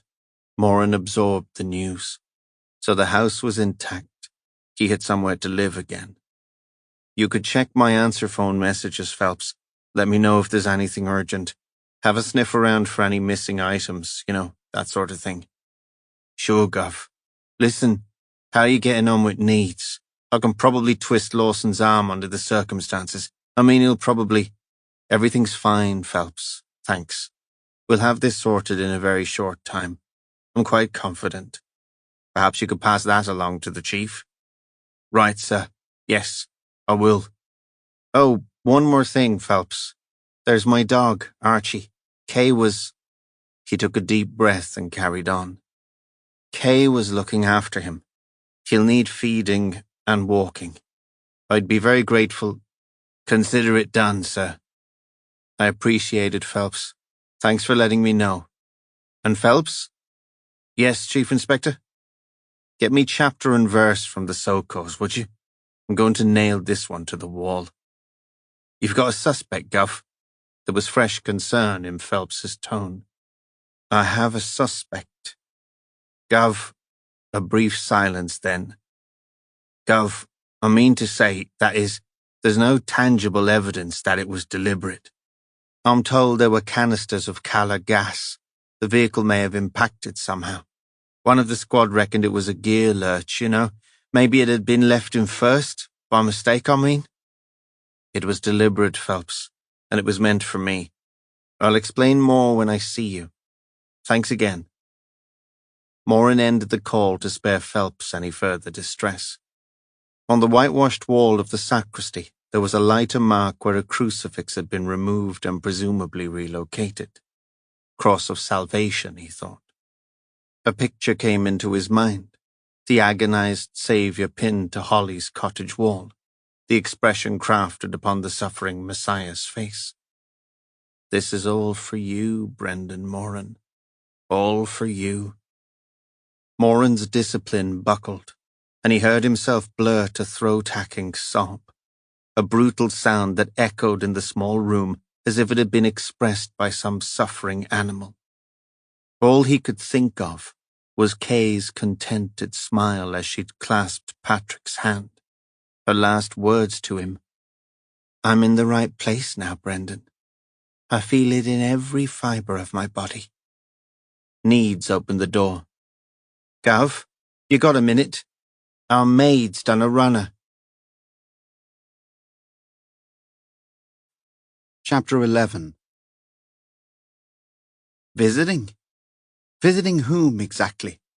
Moran asked the bursar, a short, corpulent monk whose job it apparently was to oversee the school and abbey catering. A friend. She was very upset, as you can surely understand, Inspector. Moran understood upset. He had walked along the cloister feeling as though his body belonged to someone else. Some other power was placing one foot in front of the other. When he spoke, words came out. He found that he could still think clearly. Later. It'll be later when everything shuts down. His rational mind obligingly informed him. Fascinating how a human brain could deal with news of the magnitude he'd just received, and yet still function normally. But shutting down wasn't an option. He wasn't going to let that happen until he had a prime suspect banged up and charged, until the end game had been played out, and he could rationalize events into some manageable perspective. He owed that to himself. He owed it to Kay. He owed it to Patrick. He owed it to the Charnford community. In this context, he gave the monk a withering look. Father Remus, I gave explicit orders to the community via the abbot that no adults were to leave the premises without very good reason until our investigations are concluded. Well, she's not gone far, Remus said a little huffily. She's at a friend's house in Gilham, other side of the woods, you know. He pointed vaguely in the direction of the Abbey church. One of the maids will give you the address. Let's go, Neats. Moran began to move away, but Remus called after them. I wouldn't drive, not in this. They could hardly get the prefect's coach down the hill earlier. Did you see it? Sliding all over the place. It's an ice rink. Getting worse by the minute. Remus pointed to the thick flakes buffeting up against the cloister windows. The roads into the village are like bobsleigh runs. Unless you have a Land Rover, I don't expect... No, Moran said wearily. TVP's budget doesn't stretch to Land Rovers or snowplows. But you could get to the village through the woods, Remus suggested, his rotund face beaming with satisfaction that he was able to offer a workable solution. There's a path. Shouldn't be a problem if you're young and fit. Moran looked Needs up and down. We do young and fit, don't we, Needs? You'll need some stout footwear, obviously, in this weather, Remus added. But it's only half a mile. Less risky altogether. Needs's face betrayed no emotion. It didn't need to. The sergeant's eyes said it all. But Moran wasn't interested. Splendid. Well then, Needs, he pointed to the kitchen. Ask Bernadette's buddies for directions and then off you go. In the meantime, I'll winkle out our Vatican visitor. Come and find me as soon as you get back, would you? Needs fumbled in the boot for the police-issue Wellingtons he hoped were still tucked away in the accessories pocket. The wind blew snowflakes into the open boot, hindering his search. He was furious that Moran had sidelined him so quickly. He wanted to be alongside Moran to capitalize on any slips or missed opportunities. Now he had to tramp through the frozen countryside to interview some Irish bint about her stupid mate who'd got herself killed in that sodding bank job RTA. Silly cow. Who in their right mind would recruit a couple of schoolboys for a bank job? Bonkers. Absolutely bonkers. He had no sympathy for Bernadette's supposed emotional state. As Needs pulled on the black rubberized boots and wrapped his scarf tightly around the lower part of his face, he determined to pull no punches during the interview. If she was hiding something, he'd find it. She probably knew loads about what went on in the school, maybe even about Horgan and his enemies. Well, he wouldn't be sharing any info with Moran after this little excursion. No way. Needs blinked through the gusting snow and tried to remember which way the mousy little kitchen maid had told him to go. Ah yes, back of the Abbey, across the playing fields, straight through the woods for around 5 minutes, and he'd see the outskirts of the village ahead. Needs prided himself on his sense of direction. He had been a regular in the orienteering top 5 at school. The gangly sergeant strode off confidently, banging his gloved hands together for warmth. Just before he reached the school gates, he saw Moran emerge from the main entrance and hesitate briefly by the derelict cottages, before moving off in the direction of the Abbey church. The gov's collar was up, hands thrust deep into the pockets of his overcoat. Needs watched Moran disappear into shadow before resuming his own mission with a dismissive shrug. Whatever avenue the gov was exploring, he'd figure it out later. Right now, he was the results man, and he intended to prove it, big time. Cardinal Vagnoli. Moran approached the still bowed figure cautiously. The Abbey church was in semi-darkness, its silence compounded by the fresh snowfall which muffled the lofty space like a soft eiderdown. A candle on a tall golden stand guttered as he moved into the main body of the church, his footfall a slapping echo in the still air. The figure turned its head, then, as if satisfied as to his identity, turned back to its contemplation. Moran hesitated, his Catholic background insisting he retrace his footsteps and allow the monk to continue his communion with God uninterrupted. Once again he reminded himself why he was here. A murder, Moran, remember? 2, actually, possibly 3, and the dead boys, and Kay and Patrick. He steadied himself with a deep breath before making his way past the organ and the main altar, genuflecting as he did so, coming to a halt beside the monk's stalls where Vagnoli finally sat up and acknowledged Moran's presence. "I apologize for the interruption," Moran began. "I need to ask you some questions." "Chief Inspector," Vagnoli smiled. "Please be seated. I have no issue with your questions." He indicated the empty seat beside him. "Thanks. I'll stand if it's all right with you." Moran took in the heavy accent, the posture, the confident gesture. Signs of a man at ease with himself and his situation. A man with power, he imagined, used to getting his own way. Persuasive, clever. Best tread cautiously. "I am praying for the soul of Father Horgan," Vagnoli said in a solemn voice, head bowed. "I am sorry I did not have the opportunity to speak with him face to face." He looked up. "This afternoon we laid our brother to rest in the cold earth." Vagnoli indicated the door of the Abbey church. Moran could hear the wind rattling the hinges and wondered briefly if Needs had found his way through the woods. But Vagnoli had risen to his feet and joined Moran by the altar. He was tall, the impression of height exaggerated by the scarlet floor-length robes. The Italian monk made an open-handed gesture. "It is so final, yes? We live as though life will go on forever, but it is not so. It is a terrible delusion. Like the struzzo, the flightless bird, what is its name in your language? Like the poor bird we bury our heads." He made a swift ducking motion to illustrate the analogy. "The ostrich." "Yes, just so, Inspector. The ostrich. A foolish bird, trying to escape the inevitable.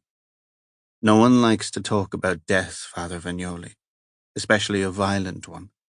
It has a way of reminding people of their mortality, and it also makes them very afraid."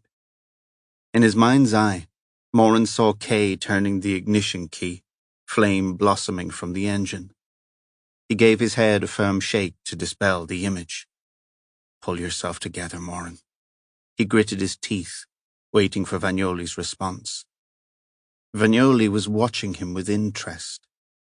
Afraid, of course, of the unknown and the unseen. We all strive to make sense of life. But only in death are the answers we seek revealed. A fascinating paradox, Inspector, is it not? You Catholics have all the answers, don't you?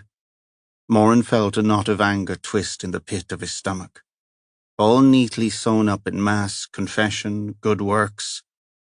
Do I perceive the animosity of a lapsed Catholic in your words, Inspector? Moran shrugged. Is it that obvious? My impression is that you have yet to conclude your theological considerations. Vagnoli raised his finger. Because anger in a spiritual context usually means a person is struggling with God. For you, the search for meaning is far from over. My search is for the murderer of one of your colleagues, Cardinal Vagnoli. I have little time for personal reflection. Is that entirely honest, Inspector? Moran exhaled in frustration. Vagnoli seemed to discern the doubt churning in Moran's wounded soul. It was discomforting. The last thing Moran needed now was spiritual counseling. To deflect the Italian's papal darts, he refocused his questioning. "You're not concerned that there may be a killer at large in the Abbey? That an unknown body, perhaps buried decades ago, has been exhumed in the chapel?" "Concerned?" Fagnoli joined his hands behind his back and moved slowly down the length of the church with long, measured movements. Moran was obliged to walk in step with Fagnoli's lengthier stride, feeling like a destroyer escorting a slow-sailing battleship. Fagnoli shook his head as he walked. "Your killer will not be here, Inspector. He will have gone." Poof. Fagnoli elevated his arms in a conjurer's exaggerated motion, towering above Moran. "Far away from here and his guilt. You don't think one of the brethren—" "I do not speculate, Inspector. To do this would be to trespass on your territory. But for what it is worth, no, I hesitate to suspect a member of the community. An outsider or an opportunist, perhaps. I can only express my regret at arriving at such an inopportune time. But although an outsider, I am no murdering opportunist, if such a thought had entered your mind. And this other body, you say it happened a long time ago, so..." Fagnoli turned down the corners of his mouth and showed Moran the palms of his hands. "It cannot be something I am involved with, Inspector. This is my first visit to Chanford. What happened in the past is outside my knowledge. My advice would be to begin your search for the killer amongst those associated with the school and community, not the community itself." "You're aware that the school is in financial difficulty?" Moran probed. Hogan would most likely have mentioned the reason for his willingness to part with Chanford's holy artifact. But had Morgan revealed anything else to the Italian? Fagnoli pursed his lips. "Of course. Father Hogan outlined his predicament on the telephone. This was his motive for calling me about the sacred titulus in the first place. You're aware that the abbot disapproves?" Fagnoli laughed. "Father Boniface has made his intolerance of my presence well known, Inspector. Everybody is aware. The other monks, they are friendlier." "Does Father Boniface's attitude bother you?" "I have come to make how is it you say? A negotiation. The Holy Father is most interested in the titulus, as you may imagine. I would therefore disappoint His Holiness by returning empty-handed. This, you understand, I do not wish." "You intend to stay until the relic is found?" Moran knew the answer to that already. Fagnoli was clearly not a man in a hurry. His whole demeanor exuded limitless patience. "Well, you'll have to wait until I'm good and ready before you get your hands on it, Cardinal." Fagnoli halted and raised his arms outwards and upwards, the sleeves of his robes creating an illusion of dark, spreading wings. "For as long as the Most High and His Holiness upon earth desire, I shall remain at Chanford." He bowed and raised his head with a smile. Moran nodded, noting the Italian flair for the dramatic. "And the earthbound Inspector Moran also requests that you remain for the time being, if you would oblige me." Fagnoli raised his hand, forefinger extended. "Of course.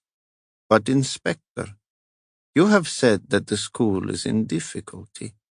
I have to point out to you that the community itself may not be in the same boat.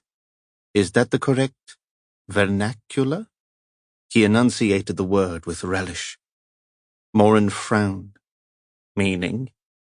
"Meaning, Inspector, that there is at least sufficient funds within the Abbey for the commissioning of a new library building." "Oh, yes? Some hundreds of thousands of pounds, I believe." In the distance, Moran heard the sound of approaching sandals. The monks were assembling for their evening liturgy. "It is time for my brothers to attend vespers." Fagnoli acknowledged the interruption with a brief smile. "I must join them, Inspector.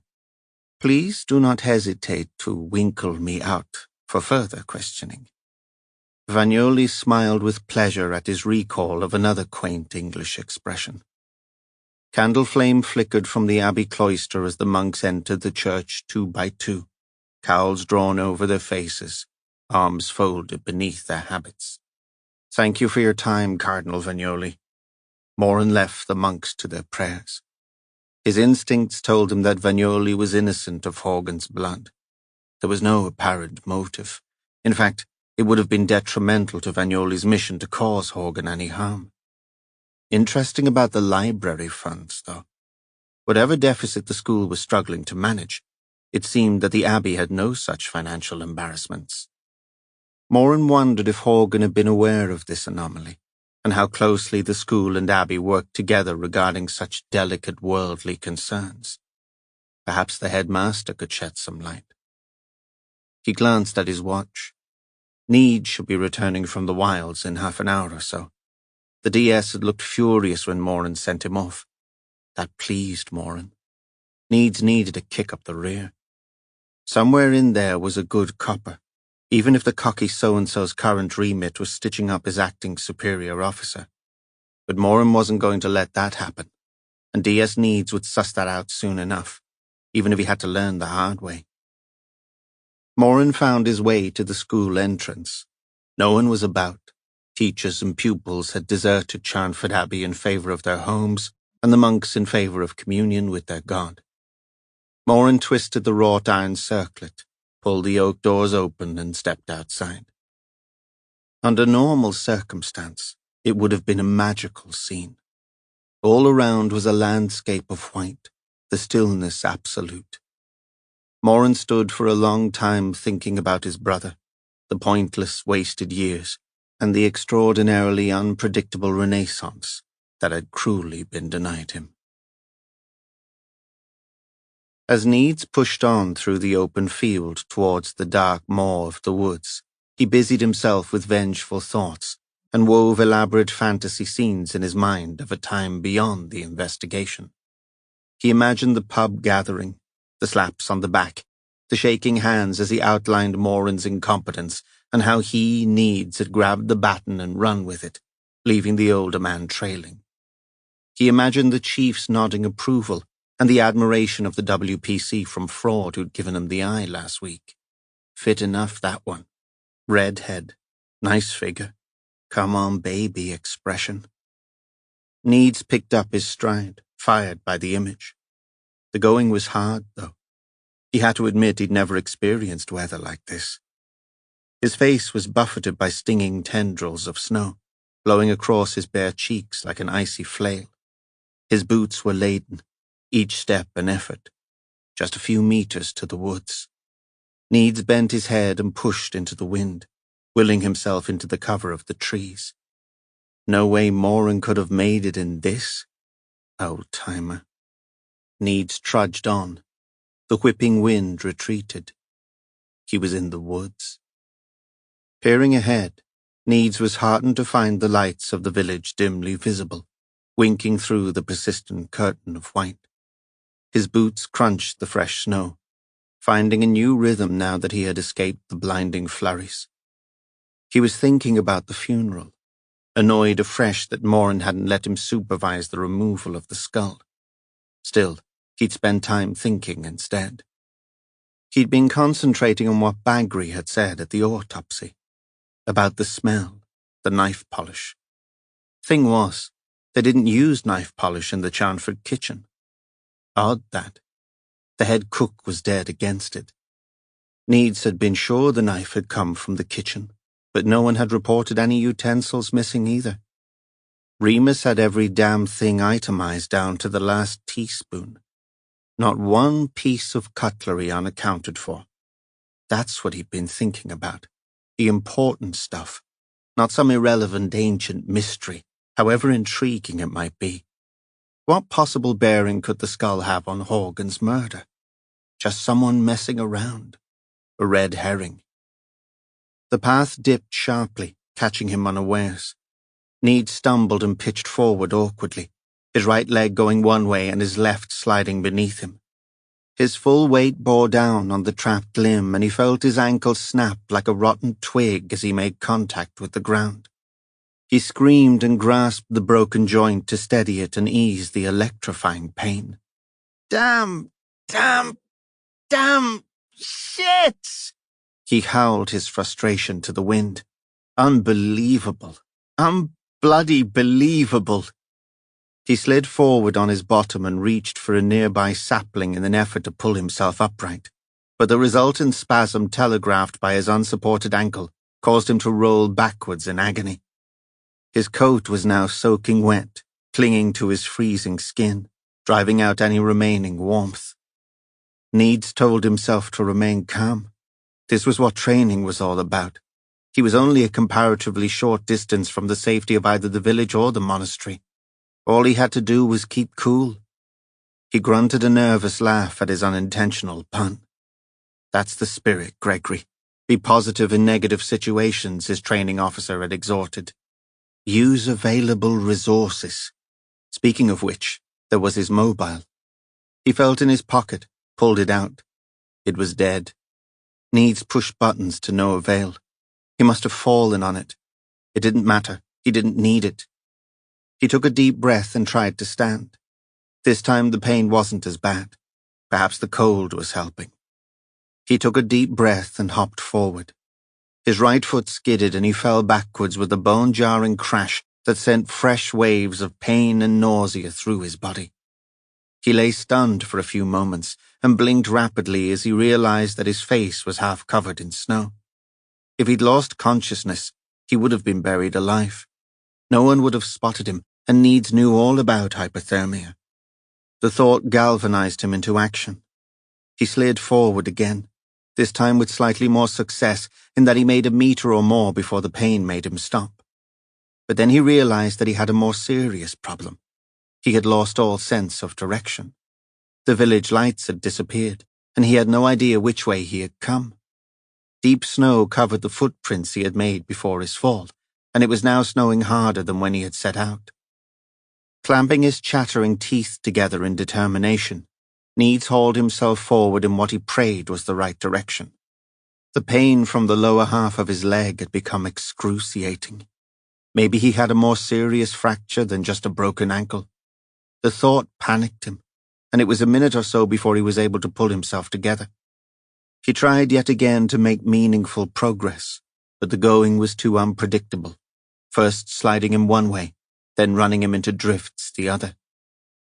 Eventually, he lay back, exhausted. He felt his eyelids flutter. A feeling of lassitude overcame him. It was easier to just relax. Over the next 20 minutes, the falling snow drifted and settled, silently covering Needs's boot tracks, enclosing his body in a white cocoon. Chapter 12. Phelps pressed the rubberized answerphone button for the third time, frowning and shaking his crew-cut head. It didn't make sense, but then in a disturbing sort of way it did. He listened again to the clipped and professional tones of Professor Charles Sturrock, senior lecturer in archaeology at Reading University. "Hello, Brendan. Long time no see. Still busy man, eh? Now then, this, object you had delivered to me recently. Most extraordinary. I've had a good look at it, conducted a few checks, all quite thoroughly as you'd expect, so don't worry on that account. I dealt with it myself as instructed. No third parties and so on." Sturrock cleared his throat before continuing. "Now then, let's be precise. It's hit the time scale at 1st century according to the carbon dating. I'm quite confident about that for various reasons that I'll explain when we meet, but one of the most compelling is that the wood has been whitened or stuccoed, in the same way that the Romans typically used when they manufactured wood panels bearing laws or names. They are usually referred to as alba. The script is exactly what you'd expect from a military Roman governor of that period when processing an execution order. As you know, The remnant is just that, a fragment of an original notice, or to give it its correct term, a titulus. The actual script, the surviving lettering, or the causa peni, I believe, reads like this: Rex Judeorum. This accords with another supposed fragment of Christ's titulus, which is kept in the church of Santa Croce near Rome. The damaged lettering on that fragment has been proposed to read Jesus the Nazarene. The order of languages is also significant: Hebrew, Greek, and Latin. We find the same order on the Charnford fragment, and as the letters are more or less complete, I can be quite sure as to the correct translation. Brendan, I believe this is as genuine a piece as I've ever handled, or am ever likely to handle, come to that. And given the significance of its provenance, I must confess to being rather shaken and not a little excited. Still, I respect your request for tact and discretion, so not a word to Bessie, eh? I hope this has been of some help, and as I said, I'm only too happy to meet for a more detailed discussion when you've time. All the best, Brendan. Bye for now. Click. Phelps walked to the window, skirting round an overturned armchair. Place was a mess. But then that's what squatters did, wasn't it? Yellow scumbags. They'd run for the hills after the explosion. Hadn't even had the guts to come forward as witnesses. One of the buggers must have seen what was going on in the minutes that led up to the incident, but the Romanians had vanished like a morning mist. Phelps went to the table and opened the answering machine, ejected the tape and dropped it in his jacket pocket. Had Moran deliberately neglected to mention this? Or was the answer more worrying still? That Moran himself had taken the titulus and then, in some post-traumatic quirk of the mind, forgotten all about it? And if that were the case, what else might the Gov be doing, or not doing, up at Charnford, especially after the bad news he'd just received? Phelps strode briskly to the front door and fished for his keys. He'd been lucky. His neighbours Ray and Helen were away for the week, and he was keeping an eye on things for them. Good neighbours. And like all good neighbours, they swapped keys. House keys, car keys. Phelps peered into the flurrying snow. Ray's Land Rover was almost covered, and he'd only been in Moran's house 10 minutes. Phelps closed Moran's front door and locked it behind him. Slitting his eyes against the gusting snow, he scraped the windscreen with his sleeve and pulled himself into the driver's seat. He had to get to Charnford before something bad happened, and he couldn't help feeling that that was going to be very soon. Moran's head was throbbing as he made his way towards the kitchens. Something was bugging him, something he couldn't quite put his finger on, to do with the Irish connection. He was sure that Dalton's association with Charnford ranged wider than just supplying the odd firearm on request. The presence of the maids, all Irish, all from the same county. There was an ongoing relationship between Charnford and County Cork. There had to be, and Dalton was the overseer, the provider of labour, favours, and what else? Time to do a little research, Moran. A narrow wooden staircase between the kitchen and the refectory led up to the kitchen maid's garret. Bernadette had mentioned that she and Maria had been relocated from the maid's lodge on the grounds of Oswald's suspicions of inappropriate behaviour. Moran went up, the steps protesting beneath him. He knew which room belonged to Maria, the RTA girl. It was next to Bernadette's, the room with the crucifix, she'd told him. Moran went in. The room was small but tidy. A single bed by the leaded window, a chest of drawers, a couple of nondescript pictures, a Coldplay poster. Maria's scent lingered like a half-forgotten memory. He felt like an intruder, which, to be fair, he was. He wondered about her family, whether they would visit to see where she had lived or whether they would stay away, the shame of it all outweighing their grief. Funny thing, grief. Unpredictable. The second drawer in the unit was slightly open. Moran opened it. Underwear, neatly folded. His hands explored amongst the soft fabric, and he tried to suppress an almost voyeuristic sense of guilt at this posthumous invasion of privacy. His hands found paper, a letter, no, a bundle of letters.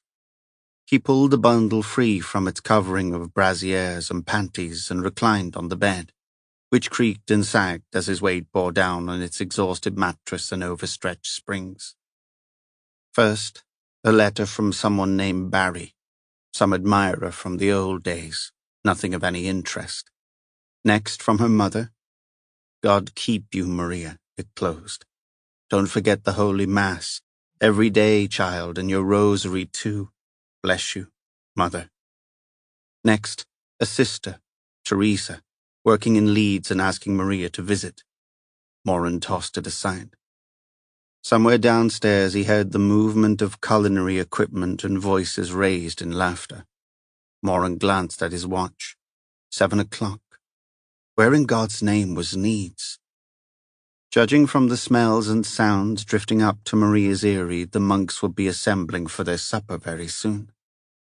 He turned his attention back to the next letter and scanned the typewritten sheet with growing excitement.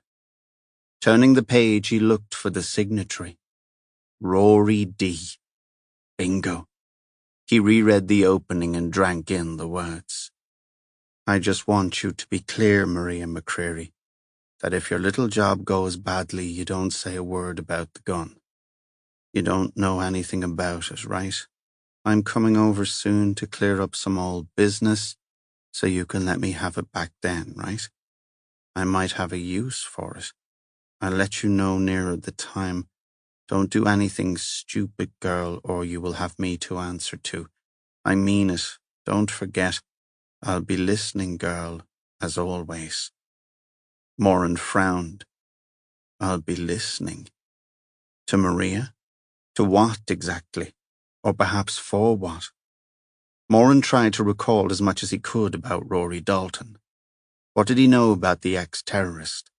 That he was ruthless, efficient, feared amongst colleagues, good with incendiary devices, technical stuff, telecoms, phone tapping. Moran clicked his fingers. That's what the listening comment was about. Dalton was tapping into the chant for telephone traffic. But why? Moran examined the room again. A silver-framed photograph on the dresser. A younger, ginger-haired Maria at the beach with presumably one of her siblings. Close family, probably, as all Irish Catholic families are, Moran thought wryly. And then with a jolt, he remembered Patrick and Phelps's telephone bombshell. A close family, like mine used to be once, long ago. He sat quietly for a few seconds, clutching the pile of letters. Patrick couldn't be dead, surely. He couldn't be. A red mist clouded his mind. Someone was going to pay, and Moran knew who that someone was. His bitter thoughts tailed off as a flashbulb of intuition exploded in his head. Revenge. The patient motive, his old boss had once said. It's amazing how long folk will wait for revenge. The pieces began to take shape. A cornflake in the chamber, Phelps had said. That pointed to a pupil, not a monk. He couldn't imagine Father Horgan, or any other monk for that matter, indulging in a solo breakfast beneath the altar. So some kind of midnight feast? A group of boys, maybe? And Vernon, the leader of men, the future head boy. What had happened? A fight? Some disagreement? Which turned nasty and therefore needed a cover-up? But that would require help and guidance of an official sort. A housemaster? Horgan had been a housemaster and had known about the chamber. Dedicated to his charge, as Aloysius had said. Dedicated enough to protect them from disgrace. So, if the buried corpse wasn't a schoolboy, then who was he? Someone associated with the school, connected with Dalton. An employee. An Irish employee. Moran dialed Phelps's number. It went to voicemail after 5 rings. His voice sounded harsh in the quiet room.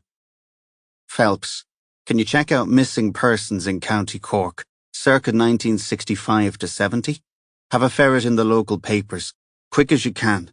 I'll look up the school records. Never mind Lawson. If he asks, refer him to me and I'll take the flak." Moran's head was aching. He leaned back on the faded wallpaper, Maria's bed springs protesting beneath his weight, and shut his eyes. Now he was pretty sure of the mystery corpse's identity. A gust of wind rattled the window. Moran's eyes jerked open. He hadn't drifted off again, surely? He shivered. His hands were cold, sticky, gum from one of the envelopes, probably. He rubbed them together as the wind continued to buffet the pane. Moran heaved himself off the bed, found the latch and clipped it back into its frame. He sniffed his fingers. Something familiar. He remembered Bagri, the little pathologist's nose for an unusual smell. Moran opened the first drawer, moved more clothing aside. In the corner, what looked like a medicine box, on its side, leaking. He fished it out. The label said, "Kilkenny's Polish, for all your kitchenware." Next to it, a wrapped bundle. He opened it, untying the drawstring like a shoelace. Cook's knives. And one was missing. Needs became vaguely aware that he was moving. A curious bumping motion as if somebody or something were nudging his bed, trying to wake him. Well, they succeeded, he thought groggily. God, it was freezing. He tried to get up, and a spasm of pain shot through his leg. With a sick bolt of fright, he remembered everything. He was lying on his back, looking up into an opaque sky. He tried to move his arms, but they appeared to be strapped to his side. He twisted, trying to see who or what might be causing the movement. It was when he tried to speak and realized that his mouth was covered by some kind of elasticated plaster that he felt the first stirrings of fear. Another jolt. He was moving backwards, quite fast, being dragged on some kind of makeshift sled. He struggled hard, but whoever had tied him had known what they were doing. The sled made contact with some hard object and bounced wildly to one side, almost overturning. Needs heard a voice raised in what he could only describe as a whoop of enjoyment. He strained until the veins in his neck stood out but failed to loosen the tightly trussed bonds. The crazy bouncing journey continued. From what he could see in his peripheral vision, which wasn't much, he was in the open, probably somewhere on the games fields behind the Abbey. Where was he being taken? What was his abductor planning to do? Needs toyed with the idea of rolling the sled. He reckoned he could do it with his body weight, but he had to consider his leg. He could cause it further damage by engineering a crash. On the other hand, he couldn't just lie here and wait to see what happened next. Needs didn't want to dwell on that. He was thinking about Horgan's body in the morgue, that horrendous neck wound. It wasn't going to happen to him. Needs had read somewhere recently that there was going to be a lunar eclipse. Didn't the moon affect people? Had he fallen into the hands of a madman? He was gripped with terror, and in spite of the sub-zero temperature, he felt sweat trickle down his forehead. They were moving down a path between two tall hedgerows. If only someone would catch a glimpse of them, surely someone would be out and about. But Needs realized that he had no idea what time of day it was. He had set off for Gillam around, 5:45? He could have been unconscious for an hour, maybe more. And still the snow fell. Sensible people wouldn't be out in this, Needs concluded bitterly. The sled hit a harder surface, rattling across compressed ice and snow. The car park? Please, God, let Moran be watching. They stopped. A door opened and he felt himself lifted, hauled into a half-vertical position. Whoever it was, they were very strong. Needs weighed nearly 13 stone. Then, a lurching ascent began. A staircase? Where in God's name was he being taken? The movement ceased. He was propped against a wall, A door opened with a bang and he was dragged through it and dropped unceremoniously onto the floor. Need screamed silently as his fractured leg absorbed the vibrations. The door closed with a shudder, and he was alone. All he could see was a high circular ceiling and a section of wall. Some kind of turret or tower, maybe. Surely his captor didn't intend to abandon him here? If only he could remove the gag. Need started to work on the material with his tongue. After 10 minutes he gave up, hopeless. He tried to roll the sled but only succeeded in sending fresh bolts of agony through his leg. Some time later the door swung open with a waft of cold air. Various items were thrown onto the floor with a clatter. Need swiveled in an effort to see what was happening, but his jailer was taking care to keep out of his line of sight. Moments later he moaned in terror as the sound of carpentry filled his prison. Whatever fate was planned for him had the inescapable feel of permanence about it. Need shut his ears against the noise and prayed. The Bede Library was a pleasantly warm, wood-paneled room, located above the senior wing of the school. Moran entered and found it empty. The community were evidently still dining. That suited his purposes. He made a quick reconnaissance of the bookshelves. A third of the way round the room he found what he was looking for. The Charnford Magazine, volumes 11 to 16. He flicked through the first copy that came to hand. 1971. Too late. Another. 1968. Getting there. Next, 1967. Spot on. Moran sat at the nearest table, the scrubbed surface of which was scarred with pupils' initials and sundry graffiti. A clock located above the central mantelpiece told him it was 7:45 in the evening. A dog barked somewhere, the harshness of the sound muffled by the snow. Moran guiltily remembered Archie. He hoped that the spaniel wouldn't try to escape Phelps's custody. Archie's homing instinct was highly developed. Moran opened the paperback magazine and scanned the contents page. Teaching staff, school officials, editor's preface, various articles, reviews, sports results, rugby, under-16s. Moran studied the photograph. Earnest young men in striped jerseys. One tenacious-looking lad seated in the middle foreground with a rugby ball balanced on his knee. The ball had been annotated 1967. Moran peered closer. There was something familiar about the captain. Of course, John Vernon, the all-rounder. In years to come, captain of rugby, football, cricket, etc., etc. He thought of the white flesh parting under Dr. Bagri's implacable knife and shuddered. Moran scanned the other faces. The boy to the immediate right of Vernon looked familiar as well. Moran read the text beneath the photograph. M. Jeffrey, J. Wilds, E. Corcoran, H. Phillips. The names meant nothing. Ah, Inspector. Sitting in the gloom. Moran looked up as Father Oswald appeared in the doorway. Anything I can help with? The monk fussed with the light switches. Bit of an anachronism, the Bede, I'm afraid. We're building a new library, you know. Quite state-of-the-art. You're fond of books, then, Father? Moran said, looking up from the photograph. Oh, absolutely. The stuff of learning and so on. We'll be creating an electronic archive as well. It's terribly exciting. Is that so? What do they call those devices? Moran groped in his memory. Kinders? Kindles, Oswald smiled paternally. A marvelous invention. Of course, not everyone subscribes to the technology, especially the older monks, but that's progress. Indeed, Inspector. Moran ushered the monk over.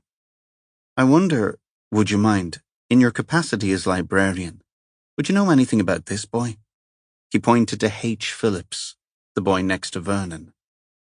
Oswald leaned forward and ran his finger along the row of seated footballers. Now then, 1967, gosh, a memory test indeed. He pushed his glasses down the bridge of his nose and squinted. Moran noticed that Oswald's hands were calloused and marked, as if he had spent a number of years in manual labour, which, to be fair, was what monks tended to do.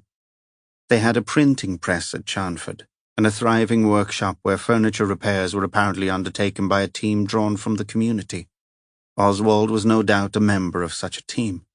Whatever else he felt about the monks, Moran couldn't help but feel admiration for the Benedictines' self-sufficiency. Oswald straightened up. No, it doesn't ring any bells.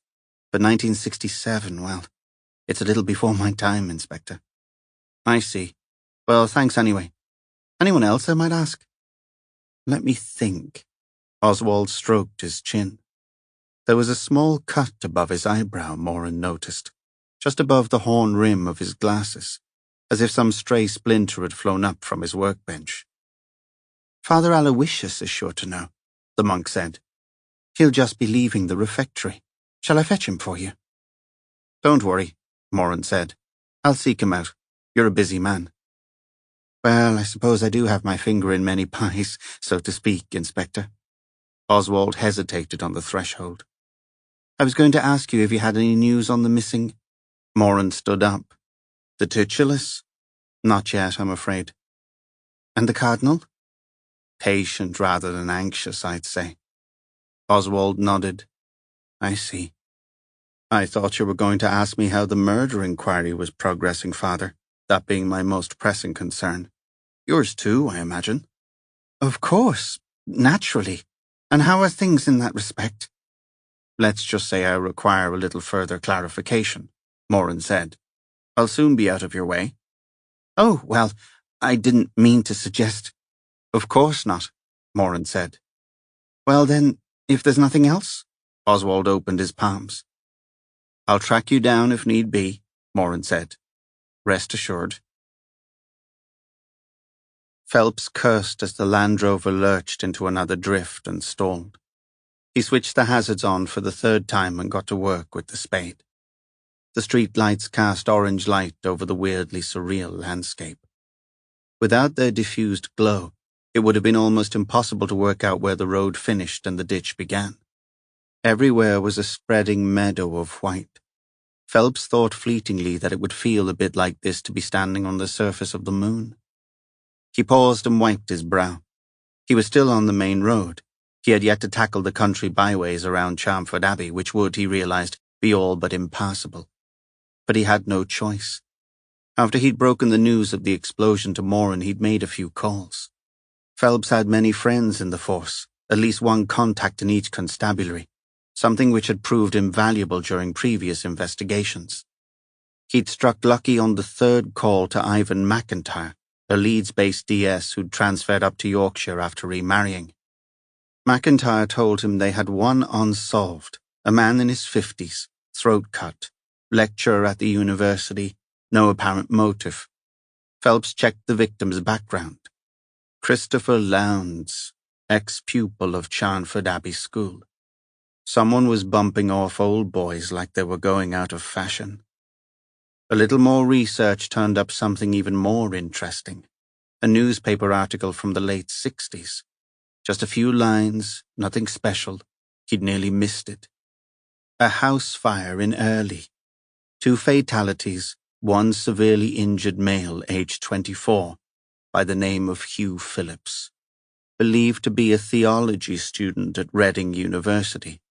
Ex-public school boy, Charnford Abbey, 1965 to 1970, a contemporary of Vernon's. Phelps checked the hospital records. Phillips had been discharged 3 months later. The university then told him, after a short tussle with a records clerk, that according to their archives, Hugh Phillips had never returned to his studies, which was a problem particularly because the police suspected arson, and Phillips had not only evaded questioning, he'd disappeared altogether. But I know where you went, Mr. Phillips. Phelps threw the spade into the Land Rover's boot with a clatter and heaved his bulk into the driver's seat. Oh, yes, I know exactly where you went. Chapter 13. Needs licked his cracked lips. God, he was thirsty. And cold. He twisted and strained against his bonds, feeling the rope bite into his wrists. His captor had departed 30 minutes earlier, Needs calculated. What that meant, he didn't care to meditate upon. He was alone, which at the very least meant a postponement of whatever was in store. The pain in his lower leg had dulled to a deep internal throbbing. He didn't think he was bleeding, but he knew he needed medical attention urgently. The injury might precipitate a DVT or some other complication. He had to get out, somehow. Needs examined the ceiling. It was high, exposed rafters running from cornice to cornice, and tantalizingly far away, just off-center, a hatch or trapdoor of some sort. That meant there was probably a way up. A ladder, maybe? But even if he could stand, he doubted whether he'd have the strength to pull himself up onto some exposed area of the roof. And his mystery rescuer was clearly fit and able. No, he had to use his brain. He had to talk to this person, reason with him. But he couldn't. His mouth was still firmly sealed. A key scraped in the lock and Needs' stomach did a slow roll. The door was closed and relocked. Footsteps clicked across the bare floor towards him. He heard the sound of some metallic instrument, like a butcher sharpening a knife. Needs' eyes bulged in terror. A wave of nausea passed through his body. It couldn't end like this. He was young. He had his whole life to live. It wasn't fair. He felt the rope binding his arms drop away. They flopped uselessly, stiff and numb. Needs felt them lifted, stretched to full extension. From behind him came a low hum of contentment, the sound of someone happy in their work. Needs twisted and strained, but it was futile. He couldn't bring his eyes to bear on whatever preparations were being made. However, after a few seconds he understood the purpose, and sweat broke out afresh on his forehead, clammy and urgent. He knew what was going on, all right. He was being measured. Moran wished he'd had the foresight to keep a pack of paracetamol in his pocket. His headache was relentless, robbing him of the very thing he needed most, the ability to think.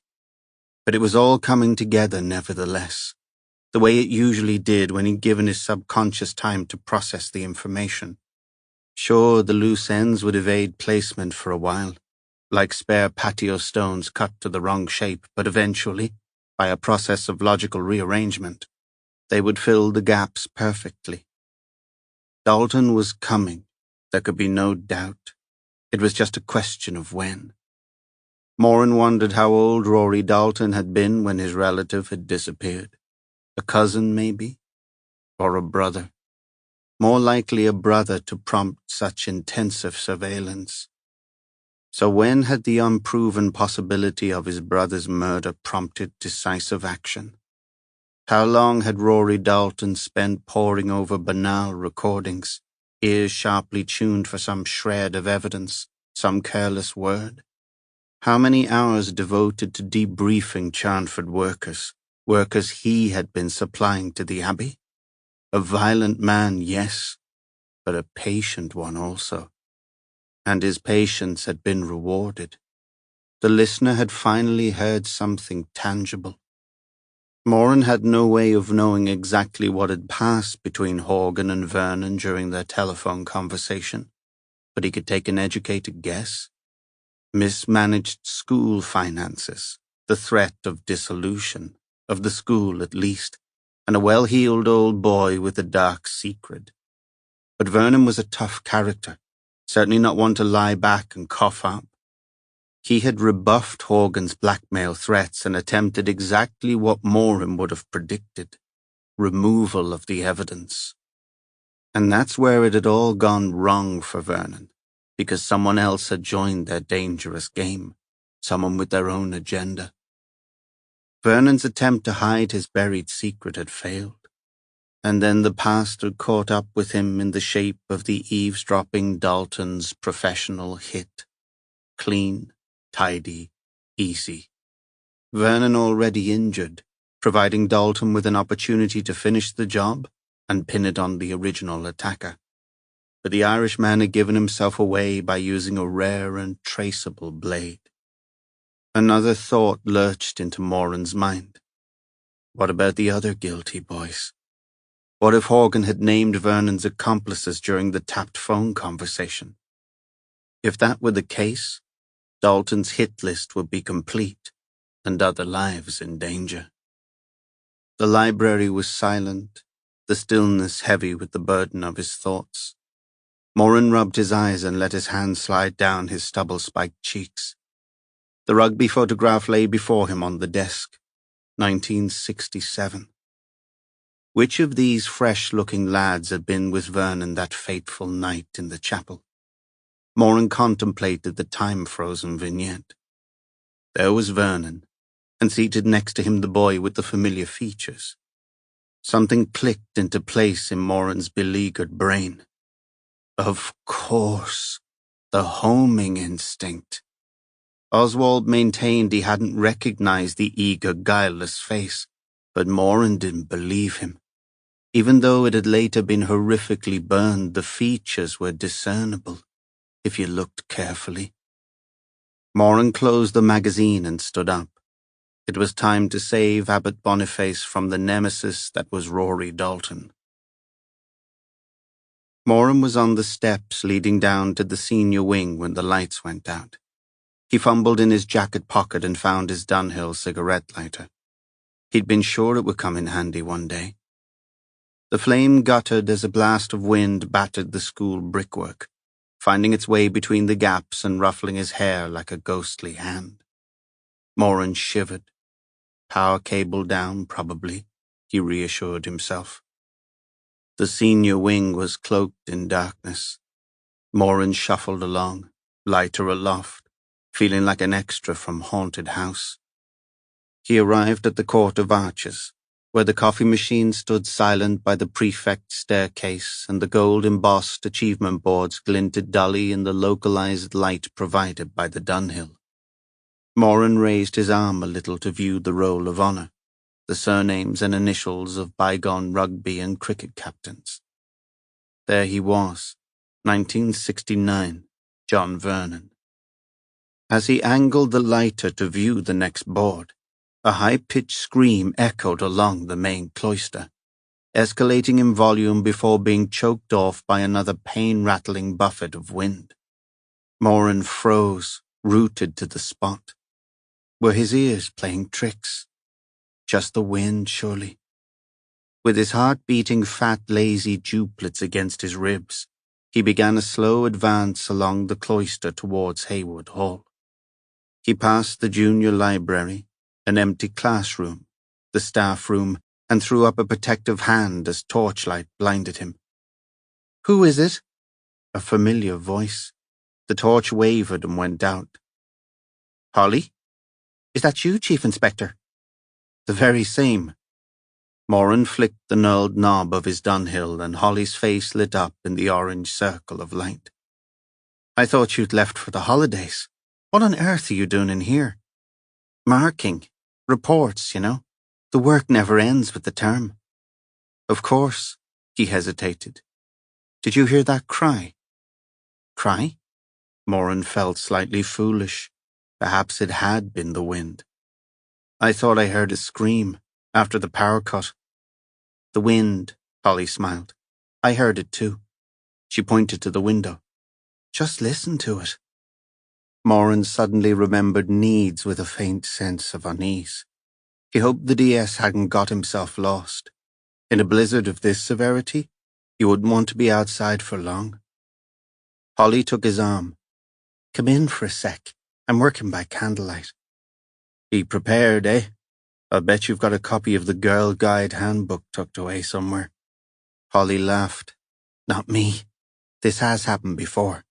The electrics are positively prehistoric." Moran allowed himself to be led into the dimly lit staff room. The interior was divided into a series of partitions, each containing a desk and an assortment of personal ephemera. Polly's alcove was tidy and sweet-smelling. 2 scented candles burned brightly on her window ledge, and a vase of fresh flowers, balanced precariously on the edge of her desk, overrode the underlying grassy fragrance of books. Moran waited until she had set the torch down and turned to face him, before moving forward and holding her in a tight embrace. "Wow, I wasn't expecting that," she purred in his ear. "Taking advantage of a woman in the dark? Not what I would expect from Her Majesty's finest." Moran hadn't been expecting it either. He couldn't believe what he'd just done. "I don't usually conform to expectations." He nuzzled her shapely neck. He had not been rejected. It was too good to be true. And actually it was, because he knew he was about to spoil the moment. "Holly, you have to leave the building. It's not safe." Holly pulled away. "What?" She folded her arms and cocked her head to one side. "You sure know how to treat a girl, that's for sure, Brendan Moran." "I'm sorry. Not great timing." "You can say that again. What's wrong?" "I can't explain. I have to sort something out. I hope it won't take long."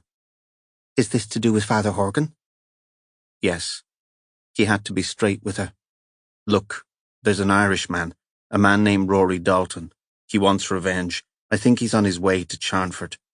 She reached out and grasped his wrist. "Is it him? The killer?" Her hand went to her mouth. "Oh God, please be careful." "Of course, I have my sergeant." But he didn't. Best not mention that. "Look, I'll be fine. Just get yourself away out of here for a while. I'll call you later." "Out of here?" Holly pointed to the window. "In this?" Moran followed her gesture. He could see very little out of the window. The alcove was covered in snow, and the dark rectangles of glass were shaking with the force of the particles crashing against them. She had a point. "Okay, just stay put. Don't move. At least I know where you are." Holly shivered.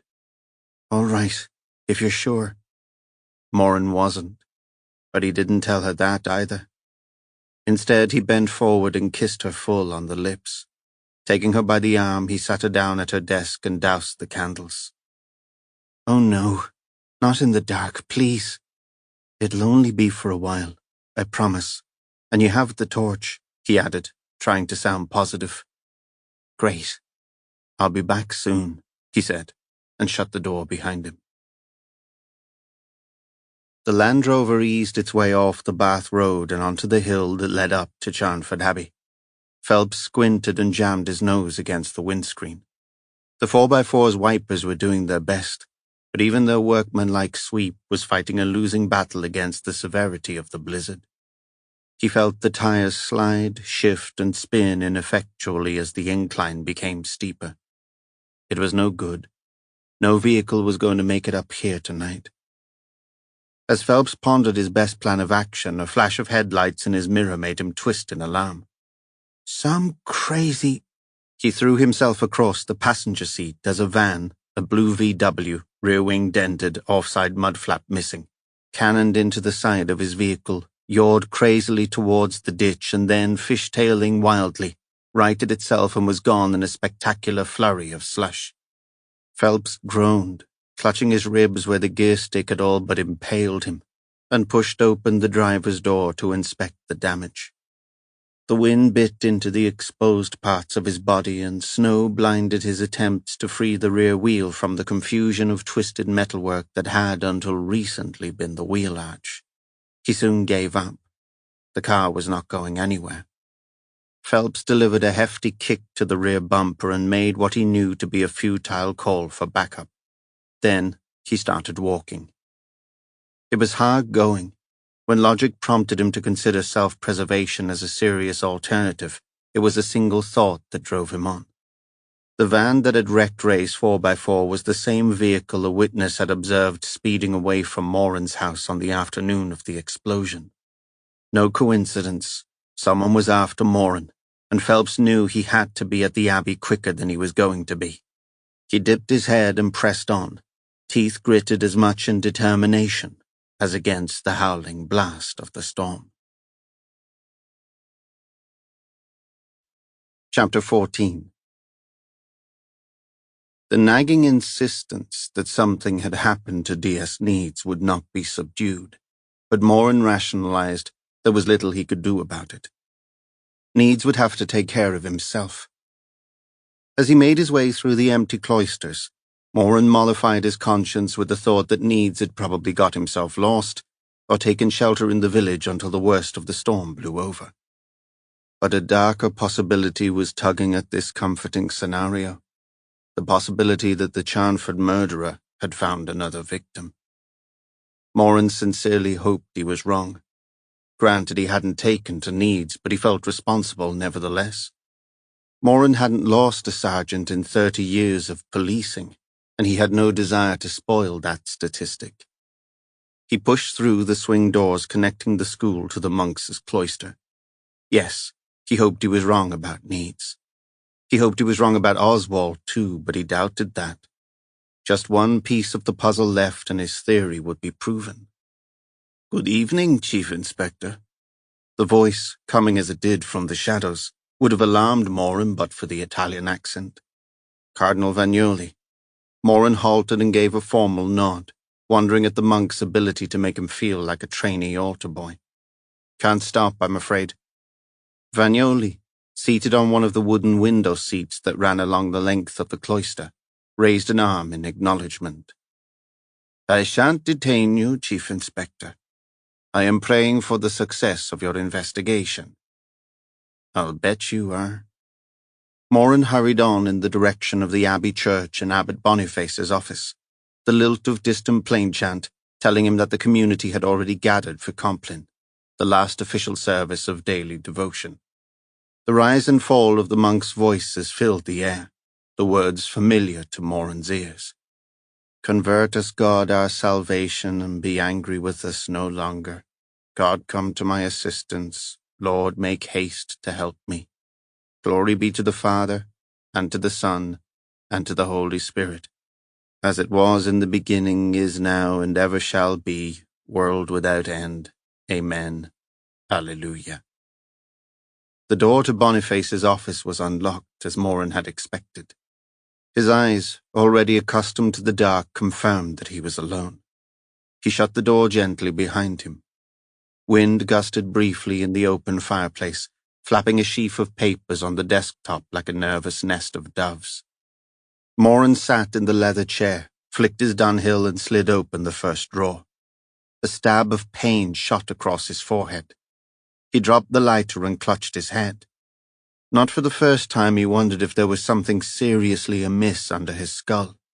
His skin felt clammy as he felt for his pulse, but the beat was reassuringly steady. The pain cleared and he refocused his attention on the abbot's desk. Letters, orders of service, building plans, and parish notices all underwent Moran's brief but thorough scrutiny. And suddenly there it was, innocuous enough at first sight, but its contents had stirred up jealousy, hatred, and eventually, murderous intent. Moran walked to the window and parted the heavy curtains. The storm was easing. The grounds were virgin white. No sign of Needs tramping wearily from the Abbey gates. A sliver of moonlight washed out the Dunhill's weak flame as Moran read the memo for the third time. To Oswald OSB. Date September 10th.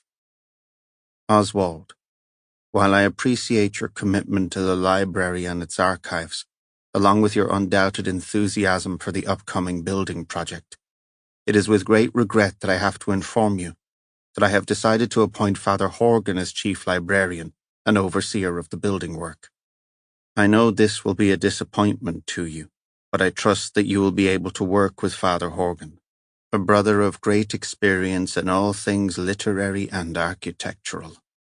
I want you to know that I value your contribution to the Abbey and its work, and this decision should in no way be seen as a negative reflection on your diverse and enthusiastic work at Charnford. Every blessing, Boniface OSB, Abbot. 3 months had elapsed since the memo had been written. 3 months of bitter, anguished, introverted anger. Moran folded the paper, found the guest's armchair, and sank gratefully into it. God, but he was tired. He closed his eyes, and the room receded like a blanket being pulled from under him. He was beneath the chapel, in the corner of the vault, looking in. Before him a life-sized crucifix had been erected. Father Horgan was standing beside it, pointing at the titulus with a bloodied finger, stretching his arms wide in imitation of a crucified man. The base of the cross was surrounded by grinning skulls, one of which swiveled to stare at him accusingly. The skull belonged unmistakably to D.S. Needs. Moran tried to back away, but he was seized from behind in a relentless grip. He turned to see John Vernon's blanched face grinning into his. Moran opened his mouth to scream, but nothing would come. The grip tightened and the cross loomed ever closer. Vernon opened his hands to reveal a set of ugly, broad-headed iron nails. At that precise moment, the door opened and Moran jerked awake. It was not the abbot. Oswald closed the door behind him and moved silently across the carpeted floor. "Is the abbot expecting you, Inspector? I see you have made yourself comfortable." A little too comfortable, it would seem. Moran's heart was racing, but his voice was even. "Falling asleep on the job again. The chief constable won't be very happy." "And you've been in touch, obviously?" Of course Oswald knew Lawson. That made sense of Phelps's hurried substitution. "What is it? Bridge club? Confessional favors?" Oswald chuckled. "Nothing so intellectual, Chief Inspector Moran." The prior moved around the pedestal desk and sat himself comfortably in the abbot's chair. "A common interest in fishing. The kennet, you know. Early risers catch the best fish. We've passed many a happy dawn together by the loch." "I'm touched." Moran was overcome by a creeping paralysis. He could move his arms, but his legs were lumps of inanimate meat. His head throbbed a steady 4 beats to the bar. "How did you know? You do know, don't you?" Oswald leaned forward and clasped his hands as if conducting a parental interview. No. It had been an unusually fragmented path to knowledge, Moran reflected. What had been the key, the final combination that had sprung the lock? He couldn't pinpoint it now. All that remained was the knowledge, the certainty, and the crumpled memo in his pocket. The past had threatened to obscure the present, something that Oswald had probably hoped for and no doubt exploited. Did he owe Oswald an explanation? Probably not. Perhaps for the late Father Horgan's sake, then, especially after the canny old monk had gone to such lengths to point the finger. Moran licked his dry lips. "About you, you mean?" He asked this more to test his faculties than to seek clarification. What was wrong with him? Had Oswald poisoned him? Not possible. He'd not had any food or drink since the morning. What, then? Purewall's prophecy, his subconscious whispered. The brain is a very sensitive organ, Chief Inspector. You take my meaning correctly, Inspector. The gentle cadences of the Ave Maria filtered into the room, filling Moran's head with images of black rock, morning prayers, shoe polish. Oswald tapped his thumbs together. I need to know. How did you guess? I don't guess, Moran croaked. Never guess. Was that his voice? The sound came to his ears through a long tunnel, distorted and harsh. Can I fetch you a glass of water? You look pale. Oswald studied him through his thick glasses. What have you done with Needs? Needs? Your rather self-absorbed sergeant. Nothing. For my part, that is. Of course, I cannot guarantee his safety, but I am overreaching myself, Inspector. Plenty of time for revelations later. Oswald consulted his watch. Compline isn't due to finish for at least another hour. Well then, Moran took a pained breath. I'll go first, shall I? If you feel able. Oswald flashed a brief, sympathetic smile. It's only right to start with Father Horgan. Moran spoke with a huge effort. A clever man. I understand he was appointed over you as librarian. Oswald's face darkened, but his smile prompted Moran to continue. Perhaps I could take you up on your offer of a drink. Moran waited, conserving his strength as Oswald poured water from a decanter and pushed the glass across the desk towards him. It was too far away. If he leaned over to pick it up, he would fall, and then his time would be up. No good. Dry lips it was, then. Thanks. He tried to raise his arm in a casual gesture, but even this small movement was apparently beyond the motor ability of his brain. Odd that his thinking was crystal clear. Moran gunned the mental accelerator. Horgan was holding 2 items, you may recall. I do. Oswald's face was bright with concentration. A length of shin bone in one hand, and Charnford's famous relic in the other. Exactly. And I suppose you thought that was coincidental, after you crept up behind him and slashed his throat? Oswald inclined his head. A grasping reflex, the coroner's man said. Moran nodded. That's probably what Horgan wanted you to think, because if you'd worked it out, you'd have confiscated his props pronto. I don't understand. No, I don't expect you do. Horgan taught languages, didn't he? The frown on Oswald's face deepened. He did. French and German being his specialities? Yes. Now Oswald was intrigued. He was leaning across the desk. He seemed to be enjoying himself. Good. Well, let's dissect your chosen name, shall we? Moran paused, the effort of speech draining his strength. In a movie, the cavalry would arrive any time now, just as he passed out. My name? Ah. Understanding broke over Oswald's face. Easy, really. Moran forced himself to continue. While he was talking, he was still alive. Think about it. 2 hands. 1 word per hand. Os. The bone. En français. Oswald's face shone. Spot on. And in the right? A rich chuckle escaped from Oswald's lips. The titulus, which is made of wood, or Wald in German. Moran nodded. It was about all he could do physically. Not bad for a man with only seconds to live. Indeed, indeed, Oswald nodded vigorously. Ave Maria. The assembled monks' voices reprised and died away. Worthy of a little respect, I'd say. Wrong, Moran. That was a wrong turning. A cul-de-sac. A mood breaker. Respect, Oswald hissed. Respect.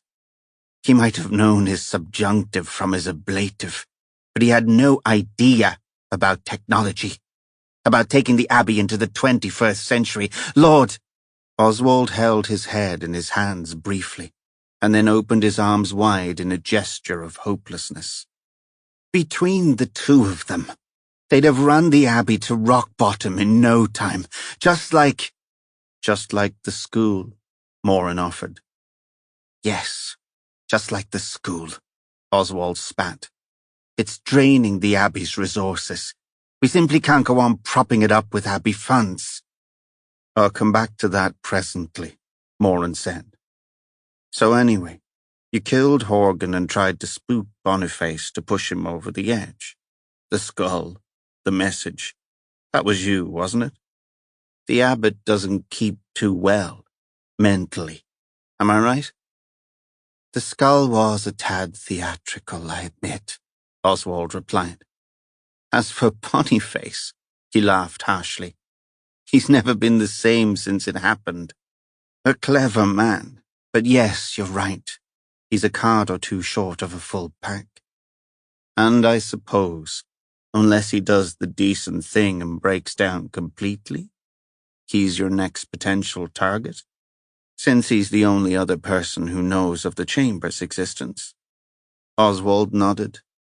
So, you were planning to bury them both in the chamber. First Horgan, and then Boniface. Seal it up and pray that you could persuade the authorities that they had absconded together. But Vernon came along at the wrong time and ruined it all. Moran concentrated on his breathing, the look on Oswald's face answering his question. Moran let his breath out slowly. Perhaps what he was experiencing was only a blip in his recovery, not some catastrophic collapse. He'd seen enough stroke victims in his time, spoon-fed and helpless, eyes pleading for release. That wasn't for him. Better to go down fighting. And there was something else, as if Horgan hadn't given me enough. Please, go on. Moran wet his dry lips. When you met me in the car park that first morning, you weren't wearing your scapular. What happened to it? Blood stains, I'm guessing. Very good, Inspector. You're right. I had to remove it. I was prepared for Horgan's dispatch, you see, but Mr. Vernon caught me unawares. Fortunately for him, we were interrupted by Father Benedict. As you know, Mr. Vernon got away, but not before he'd made rather a mess of my clothing. Moran nodded. Now, tell me about you and Maria. A pained expression passed briefly across Oswald's face. Ah, poor Maria. She liked you, didn't she? Confided in you. Good old Ozzy. Always the sympathetic ear. No crime in that, Inspector. But that's exactly what she had in mind, wasn't it? A crime.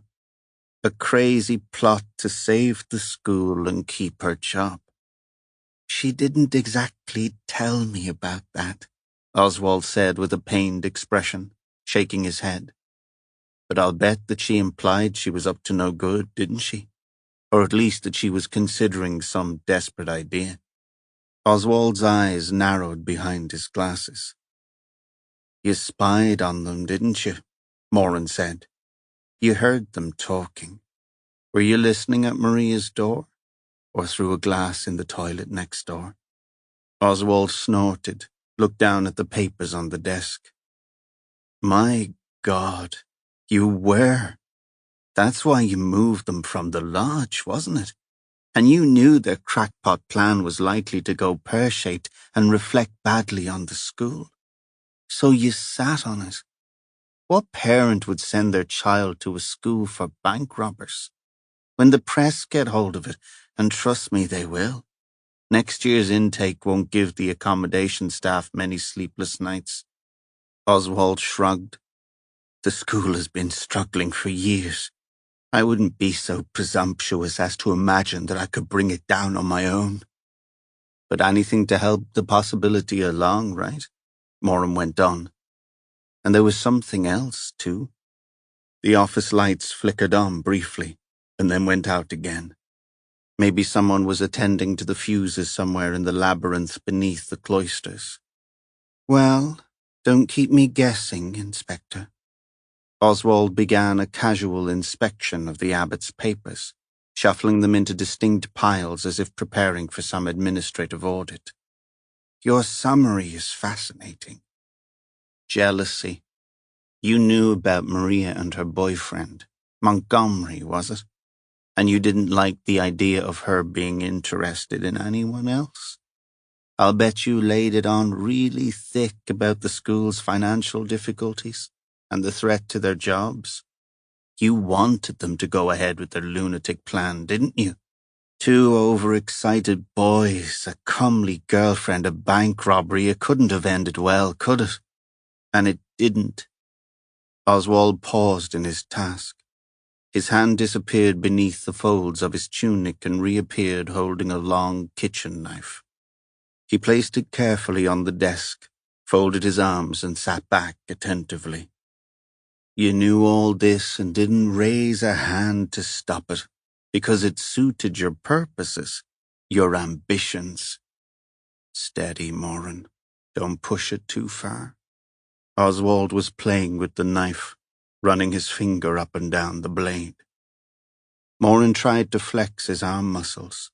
Pins and needles ran up and down his spine. And then old Horgan gets the librarian's job. Was that the decider for you? Is that why you slit his throat? Oswald shook his head slowly. You don't understand. Can't understand. Try me. The monk drew a long breath. They were as thick as thieves, those two. Excuse the expression, Chief Inspector. Horgan and Boniface. Oswald nodded. Of course I knew the background. We all did. It was never spoken of. The abbot's past, you mean? His attempted suicide? His guilt? Exactly. Horgan put him up for abbot, you know, after he'd rescued him from the brink and welcomed him into the Brotherhood. I thought it had to be something like that. Well, I must say, Chief Inspector, I'm very impressed by your intuition. Oswald rotated the tip of the knife against the desktop, moving the handle with a wide circular motion. I've been at it a long time. Too long, Moran thought, and maybe not for much longer. It makes sense that Boniface, or Hugh Phillips to use his original name, returned to his crime scene. He felt comfortable here in familiar surroundings, and he could repent at leisure under Horgan's watchful eye, right? Quite so. They ran the abbey and the school between them. Aloysius, well, he's a puppet head, really.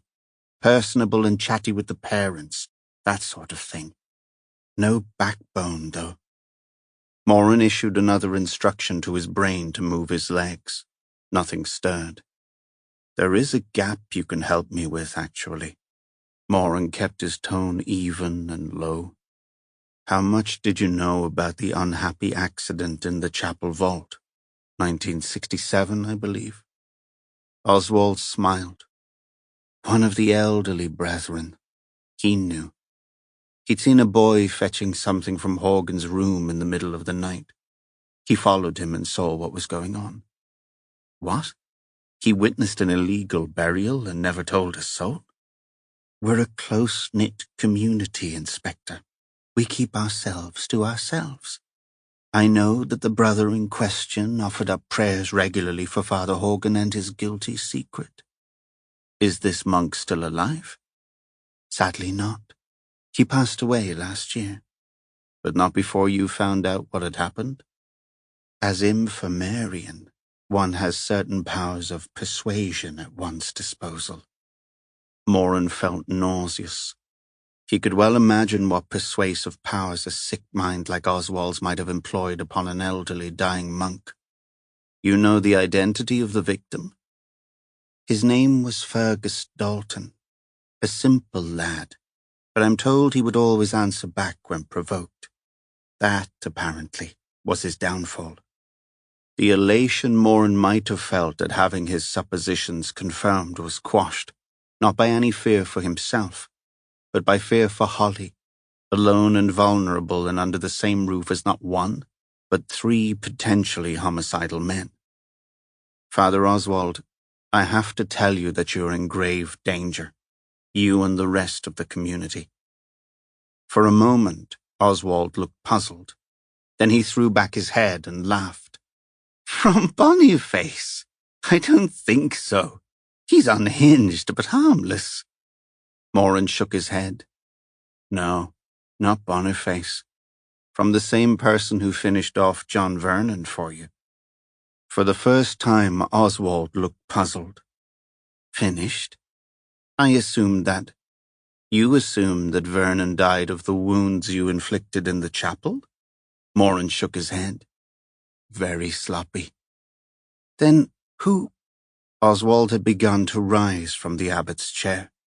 He was holding the knife in a loose but workmanlike grip. There was a click and creak as the abbot's office door swung open. Moran still couldn't move. Only eyes and tongue were functioning. Neither could he turn his head to see who had just entered the room. But he recognized the voice all right. He'd know that brogue anywhere, even though only 2 words had been uttered. "Abbot Boniface?" Rory Dalton inquired as he stepped into Moran's line of vision. "I certainly am not," Oswald replied. "And you are?" "Rory Dalton's the name. You murdered my brother. You and your buddies."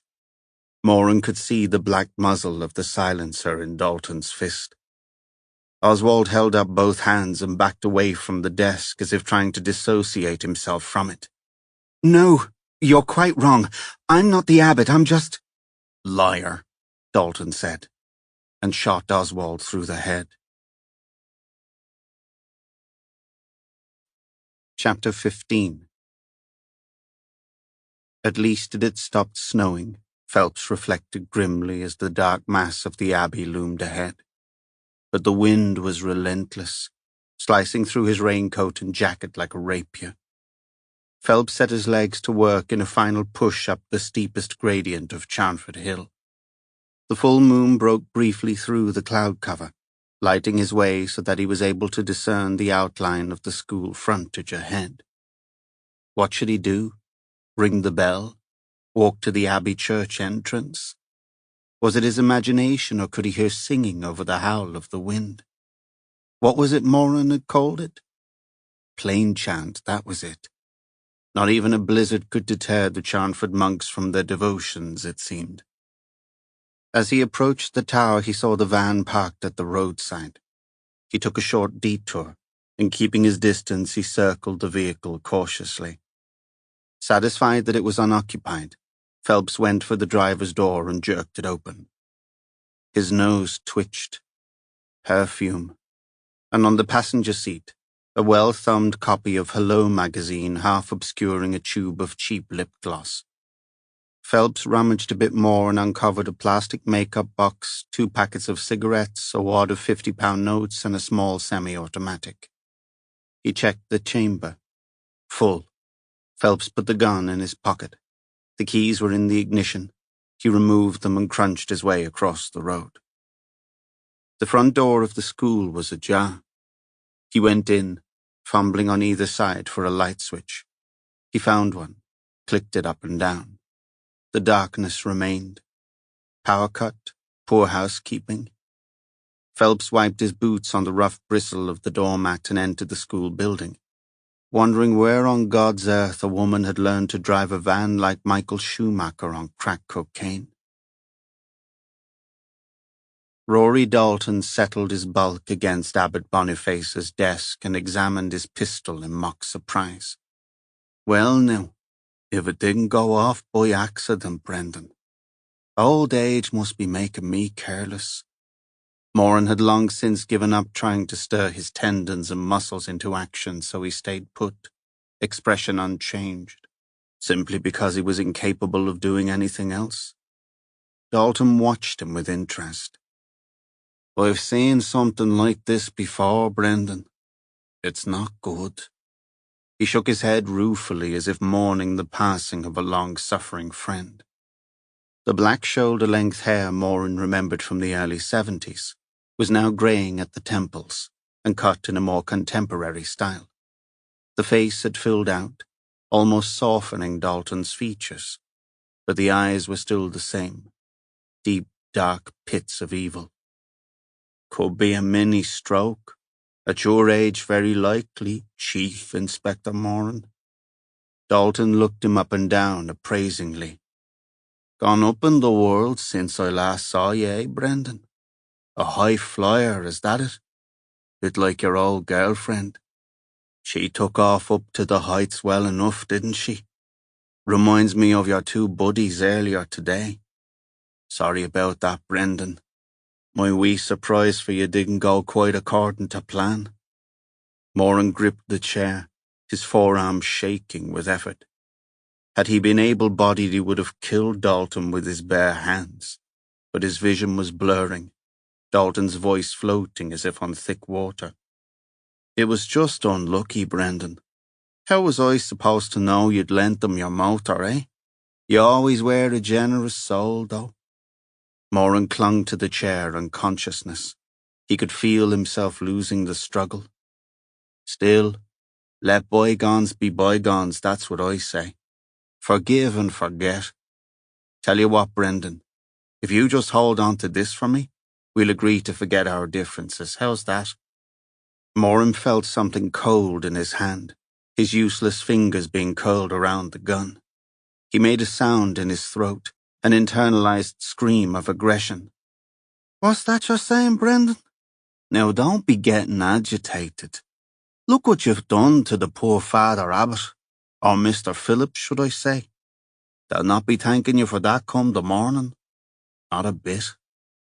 Dalton's breath was in his nostrils, rank and tinged with cigar smoke.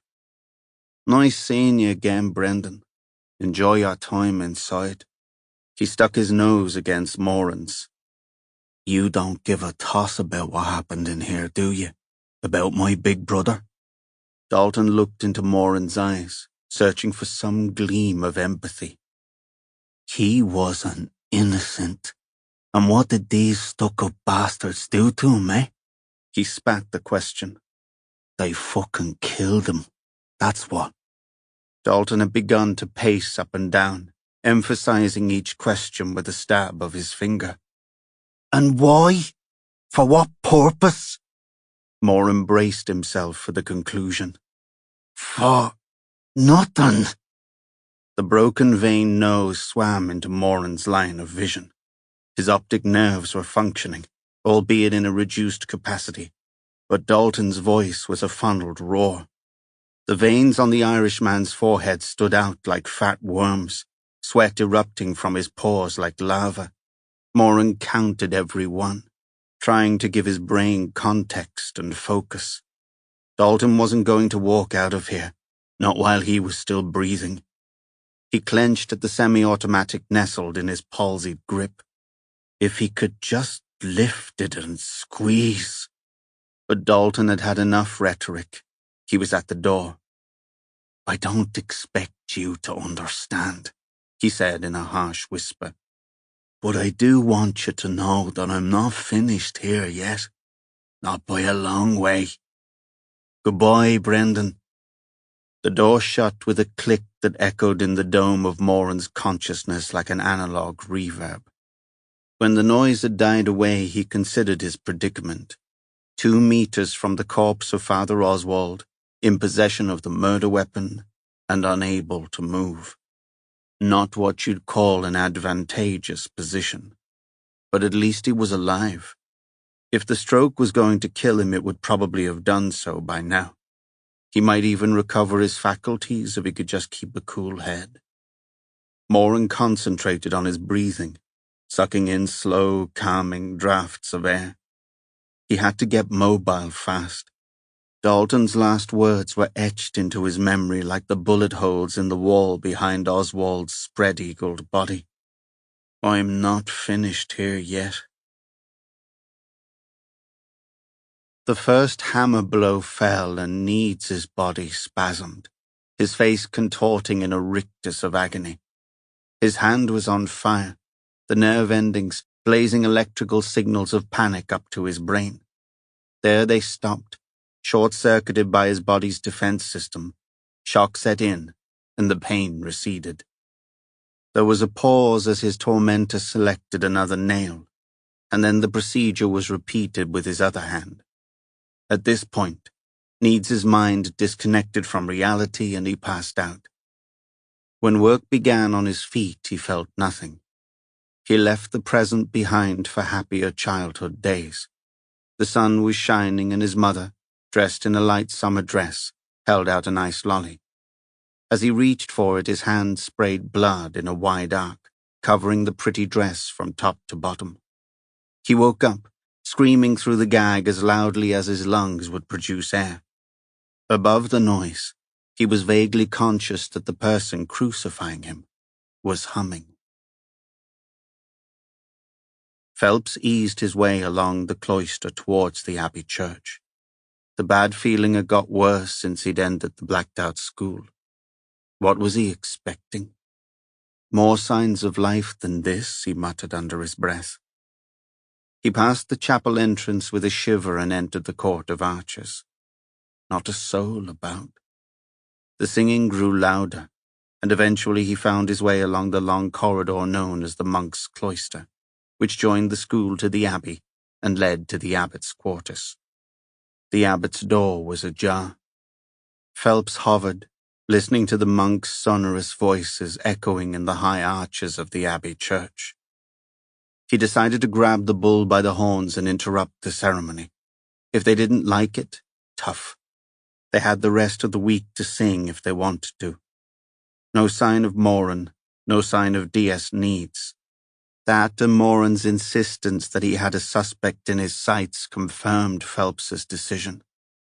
He squared his shoulders and marched purposefully towards the church entrance. He had only progressed a short distance before he heard what he interpreted as a strangulated shout. Phelps was a big man, but he could move fast when speed was required. He turned and glued his back to the wall, scanning the cloister for danger. The cry came again. This time, he pinpointed the source to the abbot's office. Phelps shimmied his way along the wall and put his ear to the door. Then he heard something he recognized. Moran, clearly unhappy, berating himself in the sort of language Phelps imagined would meet with disapproval should one of the monks happen to pass by. He gave the door a hefty push, automatically casing the room as it swung open. "Late again, Phelps," Moran said in a voice that was barely a whisper. "Sorry, Gov. Inclement weather." Phelps took in the prone body and the spreading pool of blood, and Moran, sitting bolt upright in the visitor's leather-upholstered chair, a silenced semi-automatic clasped in his left hand. Phelps felt for Oswald's pulse. "I take it this wasn't your doing, Gov?" He dropped the monk's wrist. Oswald was as dead as a doornail. Moran was trying to get up, and Phelps didn't have to be medically qualified to see that something was very wrong. He gently pressed Moran back into the chair. "Easy, Gov." "Phelps, would you mind very much?" Moran's voice was getting stronger. He reached for Phelps's hand. "Just a sec, Gov." Moran hadn't shot Oswald, surely. Phelps fervently hoped he hadn't. "Phelps, look at the state of me." Moran was reading his mind. "I couldn't hit a lorry at 10 paces, let alone place 2 bullets dead center in Oswald's forehead. Can you move your right hand, Gov?" "Of course I damn well can't. What does it look like to you?" "Well, it's just that the gun's in your left hand and you're right-handed." "Good. And?" Moran broke off in a fit of coughing. "And you can't move your right arm, so you couldn't have shot him." "Bravo, Phelps." Moran cleared his throat with a noise that reminded Phelps of a care home he had once visited. "Now get me up, would you? Rory Dalton is about to add to his tally, and Holly is in the firing line. So is Needs, for that matter." Phelps made a sour face. "Holly? Holly who?" "Slow down a sec, Gov." "No, I bloody well won't slow down." "Okay," Phelps said, keeping his tone low and reasonable. "So tell me what happened." "Help me up and I will, and stop treating me like a suspect." Phelps relented, watching Moran anxiously as he found his balance. The Gov was deathly pale, but his eyes were clear and focused. "Thank you, Sergeant Phelps. Right, chapel, let's go." Phelps frowned. "What about Oswald?" "He's not going anywhere. He can wait. Dalton can't." Chapter 16. Rory Dalton? The guy who... That's right, Phelps. Moran was playing a hunch that said Dalton would visit the chapel before carrying out whatever else he was planning. Why? Because it was his last chance to pay his respects to Fergus. Fergus? Phelps's face creased in consternation. Moran stopped and took a deep breath, leaning on a pillar for support. His right arm dangled uselessly, but everything else appeared to be working. He felt terrible, but he wasn't dead, and as Dr. Purewall had pointed out in her usual caring fashion, that wasn't such a bad thing. Gov, you should be on your way to hospital, Later, Moran straightened. As he did so, the lights flickered again. He spoke tersely. Fergus is Dalton's brother, the body in the vault. He was accidentally killed in some kind of prank that went wrong. They set off walking again, hurrying through the court of arches until they were at the chapel door. Sir, I need to tell you about the abbot. Phelps's hand was on Moran's shoulder. Moran nodded, fumbling in his pocket awkwardly. I know. His name is Hugh Phillips. He was one of the gang who killed Fergus. Attempted suicide but failed. Horgan got him into the monastery, then mentored him for high office. Phelps looked impressed. Okay. Old news then. Sorry. Here, let me look. He fished a key ring out of Moran's jacket pocket. Sure? Moran nodded. Sure as I can be. Phelps hesitated, his doubts resurfacing. What if Moran was lying? Maybe he had killed Oswald. Maybe his mind had gone off the rails. He unlocked the chapel, pushed the door gently and stepped back, indicating that Moran should go first. Moran gave him an irritated glance and went in.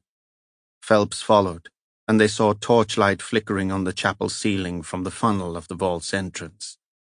A voice, low and lilting, led them cautiously to the altar.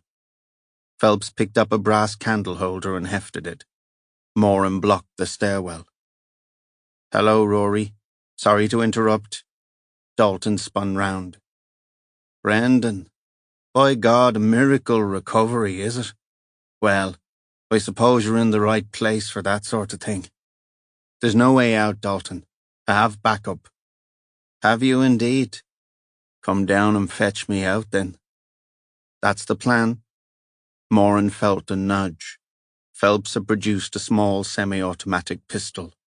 Moran nodded and accepted the weapon. It sat awkwardly in his left hand, but it was better than nothing. Finger on the trigger, he took the first step. Put your hands up, Dalton, where I can see them. Dalton moved away from the earth of his brother's disturbed grave and leaned against the crypt wall. Moran descended warily. Dalton had both hands in the air. He nudged something with his leg. The next movement, the wall had tilted sideways, taking Dalton with it. One moment the Irishman was there. The next, he'd vanished. Moran threw himself forward and ran his hands quickly up and down the brickwork. Where was the lever? Phelps joined him, stamping the flagstones with his boot heels beside the altar where the titulus had rested in its case. Nothing. Come on, he'll be out before we know it. Moran hurried up the vault staircase, ignoring the throbbing in his temple and the numbness in his arm. Wait, Phelps called him back. His hand was resting on a protruding nail in the wall. It moved vertically and the wall slid aside. They ducked their heads and found themselves following a narrow passage that wound in a gentle curve. Phelps shone his torch into the darkness ahead, but there was no sign of Dalton. By the time they saw the dead end ahead, Moran had guessed where they would emerge. His feet snagged on something. He bent and picked it up. A bundle of clothing. No, a scapular. Blood-stained. Oswald's. Moran left it on the floor. It could wait too. Now I know why I thought there was someone watching me in the sacristy. They could come and go as they pleased, to and from the chapel chamber. This was Oswald's escape route the night of the murder. Come on, Phelps. There must be an exit lever, quickly. They fumbled in the torchlight. Moran's heart was beating unevenly now, his breathing becoming more of an effort. And then again it was Phelps who found it, a loose brick at the wall's base. A gap opened, the masonry moving on silent hinges. Phelps clicked his tongue in admiration. Not bad, Garvey. But Moran had already stepped down into the sacristy, wrenching at the door handle. He's locked it from the outside. Step aside, sir, if you please. Phelps applied his shoulder and the lock splintered, spilling them into the connecting corridor between chapel and sacristy. Seconds later, they were racing past the locker room and into the main cloister. As Moran rounded the corner, he saw Dalton by the staff room. Holly. He'd told her she'd be safe in the staff room, but now the commotion would entice her into Dalton's path. However, Dalton had come to a standstill, halted by something coming through the double doors by the study hall. Phelps made a groaning noise in his throat. Oh no. Moran had seen it too.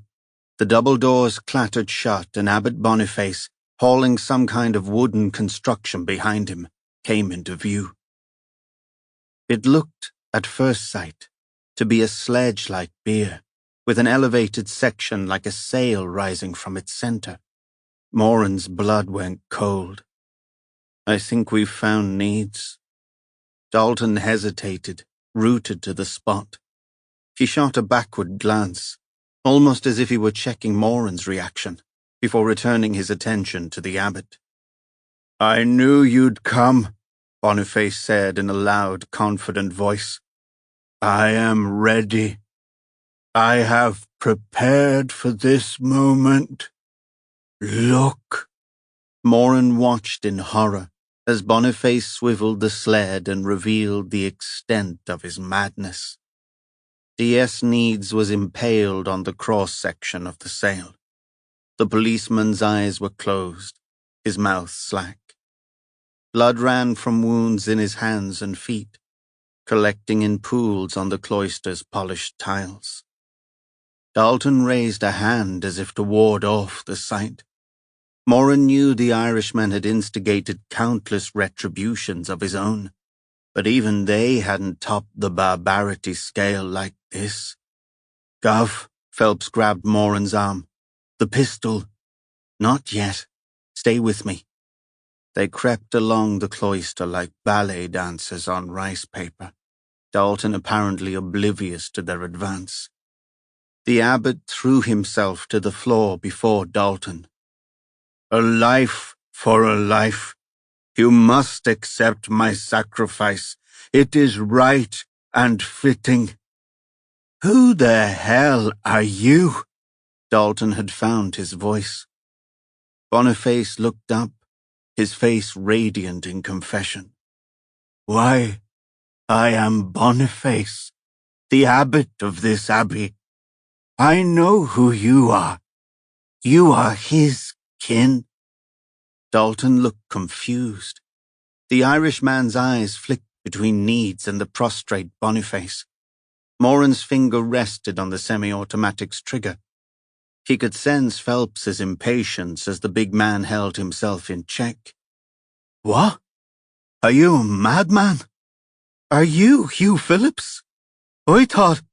Dalton's voice had a nervy quality to it. He was evidently as baffled by the confusion of identities as he was sickened by the spectacle before him. I was, Boniface admitted, in another life. But I have paid for my sins in part, and he shall pay the balance. Boniface stroked the foot of the cross where Needs's feet had been pinned. He is so like Fergus, is he not? They can rest in the earth together. It is right and fitting. Dalton's eyes narrowed and his hand went to his pocket. Moran raised his pistol. Drop it, Dalton. The Irishman laughed and turned. And what? This place is history after tonight, Brendan. It's all going to go up. Look what they've done. He pointed to Needs's twitching body and the abbot in turn. Go on, look, will you, and tell me these people deserve to live. Shoot me, and you'll never know where the bomb has been planted. Bomb. Moran kept his voice steady. What bomb, Rory? Listen to me. We need to help that boy. He swallowed hard. How much blood had Needs lost? How much pain could a body take? Moran knew that seconds counted if they were to save him. His left hand gripped the semi-automatic, his emotions roller-coasting between horror at Needs' predicament and the red rage of revenge that was prompting him to shoot Dalton where he stood. At that moment, Boniface launched himself at Dalton's feet, wrapping his arms about his legs, sobbing like a child.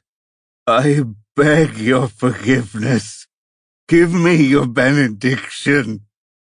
Dalton pulled away in disgust, and his hand came out of his pocket, holding a short, business-like knife.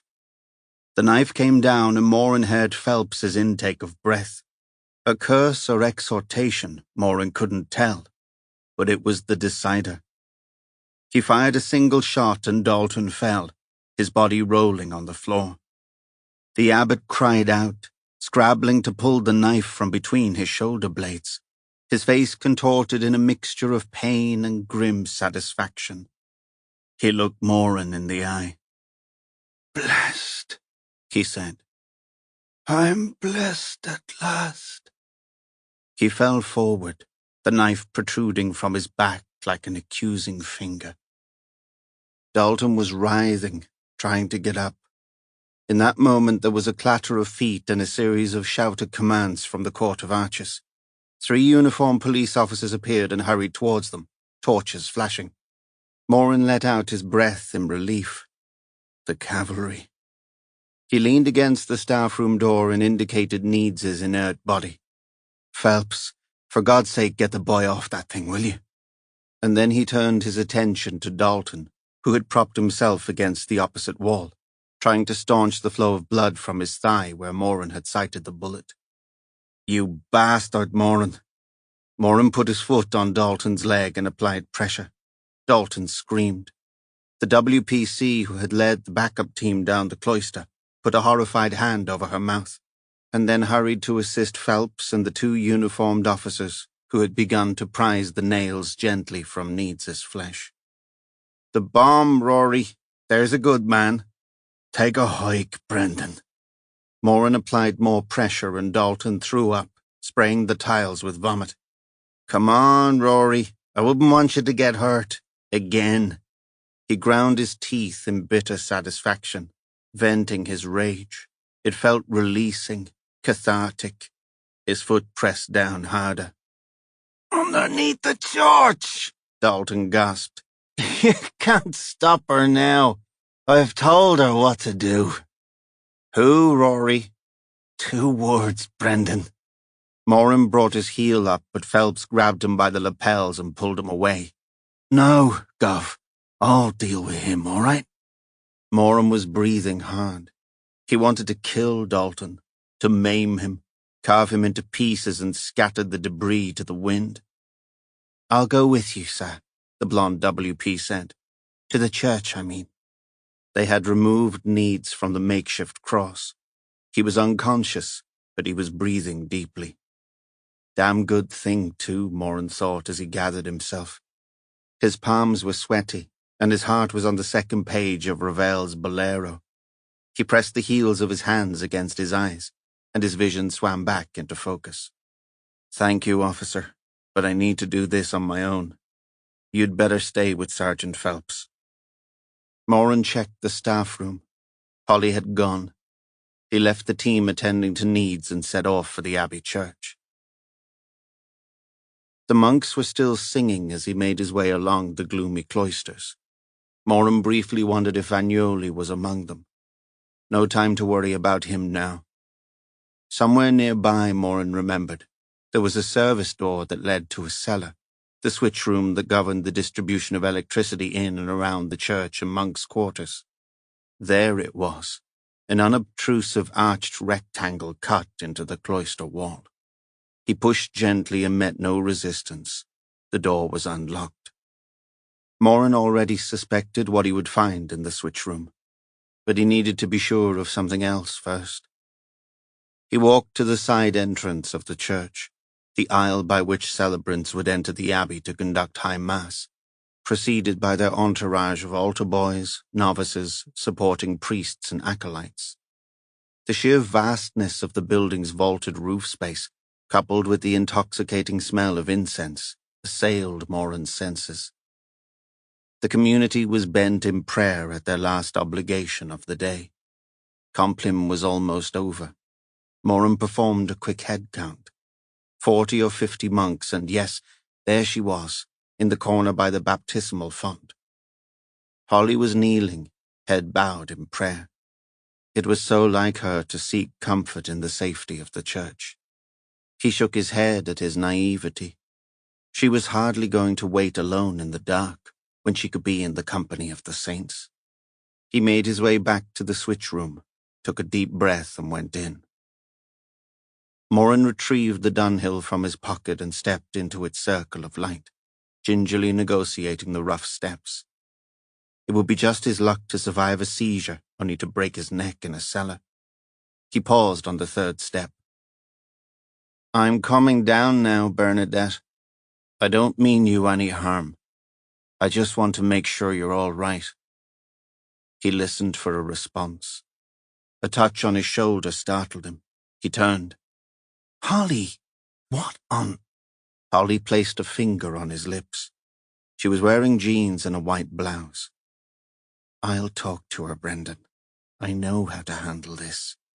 He opened his mouth to protest, but Holly silenced him with a light tap of her finger. "I used to be a counselor, remember?" She called into the darkness. "Bernadette? My name is Holly. I'm 29. My birthday was last week. We had a brilliant party. Listen, you're going to be okay. Can we come down?" A stifled sob came back.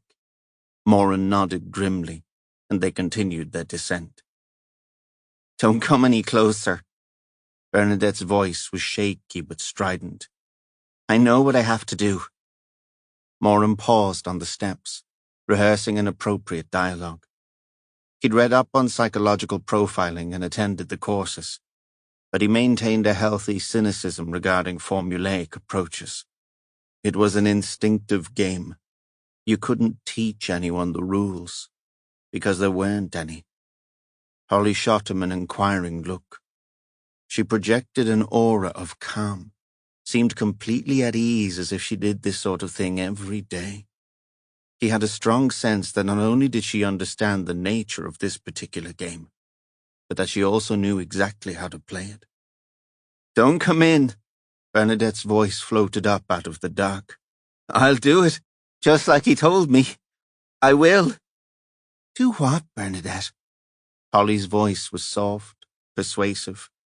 She was going to be Bernadette's best buddy. Moran stood back and gave her space. He felt the roughness of the unplastered brickwork against the back of his hand. His right arm was awakening. His heart was beating regularly. He was alive, for now. "If I don't do it, he'll kill me anyway." Bernadette's voice was barely a whisper. "Rory Dalton can't hurt you, Bernadette," Holly said reasonably. "He's in police custody." Bernadette laughed, her voice flat against the dryness of the cellar walls. "He won't be for long. Don't think you can hold him. You won't." Her voice was thick with conviction. "You might keep him in jail for a week or two, but he always comes back. I know he does." Moran spoke up. "Yes, he has done before, Bernadette. Believe me, I understand your concern. I know him, you see. But I promise you, this time, he's going to prison for a very, very long time." "Doesn't matter how long," Bernadette replied miserably. "He'll still kill me when he gets out." "We won't let him, Bernadette," Holly said smoothly. "He isn't going to hurt anyone again. Ever." Moran bit down on his tongue, thinking of another day in December. His black December. Janice opening the car door, autumn sunshine picking out the red in her hair, the big wave, the smile. He couldn't allow Holly to stay. What was he thinking? But she seemed to be in control. Kay and Patrick's faces slid over Janice's in his mind, competing for his attention. "Are you all right, Brendan?" Holly's voice in his ear, bringing him back. "Fine. I'm fine." He cleared his throat, indicated that she should go on. I'm going to do this. I am. Bernadette's voice was shaking now, mirroring the tremors running through her body. Let me just see you, Bernadette. Is that all right? Holly had inched down another step. She gingerly put her head around the corner. I really want to have a chat, okay? We can have a good natter, and then I'll buy you a drink at the local. How does that sound? We'll make a real girly evening of it. Moran listened with admiration. Holly was good. Damn good. He became aware that the plain chant had stopped. Compline was over. The final prayer would follow, and then the monks would leave the church, retiring to their cells. They had to keep Bernadette talking. What do you say, Bernadette? Look, I'm a girl, just like you. Holly had turned the corner. Can Inspector Moran come in now? He's made sure that Rory Dalton can't touch you. Believe me, Bernadette, I was there. I saw what happened. She was there? Moran frowned. It was possible. Maybe Holly had been watching from some vantage point before retreating to the church. You're lying, Bernadette spat. No, she's not lying. Moran inched his way around the wall. Bernadette was crouched by a bank of electricity and gas meters, arms wrapped around her body in a tight hug. But it was what she was hugging that made Moran's throat contract and his saliva congeal. Her torso was a circle of wiring, around which cylindrical packages of explosive had been taped. In her white fist, she clutched the detonator, her varnish-chipped thumb poised above the red button. Bernadette lowered her head in an attitude of resignation, and Moran braced himself, took an involuntary step back. When's your birthday, Bernadette? Holly asked chirpily. What do you usually do? Me? Well, I make sure I get rid of the boyfriend. After that, I get the girls round, know what I mean? She winked. Girls know how to have fun. A faint trace of a smile moved across Bernadette's face as she lifted her head. I used to have fun, sure, a long time ago. She sighed a heavy, defeated shudder. Me and Maria, we came over together. Dalton arranged it for us. Needed the work, you know. I understand. Holly had taken another step. Money isn't everything, but it helps, right? Sure. Tell me about Maria. Moran assessed whether he had time to get to the detonator before the thumb came down. He didn't need to prompt Holly. She was totally in sync with what was required. Her voice was steady, charming, normal, and Bernadette was visibly relaxing. Maria was my best friend, you know. Crazy, great fun. Do anything for a laugh. That was her. Bernadette smiled sadly. When she looked up, it was with a searching expression, appealing to Holly's sense of right and wrong. Why did she die? I don't understand. She was so alive. A pause. So, I don't know. Alive. The tears came, racking, shuddering sobs. Moran hovered, judging the distance. The connection had been made, not with him, but with Holly. He was an onlooker, an outsider. He had to be invisible. She had to forget he was here, and Holly was intuitively working with exactly that in mind. I know, Holly continued. I lost someone too, a long time ago. He made me feel special, like there was no one else in the world. Bernadette nodded, her hands busy with the wiring, patting the coils, reassuring herself. Yeah, that's it. She gave a bitter little laugh. Keep the blokes away. We don't need them. They're all scum. The atmosphere was subtly changing, the sense of heaviness lifting. Above them in the cloister, Moran could hear the sound of shuffling feet. He hoped the monks would quickly disperse to their rooms, that curiosity at the open switch-room door would not get the better of them. And he's the worst. Bernadette's cheeks creased in sudden anger. He wouldn't leave her alone, and him a father and all. Who, Bernadette? Holly cocked her head to one side, gently probing, not forcing an answer. Who? Who? You mean you don't know? Jesus, everyone else knows. Holly smiled. I've heard rumours, Bernadette. But go on, fill me in. Moran listened as Bernadette revealed the extent of Oswald's obsessional intentions. He'd been right. Jealousy at Maria's dalliance with the boy Mason had fueled Oswald's motivation, to the point where his manipulative influence over the dead girl had become intolerable. The zesty, risk-taking Maria had been goaded into a crime of such reckless folly that Moran had to wonder afresh how anyone had ever bought into it at all. And now the perpetrator of this persecution lay dead in Boniface's office, a bullet lodged in his brain. I'm so sorry. Holly had squatted next to Bernadette. We can help you, babe. We really can. Steady. Moran watched Holly's arm move across Bernadette's shoulder. Steady. No! Bernadette lashed out with her arm, and Holly, caught off balance, went sprawling. I know what you're doing. She was sobbing now, her voice trembling and shaking. You can't fix this. You can't help me. I don't want to live anymore. I'm as good as dead anyhow. One hand trembled over the detonator. With the other, she flicked a greasy lock of hair away from her eyes. Holly eased herself up with a graceful, gentle motion and brushed her jeans. Hey, take it easy, Bernadette. Listen to me. You've got everything to live for. You're young. You've got your whole life ahead of you. You can start again. We'll help you, I promise. She gave Moran a look. We promise, don't we, Chief Inspector? We do. I give you my word, Bernadette. I can't, Bernadette said flatly. I can't trust anyone anymore. Moran shifted uneasily. The heaviness was back, the air pregnant with tension. Perhaps you should move away a little, Brendan. Holly's voice was strangely calm. Her eyes locked onto his for a moment before she turned back to Bernadette. Bernadette grasped the detonator box. You're like all the rest, the kitchen maid said. You're like him. It's all just words, just lies.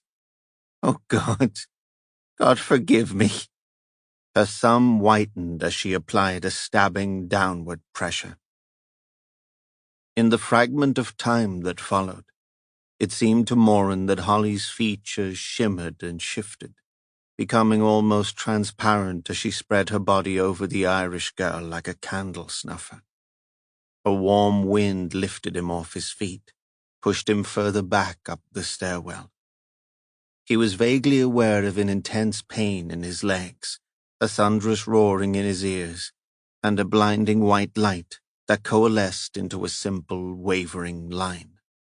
The line twisted, jerked, and then leveled off until it was completely straight, like a giant ruler stretching to the horizon. To Moran it seemed a fitting end, an infinitely flat line, above and around which nothing moved, where all was stillness and calm. Epilogue. Phelps closed the car door with a practiced flick and drew his overcoat around him. A gust of wind ruffled the bare branches of the two great oaks that presided over this corner of the cemetery, like silent guardians of the dead. Phelps shivered and looked at his watch. He was the first to arrive. Others would appear shortly, conversing in hushed tones, perhaps offering a quiet word or comment about the service, remarking that the vicar had handled it well given the tragic circumstances, had set the right tone. Phelps stuck his hands in his pockets and began a slushy amble towards the recently disturbed earth, a bright, almost orange hue in the late morning sunshine. Set against the overall whiteness of the cemetery, it seemed an ugly thing, an unnatural and undesirable blot on an artist's canvas. The snow was virtually undisturbed, save for a few furtive tracks made by some small animal, and as his footsteps scored a pathway between the gravestones, he began to feel a sense of trespass, as if his presence were an aberration, an insensitive mark of disrespect to the resting souls beneath. He gave his head a brisk shake to dispel the melancholy, and toyed with the notion of a quick cigarette before the mourners arrived. As he drew nearer, Phelps saw that he had been mistaken. 2 figures were already at the graveside, hidden from view by a snow-clad camellia bush planted centrally between the intersecting paths that wove between the orderly rows of memorials. Phelps hung back for a moment, and then, suddenly ashamed, strode forward at a brisker pace. They were an elderly couple, he could see now. The taller of the 2 glanced at him as he approached, nodded briefly, and then turned his attention back to the yawning hole, the 2 lengths of planking and the frost-covered tarpaulin with its 4 symmetrically placed bricks. "Mr. Lawson, Mrs. Lawson." Phelps nodded a pinched greeting. "Hello, Sergeant Phelps." Mrs. Lawson managed a stiff smile. She was a well-preserved woman for her early 70s, he guessed. The skin was pale and powdered, the lipstick a little too thickly applied. Her hair, gathered into a strangely old-fashioned bun, protruded from beneath her hat like that of a waitress from a bygone era. Mr. Lawson Sr. extended a gnarled hand, which Phelps shook a little less firmly than usual. "I just want to thank you again, Sergeant, for your kind words concerning the passing of our son. I know you have been working closely with him these last few weeks." Phelps could only nod in response, as Mrs. Lawson produced a lace handkerchief and dabbed her eyes. "I can't believe he's gone," Mrs. Lawson said quietly. "It's like a bad dream." Phelps cleared his throat. We are so sorry for your loss, Mrs. Lawson. Your son was an exceptional man in many respects." "We're very proud of him," Mrs. Lawson's voice caught. "I just wish... Oh, such a stupid accident. What was that other driver doing? In December, for goodness sake. William was always so careful with his driving, wasn't he, Eric?" She turned to her husband for confirmation. "Don't laugh," Phelps told himself. "Don't." "It could have happened to anyone," Phelps heard himself ramble. "An ice cream van, a patch of ice." He shrugged. "What could you say?" "Ah, here's my governor." Phelps pointed, glad of the distraction. Car doors slammed softly in the middle distance and Moran came into view, walking stiffly on a pair of gunmetal crutches. Phelps watched the governor hobble towards them with something akin to puzzled admiration. How many lives did Moran have? "I'll tell you something, Mrs. Lawson." Phelps laid a large hand on the woman's shoulder. "There's no one thought more highly of the chief than DCI Moran." "I don't understand," Mr. Lawson said. "I thought DCI Moran was in intensive care." Phelps hesitated. Again, what could he say? That Lawson's ludicrous demise had done more to accelerate Moran's recovery than any surgically applied remedy? Phelps cleared his throat. "Well, you're right. He was in the ICU until last Monday. The thing is, I don't think hospital suits his temperament." Phelps narrowed his eyes against the glare slanting from the hearse's windscreen. "But he'll have a word for you, I'm sure, Mr. Lawson. He likes a chat, does the governor." "So," Moran said quietly, "you saw the medical report?" The mourners had departed. Only Moran and Phelps remained by the grave. "Signed and sealed, Gov. Top of his in tray." Phelps found his cigarettes, lit up with relish and inhaled deeply. "Anyone else see it?" Moran adjusted his crutches, planting them with difficulty in the hard ground. "Or, you know me, Gov. Compulsively tidy. Can't have irrelevant papers cluttering up the chief's office." Moran smiled. "Thank you, Phelps." A moment's silence. "And Holly?" Moran's breath hung like Phelps's smoke in the still air. Phelps took his time. Eventually, he said, "Nothing, Gov. Not registered at Chelmsford. Aloysius has never heard the name. No trace in Cork either, he added. And Bernadette was the only casualty. Moran coughed painfully. Apart from yourself, Gov, yes. The monks had all left the church. The blast went up, not across. Otherwise I probably wouldn't be talking to you now. If ifs and buts are no good, Gov. That's what you used to tell me. Phelps blew out a funnel of smoke. Bernadette was always going to hit that button, whatever you said or did. Maybe not. Look, Gov. Phelps looked Moran in the eye. She was terrified of Dalton. He'd been on her case for years, even before she took a job at the Abbey. He's the godfather of the Era Mafia, the big man. Not anymore, Moran said with some satisfaction. Are you going to the trial? Phelps buried the stub of his cigarette and covered it over with a wedge of snow. Wild horses wouldn't keep me away, Robert. If Phelps was taken aback by Moran's use of his first name, he didn't show it. Both men lapsed into a wordless vigil beside the freshly dug grave. Hard to believe that the implacable Lawson had just been lowered into that cold and inhospitable trench. Moran felt a sudden pang of remorse. They'd never seen eye to eye. Well, it was too late to make amends now. Phelps was the first to break the silence. And the relic? Moran looked up. Delivered safely into Cardinal Vagnoli's hands. I understand that Father Aloysius negotiated a generous donation from his friends at the Vatican. So the school survives. The dead boys would be pleased to know that, don't you think? Phelps nodded. I'm sure they would. Phelps paused. Gov? Moran raised his eyebrows, the tiny action producing a brief sensation of disorientation. Was there a reason you didn't mention that you'd half-inched the titulus? Phelps scratched his head uneasily, uncomfortable at asking yet needing his curiosity satisfied. I only borrowed it, Phelps. Moran leaned awkwardly on his crutches and grimaced. It reappeared in the sacristy one night. The only person who could have done that was Bernadette. My guess is that she knew what Oswald was up to. Dalton was on her case the whole time for information. She knew about the chamber. Maybe she wanted to let Oswald know he was being watched, that he didn't hold all the cards. Or maybe... He paused. Gov? Maybe she just wanted to handle the titulus, to make a connection. She was a good Catholic girl. She might have hoped it would provide some kind of protection against evil. Against Dalton, Phelps said quietly. Exactly.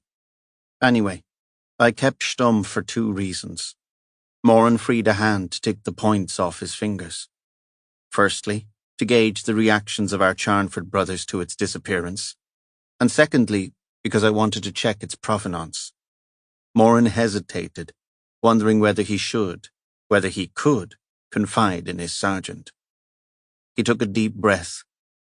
You see, Phelps, I wanted to do that. For myself, if I'm honest. Ah, Phelps considered. I heard the prof's report, he said thoughtfully. Genuine, he reckoned. That's a turn-up, eh? Yes, isn't it? Strange, though. Moran trailed off, frowning. What's that, Gov? It was in the cottage, the crucifix on the wall. That's what got me thinking about the titulus and Horgan's posthumous clue. The wood of the cross, the exposed bones. Moran's lips came together in a compressed line. But the cottage was derelict, and the crucifix never existed. He bowed his head and said quietly, It seemed so real, Phelps. She seemed so real. It'll get better, Gov. Yes. Moran fixed his eyes on the middle distance. A flight of white-fronted geese passed overhead, circling high above the cemetery, riding the winter wind. I suppose it will. God works in mysterious ways, as they say. Phelps's face cracked into a wide grin. Moran looked up, the sparkle in his eyes rekindled. Indeed he does, Sergeant Phelps. Indeed he does. This has been Black December, DCI Moran Book 1, written by Scott Hunter and read for you by Wayne Farrell. Copyright Scott Hunter, 2015. Production copyright 2015, Scott Hunter.